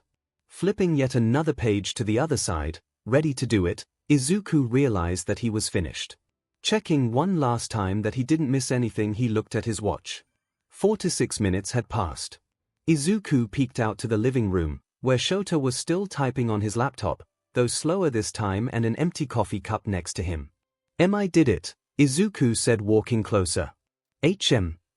Shota lifted his eyes from the screen, looking a bit confused. The boy fidgeted with his fingers. I finished, and well, Nezu said to call him when I do. The test? Shota asked, then check the time, already. Izuku nodded. Then tell him that yourself, you have his number right. So Izuku returned to his room and sat back on his chair, taking out his phone. While he was looking at the contact name of the principal, debating on how he should say it, a notification popped up, a new message. Izuku looked up at the door of his room, where on the other side sat the hero who had no reason to text him. There were only 2 other people in his contacts. Izuku opened the messenger app. It wasn't Nezu. The message was from Kenta. I didn't think you would be back so soon, Nezu said, smiling as Izuku walked into his office. But I am proud of that fact as well, he said when Izuku sat down in front of him. Would you like some tea? And when the boy agreed, Nezu jumped up from his chair and reached for the traditional kettle with matching small cups. He handed Izuku a cup full of steaming tea and the boy thanked him. So, he crossed his paws, how much time did it take you? Did you time yourself? Yes, you didn't specify in how much time I was supposed to do it, but I managed to do it in just a minute over 45 minutes. Nezu clapped. Unbelievable, truly. He looked straight up, meeting Izuku's eyes. You know what is the time given for this exam? No. Izuku hesitantly answered, though he assumed it to be 45 minutes. never actually told him that. It's 3 hours. Izuku almost spilled the boiling tea on his lap. This exam right here, Nezu waved one of the papers in the air, isn't actually the mock exam for the entrance. There is no such thing and I never created such a thing. Izuku looked at him, puzzled. This is in fact an actual test, on heroic laws but not for the entrance, but the written test for a license. Izuku looked up at his confused, not completely realizing yet, a hero license. This time Izuku almost fell from his chair. He put the teacup down to not spill it. You have scored a passing grade with only 3 mistakes. Now, if you only do the practical exam you will be qualified for a license. It isn't a regular hero license. No, this one allows you to help out heroes in need, defend yourself or train others. Usually it is given, so people can freely use their quirks, but your case is quite different, which is why I am suggesting you partake in the practical exam, and if you pass it you could help teach here at a high heroics. Izuku was dumbfounded and just sat there frozen, jaw to the floor. You definitely have what it takes, Nezu continued. Your observation skills are very valuable, and with a bit of guidance it may even match mine. Izuku stared at him with eyes wide open. You can point out weaknesses easily and your outings as Yamio definitely helped with that. So what I am saying is, I want you to simply analyze the students and see how they could improve and help out in hand-to-hand combat too. Nezu stopped and looked at the boy for an answer. But Izuku couldn't bring himself to say anything. All of this was weird and made no sense. He had just barely made peace with the fact that he is probably going to study at when the principal himself basically scouted him to do work for him. Well, that's all if you pass the exam for your license. If you don't we can agree to never speak of it again. What do you say? The evening before the exam Izuku sat in front of the principal, both sipping their tea while Nezu explained. The exam is a special case, it isn't like the normal hero license exams. Izuku nodded, he thought as much. It is meant for those who had shown themselves useful to the heroes or certain vigilantes that had proved of being able to be great heroes. The exam does not allow any additional weapons and is not taken in hero suits like the regular hero license exam, though I suppose I could ask them to make an exception for you and allow you to bring something as it is targeted toward people to utilize their quirks, Nezu said, pouring himself another cup of tea. No, there is no need for that. Izuku shook his head. He didn't want to drive any unnecessary attention to him. Nezu smiled, before saying, if you are sure. Shota woke Izuku up in the morning, and they made quick breakfast before going to the car. The ride was rather long as the exam took place in another city. Izuku couldn't sit still, fidgeting with his fingers. He couldn't help but feel nervous. Despite knowing that Nezu probably told Izuku everything there is to tell, Shota wanted to prepare him somehow. He finally spoke when they sat in the car and put their seatbelts on. You will most likely be put into groups and will have to play some sort of competition game against each other. It will test your teamwork, fighting ability, and heroic traits such as running in to save people. Izuku nodded, taking note of that. But keep in mind, it isn't like the usual hero exam, so things are going to work a bit different than at a regular exam you might have heard of, though I'm sure Nezu had told you all about that already. After that no one said anything for the rest of the ride. Izuku looked out of the window in anticipation while Shota drove in silence, not taking his eyes from the road. We are here, Shota said as they pulled into a huge parking lot that was almost full. It took them some time to find an empty pot. The warm wind rattled Izuku's hair as he stepped out of the car. In front of him were huge gates. They both went on inside and had to sign in before walking through a long corridor. Good luck, Shota said, a hint of a smile on his face as they came close to a door. It opened automatically when Izuku was close enough. Izuku nodded, stepping inside. I'll do my best. And with that the door behind him closed, and they were separated. Izuku was pushed into a loud crowd of people. Looking around he was surprised as to how many were there. Hello candidates, a voice in a loudspeaker rang above them. Everyone quieted down and lifted their heads. As you know, today we will be testing your heroic traits and overall skills. The test will last only half an hour. Try to not get caught. But pay mind that not everyone here is going to pass. From the 400 people that are here in this hall only around 10 will make it. The crowd erupted into murmurs, but it didn't startle Izuku. He was expecting that.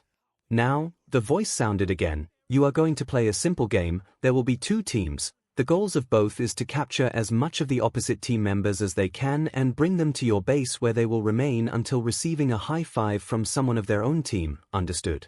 Oh, and if you have been caught, you have to go with the one that got you, not running away, as it will be taking away your points. Now, there is a red line in the middle of this hall. If you are standing on it, please move to the side. There was a bit of movement in the middle. A light. Now we have 2 groups. Each side has a door where you'll go through and receive a shirt in the color of your team. Izuku couldn't help but think that this way of separating the teams and not making them even wasn't quite fair, as it would give one of the sides a disadvantage. The door was pretty close to him, as he didn't get too far away into the crowd, so he could see when it opened, though this time it wasn't the same hallway he took with Shota to get here, but a room, empty and rather big. In the middle of the room stood 3 white tables with staff sitting behind them and blue shirts neatly folded on the tables. Despite being so close to the door, because of how everyone was pushing, Izuku found himself getting his shirt when the tables were almost empty. When everyone in the room stood with their blue shirts on, there was a minute of waiting, when nothing happened. People started looking around confused when suddenly, scaring a few, a horn announced the beginning and one of the walls came down, revealing an area. It looked exactly like a city, though completely empty of anything or anyone. Start sounded across the area with a second blow of the horn, and everyone started running, so Izuku did too. He didn't stop running until the crowd thinned out, and he was almost completely alone. Deciding to go hunt out for the other team, he looked around, trying to see anyone wearing a different color, but he seemed to be surrounded by blues. Only then did he realize that he had no clue where his team's base could be located. His teammates didn't seem to care for that, as when he asked the closest person to him if they knew, they just ran away shouting that he was wasting time. Izuku let out a breath. How could he even go to try and capture the opposite team if he didn't know where he was supposed to be bringing them? Izuku finally stopped running. He had to think. He lifted his head, taking another look around, only to notice that now he was completely alone. Everyone hurried to computer as many of the opside team as they could in the time given, but Izuku couldn't run in without some sort of strategy. This being a mock city gave him advantages. He was used to scaling buildings and hiding in alleyways, but as he remembered Shota saying that this exam is a special case, some of the people here have worked as vigilantes for years. He shook his head. There was no time to get anxious now. He looked around him to find the highest building and made his way closer to it, trying to find a fire escape, but to no avail. Now he was actually wasting time. This is where a quirk would actually be helpful, like the flight one he had before. Izuku shook his head. No, it's better that he doesn't have those stolen quirks now. Trying not to think about it anymore and not caring of any ambush, he ran straight into the building and up the main staircase. As he was just nearing the 8th floor of the 10-story building, a door to his left burst open and someone jumped out. Izuku climbed on the railing, avoiding the snakes that seemed to come out. A snake quirk here. Not very good. The person stayed hidden behind the door, hoping to catch Izuku without showing themselves. Izuku couldn't think of fighting them at the moment. His goal was to find his team's base. So with that, he climbed to the next railing.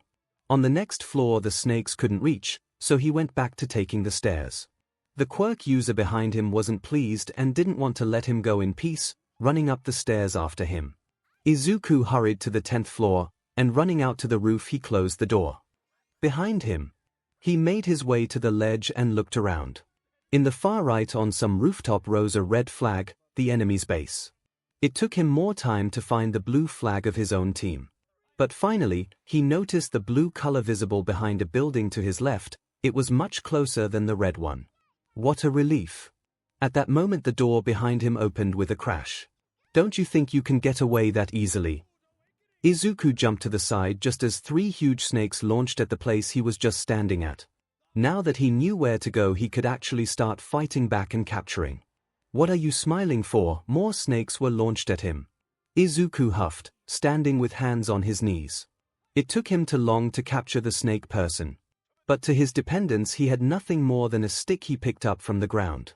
Izuku stood there for a second, deciding what to do next when he caught a glimpse of some red shirts on a building down the road. He started heading there when a sudden explosion made him stop in his tracks. Izuku saw glass falling out of a window of a house nearby, then a scream sounded, followed by the sound of rubble falling down.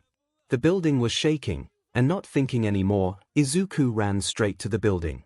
The scream came from somewhere near the ground, so he didn't have to check all 5 floors, which would have been difficult because the entire building was shaking and small parts of it were falling off. Soon it would all fall completely. Izuku checked all the rooms on the ground floor, but there was no sign of a person. "Hey! Is anyone there?" he called, making sure to not be too loud. Izuku stopped in his tracks, slowly turning around, trying to listen, but no answer came. He let out a sigh. Maybe the scream didn't come from this building. But then why would the building suddenly break? It had to be some quirk accident for sure. That was when Izuku spotted an opening leading to the basement. Carefully he made his way down the half-broken stairs, and as his eyes adjusted to the half-barely lit room, he could see in a pile of rubble something moved. Running forward, Izuku could make out that it was a person. As he slowly made his way closer, the window to his left let the sun shine and make Izuku see the other person more. They were barely keeping their head up, blood dripping from their temples and hair covering the forehead. "Hey, are you alright? Can you hear me?" Izuku squatted down and brushed the hair away from their face. "Yeah," came a weak answer. Izuku hurried to try and get them freed from under there. For that he had to get rid of some log, which took some struggling, but finally he pushed it aside, and with that out of the way the other could climb up and out of the rubble. "Oh, that's great. But what happened here? Did you lose control of your quirk?" Izuku asked when they were both sitting on the pile. "Not me." This time the answer was cold. "Is there someone else here?" Izuku looked to the sides but couldn't see anyone else. "I hid from her." But Izuku turned around quickly as he heard some sort of zapping sound from the far wall behind him. The wall came crumbling down, and with that the building shook. In the newly created hole was visible a silhouette. "Oh, there you are," a new voice chimed. A young girl came closer. Her hands in the air, ready to activate her quirk. "Wait!" Izuku shouted, waving his hands in front of him. And who are you?"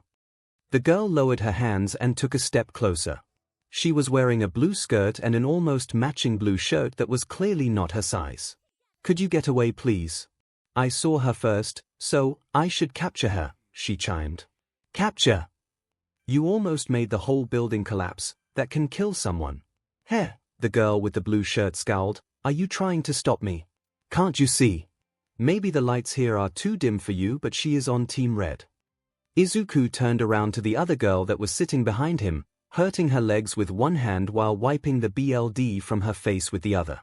"I just saw that someone was hurt. Shouldn't that be the top priority?"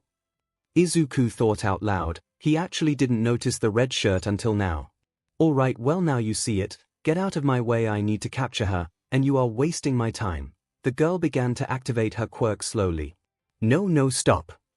Izuku stood up. "She needs medical attention right now." "I can't with you," the girl rolled her eyes. Seeing that she wasn't going to listen, Izuku sighed. He had to think of something. "Yes, I am wasting your time," he slowly said, "but in the next house across the street are hiding at least 2 from the red team. With this time you could capture both of them." It seemed to work, as she stopped to think. "You are not lying, are you?" "No, why would I lie?"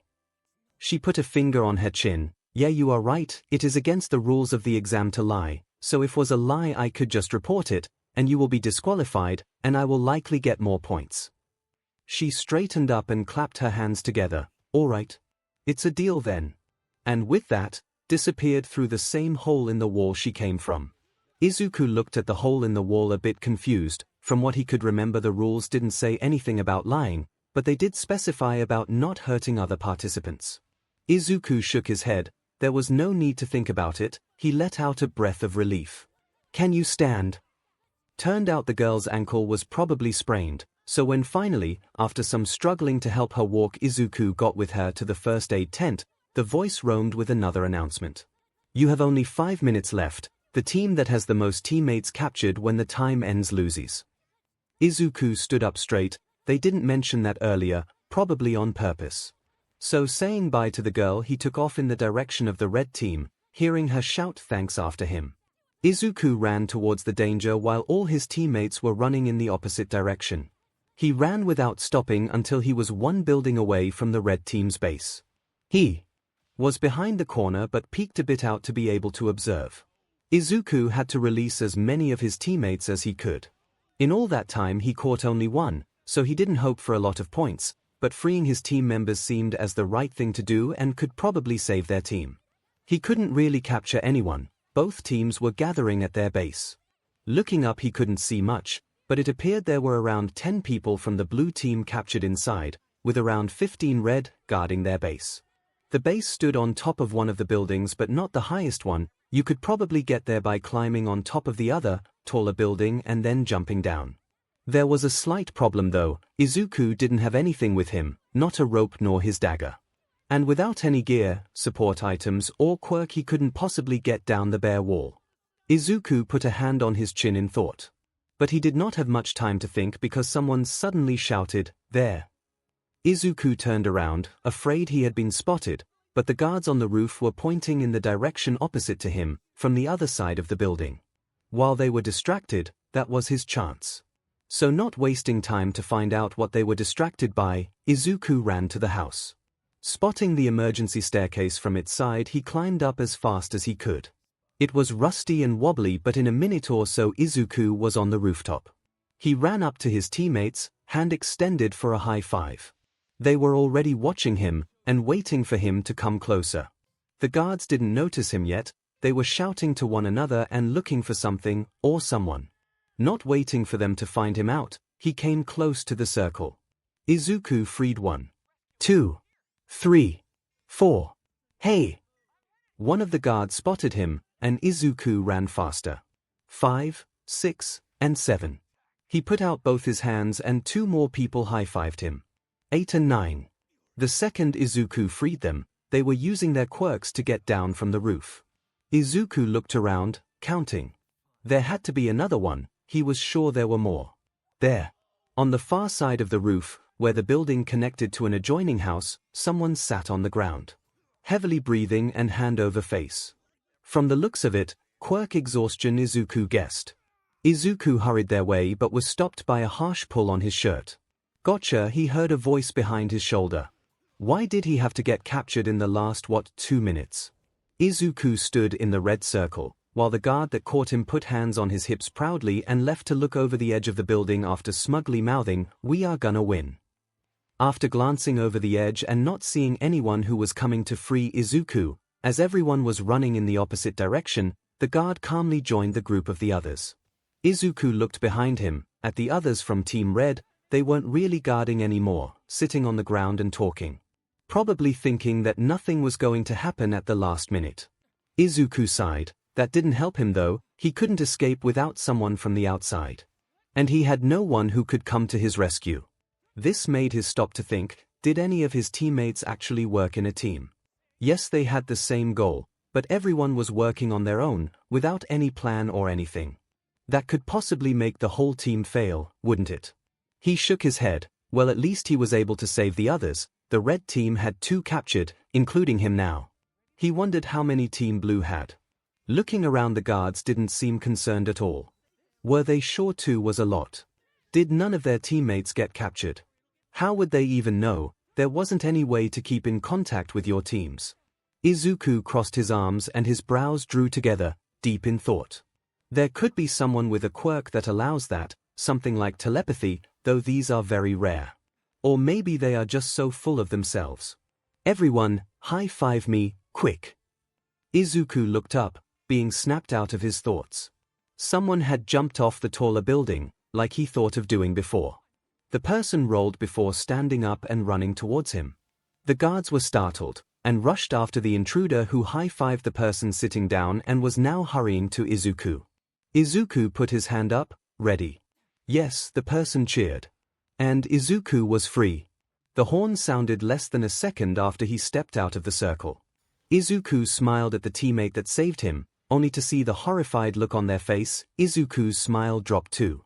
He knew this face. Yamio. What are you doing here? What are you doing here? In front of Izuku stood a confused, familiar face. Kenta. Izuku faintly asked, "What are you doing here?" The other guy just grabbed Izuku by his sleeve and pulled after himself, walking away. "Let's go somewhere more private, it seems we both have some explaining to do." Soon enough Izuku found himself in an empty hallway, close to the room from where they started that test. Kenta turned around, crossing his hands, "So how are you here?" Izuku hesitated before speaking, "You go first." Shaking his head Kenta said, "But that's not fair, I asked first." But seeing as Izuku didn't move or say anything more he sighed. "I helped out heroes by giving them information and got the chance to get a real hero license, that's the short version. I'll tell you the longer one after you explain how you got here." "Well, my hero recommended I take it." Kenta was clearly waiting for more. Izuku took a deep breath in before saying, "Well, you know already that I've been staying with a hero. Well, he introduced me to a certain powerful hero that figured out who I was, and we made a deal as he has something he wants me to do, but I have to get this license for that." He looked up into the other's eyes. "That is the short version." Izuku, they both turned their heads around in the direction of the voice, and only a second after Shota peeked from around the corner. "Hi." Izuku put his hand up. Two people spoke at the same time. "Who is that with you?" Directed to Izuku. And another, louder, "You know him," also to Izuku. Shota came closer. "Hibiki." "Hello Eraser," he happily greeted, before turning back to Izuku with a more serious look on his face. "Where do you know him from? Is Izuku your actual name?" "Wait, why do you call him Hibiki?" Izuku looked at Shota, confused. "That's my real name," he smiled explaining, before throwing his hands in the air, "and yours is Izuku. It sounds so cute. But wait, how does Eraser know that?" "Eraserhead is the hero I've been staying with." "What?" "Kenta." "Well," Hibiki jumped up. "I see that you two know each other, so I will leave you to talk for now." Shota turned around. "Izuku, I will be waiting by the entrance, don't forget to fetch your result sheet." Izuku nodded. "You didn't tell me you were staying with Eraserhead." Hibiki whisper shouted as soon as the hero was out of sight. Izuku smiled weakly. "Well, I'm surprised. Why haven't you told me sooner?" No answer came. Izuku just stared at the floor. "You know how he is worried about you." Hibiki looked completely serious. "He had called me, you know how the guy hates talking on the phone. He called me. He called wanting to know more about Yamio, which is well, I wasn't allowed to tell him much, but he really is worried about you." He paused for a second and then added in a quieter, calmer tone, as if coming to a realization. "He thinks you are dead." "Wait, he called you?" Izuku asked, coming to a realization of his own. "Where do you two know each other from?" "Let's sit down." He gestured to the row of chairs that stood by the wall and sat. Izuku followed suit. Shota walked slowly to the exit and made his way to the car, where he sat for around 10-15 minutes. Just as he started to wonder if he should be worried, Izuku appeared out of the building. The boy came closer and finally sat next to Shota, putting on his seatbelt. "Did you go to receive the results?" he asked the kid, figuring out he could ask about how he knows Hibiki later. Izuku turned his head to his, and smiling, shoved a card to the hero's face. Shota pulled it away a bit, trying to read what it said, though with Izuku's excitement he could guess. "Good job, problem child." He patted him on the shoulder before turning on the car. As buildings passed by and the lights of the midday sun were shining through the car window, Izuku couldn't help but smile at his new license, even though the photo was not the best. "You did it," Shota said with a sly hint of a smile, turning only slightly to look at the boy. "Send a picture to Nezu, knowing him he knew you'd pass but is waiting anyway." Izuku nodded. He was in awe of it to think about stuff like that. He couldn't believe his eyes. Izuku snapped a quick picture and sent it to the principal without any captions. Only 2 seconds later he got a message back. "Good job, I knew you would do it," it read. Izuku looked at the shiny card in his hands again. With the golden light and birds chiming, it felt surreal. The boy even pinched himself once or twice, but no, he seemed to be pretty awake. A beep and vibration of the phone in his hand awoke Izuku from his trance. "Mr. Nezu says to stop by his office at U.A., he reported to Shota, and just as he said it, another message popped on the screen. All right, Shota nodded. What else does he need? Izuku looked at the message. Oh, the other isn't from him. Shota let out a surprised hum, but didn't say anything. Wondering who could be in the kid's contacts. Congrats on passing the exam, Izuku. I passed too, yay. Wait, can I call you Izuku? It feels weird. Izuku smiled a bit at the massage to his own surprise. It's from 𝐂𝐸𝐵𝐵𝐵, he admitted. Oh. Shota glanced in his direction. Not knowing how he could explain it all, Izuku said nothing. Shota sighed, turning in the direction of UA. When they stopped in the parking lot of the school, Izuku opened his door to leave when Shota spoke. Go on now, but I would like to talk to you when we get home. Yes, Izuku gulped, stepping out of the car. Running towards the building, mixed thoughts were running through his head. On one hand, he was worried about what the hero is going to ask, but on the other, he felt some comfort, warmth that he called his home theirs. Congratulations on passing the exams. I never doubted you would. Nezu greeted, as Izuku sat down in front of him. I have more great news for you. I have decided there is no need for you to do the usual entrance exam. He looked up from his tea at the boy, to watch his reaction. There is no need for you to take that sort of exam, right? Izuku nodded, even though he knew full well it wasn't needed. So let us just look over the summary of the exam. Have you read it yet? It points out where you have made mistakes and what you could improve. You have it with you, right? Izuku nodded again. Yeah, here, and handed the principal a paper. He himself didn't have time to read through it yet, being too excited about the meeting and the fact that he passed. Nezu quickly scanned the words with his eyes. It seems they didn't quite like that you stopped to save a person from the other team. He paused. But you were also given extra points for doing so, and for that your top priority was helping. Interesting. Shota lifted his eyes when after almost an hour, the door of the principal's office finally opened and Izuku slipped out, closing the door shut behind him. Izuku let out a breath of relief before making his way towards the hero. He lectured me there forever. He whisper-shouted, making the long. The boy sat down beside Shota. He didn't like what I did, neither did the examiners, saying that in real life it could have gotten me killed. He stopped for a second and turned to the hero. If it was you, you would probably say what I did was irrational. Well, we do not know that. You haven't told me how it went. Though if you passed, the good decisions clearly overruled the bad. Let me read it. He said with no emotion visible on his face. Why, so you will. Lecture me too.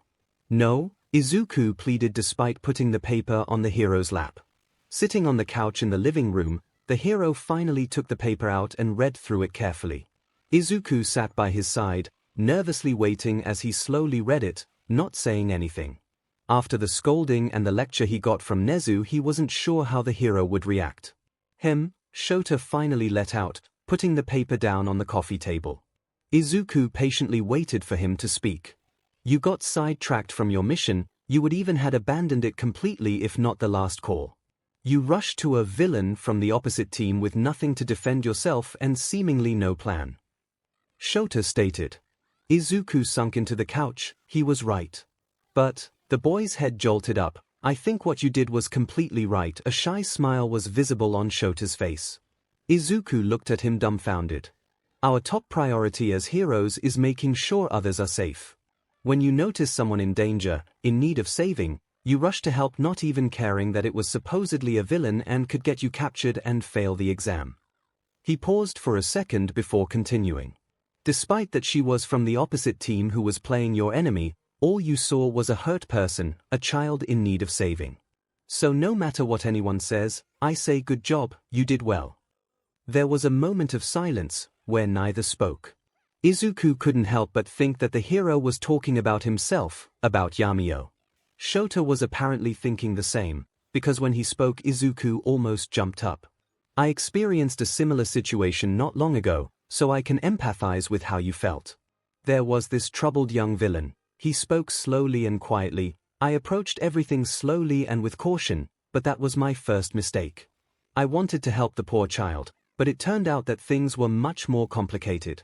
In the end, I couldn't save Dash. He stopped suddenly, blinking his eyes as if snapping out of some trance. "We haven't had anything to eat yet, what do you want to order?" He cut himself off, speaking louder now. Izuku stared at the carpet under his feet, guilt overcoming him. He wanted to say, "But you did save me," but instead he sat there not moving.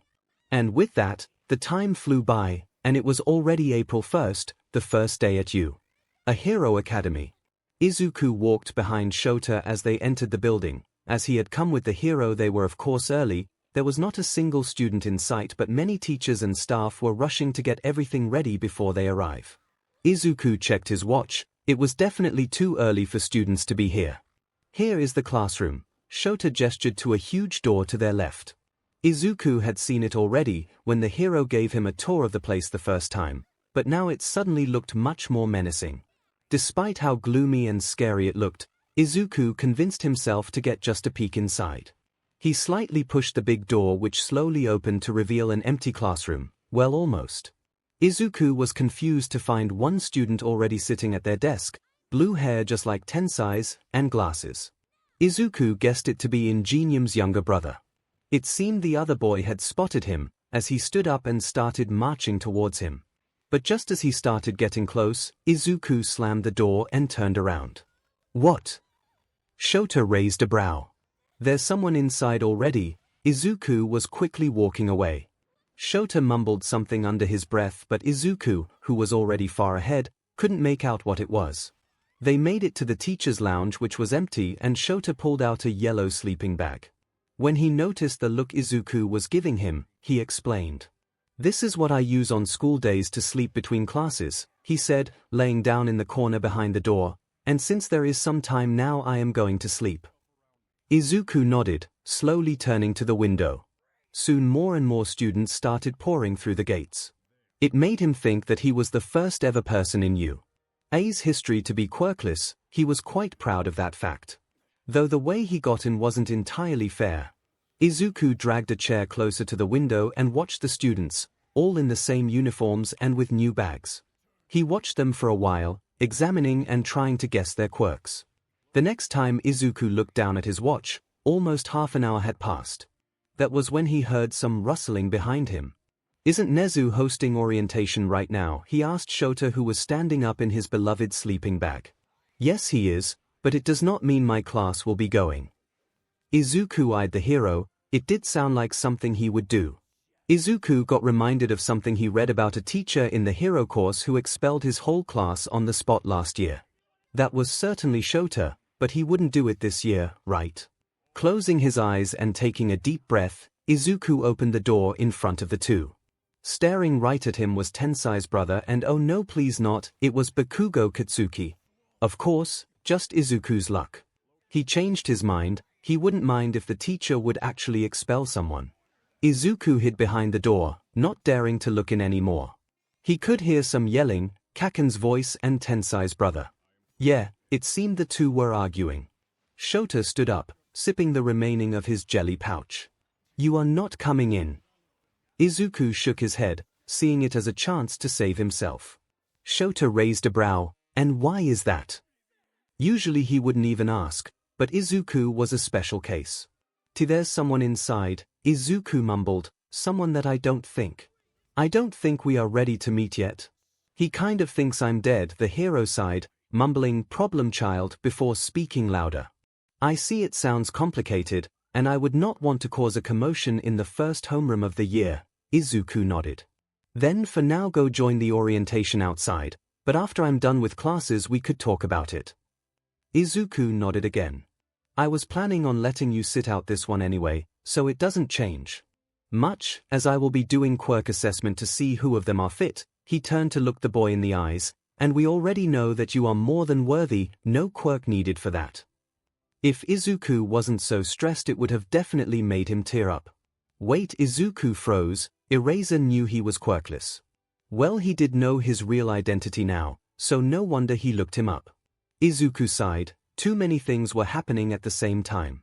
After class, he started, "Could you tell Bakugo Katsuki to stay behind?" Shota nodded, trying his hardest to remember the file of said student. Bakugo Katsuki graduated from Algebra Middle School, was known for a strong quirk among his peers.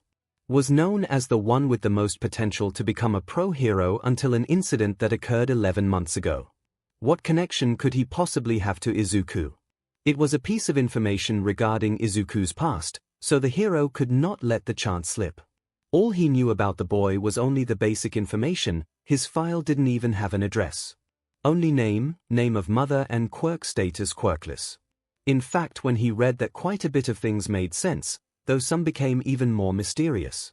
He had too many questions to ask the kid, but understood that if he would overwhelm him, he would completely shut down. "All right, will do. When orientation is done, wait for me in the teacher's lounge, and I'll call you." Izuku nodded again before walking away, thankful that his reunion with Bakugo will be postponed at least a bit. He wanted to explain to him, he truly did at least some of it. But now that he saw him, Izuku was sure he wasn't going to just let that go. Bakugo will not give up until he knows everything, but before that, Izuku had to mentally prepare himself. Nothing interesting happened at orientation, and Izuku was thankful for that. Nezu explained some rules and schedules, and students were given small maps of the place, but Izuku already knew all that and had the same map somewhere. Some students gave him odd looks as he was the only one that stood alone a little afar from everybody else, without a class or a teacher. Somewhere glancing at his incomplete uniform, Izuku didn't figure out how to tie his tie in the morning, so just gave up on it, and Shota didn't mention it, but the stairs didn't bother Izuku. After that, he made his way straight to the teacher's lounge. It was empty of teachers as they were all busy at this hour. Only one person sat in the furthest room and looked out the window. Izuku was sure he had met all the staff at this point, but he was never introduced to the person that sat there. When Izuku came closer, his eyes grew wide as he recognized that person. In front of him sat All Might. The #1 hero wasn't in his muscular hero form and wasn't even wearing his hero suit. He didn't have anything on him that could give away who he is, but Izuku still knew. He knew about the hero's injury. The stories of that incident 6 years ago flashed before his eyes. It was the main reason his father went out of his way to give him quirks in the first place. "Hello." He must have been staring for too long. "Hi." It was a bit hard for Izuku to pretend not to know who the person in front of him was. He could barely contain himself from asking for an autograph. Despite who Izuku's father was, before he was found and while he still lived with his mother, he looked up to All Might. "Are you allowed in here?" All Might slowly asked, looking at the boy in front of him who stood frozen. "This is a staff room only." Izuku snapped himself back to reality. Yes. I actually can here." He dug in his pockets for the stuff card Nezu provided him. Taking a close look at it, the hero hummed. "I see, but you look a bit young to be teaching He shrugged. "But I'm new here anyway, so who am I to know?" He extended his hand. "Toshinoi Yagi." Izuku hesitantly returned the handshake, though his hand was actually shaking. "Nice to meet you," he replied simply. All Might raised a brow, clearly expecting a name in return, but Izuku just smiled. But he didn't have to think of a way out because the door behind him opened. "Oh, hello there." It was the loud voice of Yamada. Present to me. Izuku was saved. He let out a breath of relief, which only one of the blondes noticed. "I see you two met." Yamada put a hand on Izuku's shoulder and the boy tried his best to not flinch. "But unfortunately you won't have any more time to chat now." He smiled at Toshinori before turning to look at Izuku. "Shota's looking for you." Izuku nodded. Yamada pushed him slightly towards the door. "We don't want to keep him waiting, do we?" Izuku was relieved that he didn't have to spend any more time awkwardly standing before his father's archenemy. So he made his way through the halls quick, though not too much. He didn't want to draw any unwanted attention from the occasional students walking the same halls. When Izuku approached the classroom and peeked inside, he found no one. He looked around the corridor confused. There were no students. The first day had ended and most had already left the building, but where was Shota then? Just as he was thinking that, he could hear people approaching from the right end of the corridor, so Izuku quickly turned around the left corner. The voices turned out to be of the 1A class, who were coming back to get their stuff from the classroom after the quirk assessment test Shota spoke of. The corner Izuku hid in proved to be the opposite to the exit, so no one passed by him. He waited a bit until he didn't hear any more footsteps at all before peeking around the corner. The corridor was empty, but the door of the classroom half open and light was shining out of it. Coming closer, Izuku could see Shota standing with his back to the door. Stopping by the door, Izuku took a deep breath in trying to calm down his nerves before he slipped in the classroom. Shota didn't show any signs of noticing him. Why did I have to stay behind? Bakugo grumbled. He was definitely the strongest, he got first in the practical exam after all. But Mr. Aizawa wouldn't call him to praise him in private, would he? Someone had asked me to let you stay behind. Who is it? He roared. If it wasn't the principal himself, Bakugo was ready to fight whoever it is that decided to waste his time. Time that he could be spending on training, studying. I think it would be better if he told you that himself. Bakugo watched as his teacher stepped aside, revealing someone in the same boys' school uniform as him, timidly standing by the entrance. Great, not a teacher, he could definitely beat him up. Who is that? He purposely directed the question to Aizawa. The boy came closer, messing with the seam of his button-up and avoiding looking up. Bakugo turned to the other boy again. He didn't look anything out of the ordinary, plain hair and no signs of a mutation quirk visible. Who the hell are you? He looked the kid again up and down again. Why in the world would he want to meet him? Why would the teacher listen to him? Who could 𝐒𝐻𝐼? Oh Bakugo Katsuki fell from his chair. But he stood up fast, so it doesn't matter. Deku. What in the dash? He raised his hands in the air, quirk popping in his palms. That was when the teacher moved back to stand in between the two. It seems you two have history, he said, activating his quirk. Well Bakugo was fuming at this point. Now let me through to him. We need to talk. He said the last part looking directly into Izuku's eyes. I came here for that, to talk. It was Izuku speaking this time, and compared to the other teen, his voice was no louder than a whisper. Bakugo looked at him and then back at the teacher. Could you get out of the way?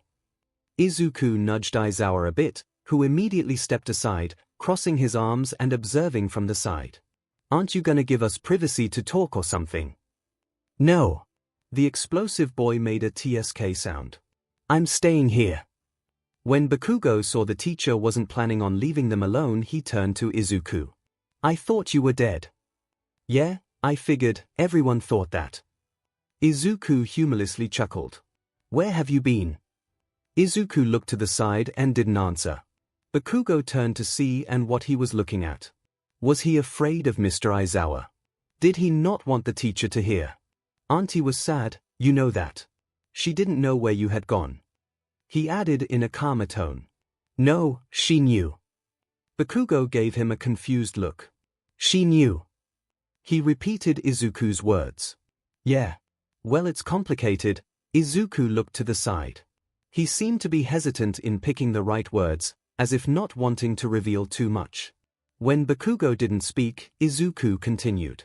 She knew where I was and that I was alive. He trailed off, and after a silent pause, added a bit quieter, at least I hope she did. Shota frowned his eyebrows at that, looking at the kid when Bakugo spoke. Why didn't you come back? I couldn't. Izuku answered simply.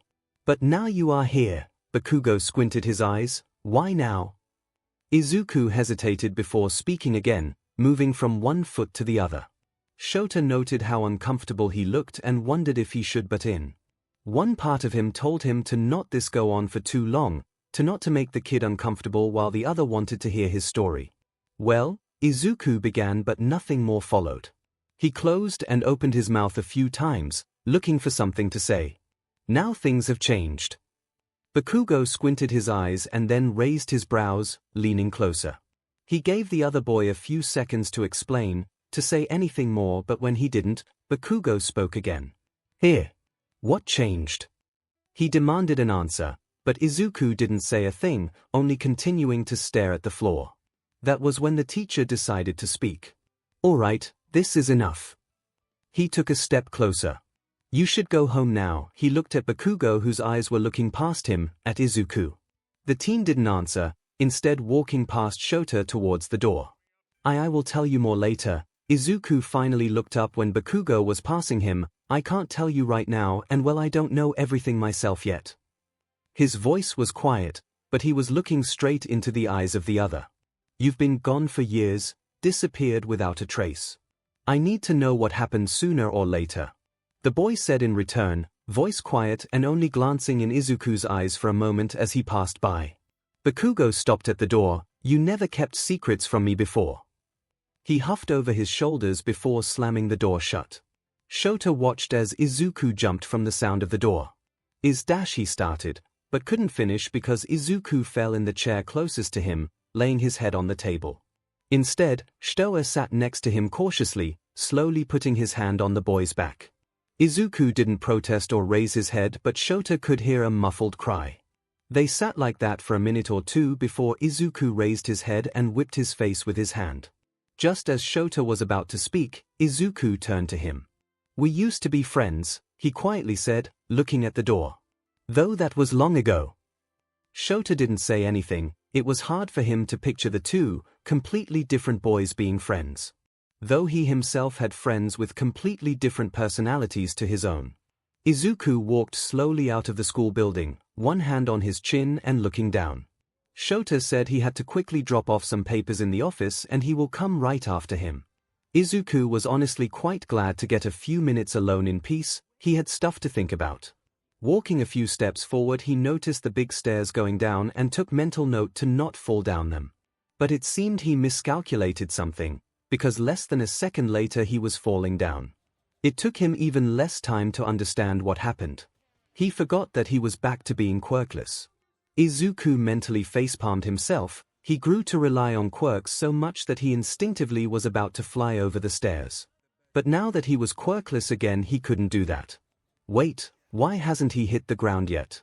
Looking down, Izuku could see the ground only a few centimeters away from him, but despite that, he was still somehow in the air. The boy slowly raised his head. It was a bit hard to see as he was almost upside down and his vision was quite blurry, but he could make out a student uniform. "Oh, sorry," the person spoke, and with that, Izuku finally fell down. Though he was almost at ground level anyway, his cheek and hand got scratched a bit. Sitting up, Izuku rubbed his cheek as it stung from meeting the ground. A hand was pushed in his face. "Let me help you up." Standing up, he could finally see his savior. It was a smiling girl with shoulder-length brown hair. "I'm so sorry, I tried to catch you the best I could, but I'm already pretty exhausted," she awkwardly laughed, rubbing her hand behind her head. "Are you alright?" she asked when Izuku didn't say anything. "Should I take you to Recovery Girl? Wonder if she is still at work." The last part was added quieter. "Oh yeah, she is. Recovery Girl stays until 8 at U.A. on weekdays." Izuku replied almost out of habit. Giving information about heroes has grown to be a big part of his life. Oh, the girl seemed startled that was the part that he answered to. "Well, I should take you to her office then." "Oh no. Izuku quickly came back to his senses. The girl was a bit taken aback. Well, I've been treated by her too many times in the last few months, so she won't be happy to see me, especially over nothing. You did prevent me from hitting the pavement too hard." The girl let out a short laugh. "Oh, all right then," she nodded. "I think I have a band-aid in my backpack. Hold on a sec dash," and before Izuku could blink, he had on band-aid on his cheek and one on his palm, both bright pink with small hearts. Thank you," he sounded a bit unsure. It's nothing," the girl smiled. "Oh, you mentioned knowing Recovery Girl for some time now already." "Yeah. I only met her on the day of the physical exam. I got hurt pretty badly," she awkwardly laughed. "So you are second year, right?" "What?" Izuku had completely forgotten that today was the first day of school. Deku. The boy turned around to see the person walking down the stairs towards them. "Shota!" Izuku was saved. "Oh, hello, Mr. Aizawa." The girl tilted her head in a slight bow. The drive home was silent, only the sounds of drops of the light rain that begun on the windscreen disturbing the silence. "Izuku!" Shota called in a serious tone from the kitchen not even 5 minutes after the two got to the apartment. "Yes. Here is your dinner, grab the soy sauce from there." He gestured to one of the cabinets. "I have to go to sleep now," and with that Izuku was left alone, wondering why would he need to go to sleep so early and without even having dinner. After finishing his food, Izuku made his way to the living room and put on a show on the TV. though not even one episode could pass when Shota came in. Can you pause for a second? I need you to listen. Izuku silently did as told, a million thoughts about what it could be racing through his head. Shota came closer. I will have to leave now, I am going on patrol. Only then did Izuku notice that the hero was in full costume, even the goggles were on his neck. I had sort of a break to take care of other stuff. He paused, and Izuku was sure Shota was talking about him. Don't wait for me, you should go to sleep early as tomorrow is your official first day at UA. As I have a lot of work piled up, I will be back only by morning. Set an alarm for 6 a.m., though I will try to be back by then. If I won't, just be ready by 6:30, and I will come to pick you up. Finishing, he looked at Izuku who sat on the sofa in front of him. Shota took a few quick steps toward the boy. Are you crying? No, it's just Izuku raised his head. Tears were streaming down his face. It's because of me, isn't it?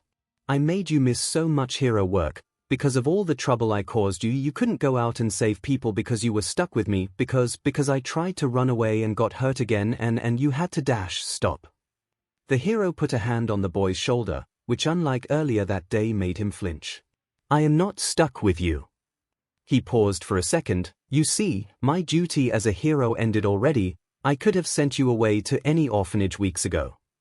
Izuku looked at him through the tears. But you didn't. But I didn't. He took out an envelope and handed it to Izuku. Here, read this and tell me what you think when I come back. Izuku took it confused while wiping his face with his other hand. The hero stood up, good night, and with that, he was off. Izuku opened the envelope, not sure what to expect. Inside were a few folded papers. Izuku's forehead scrunched up, not understanding what all this was about. Suddenly a word stood out to him. Adoption. An audible "he" escaped his mouth.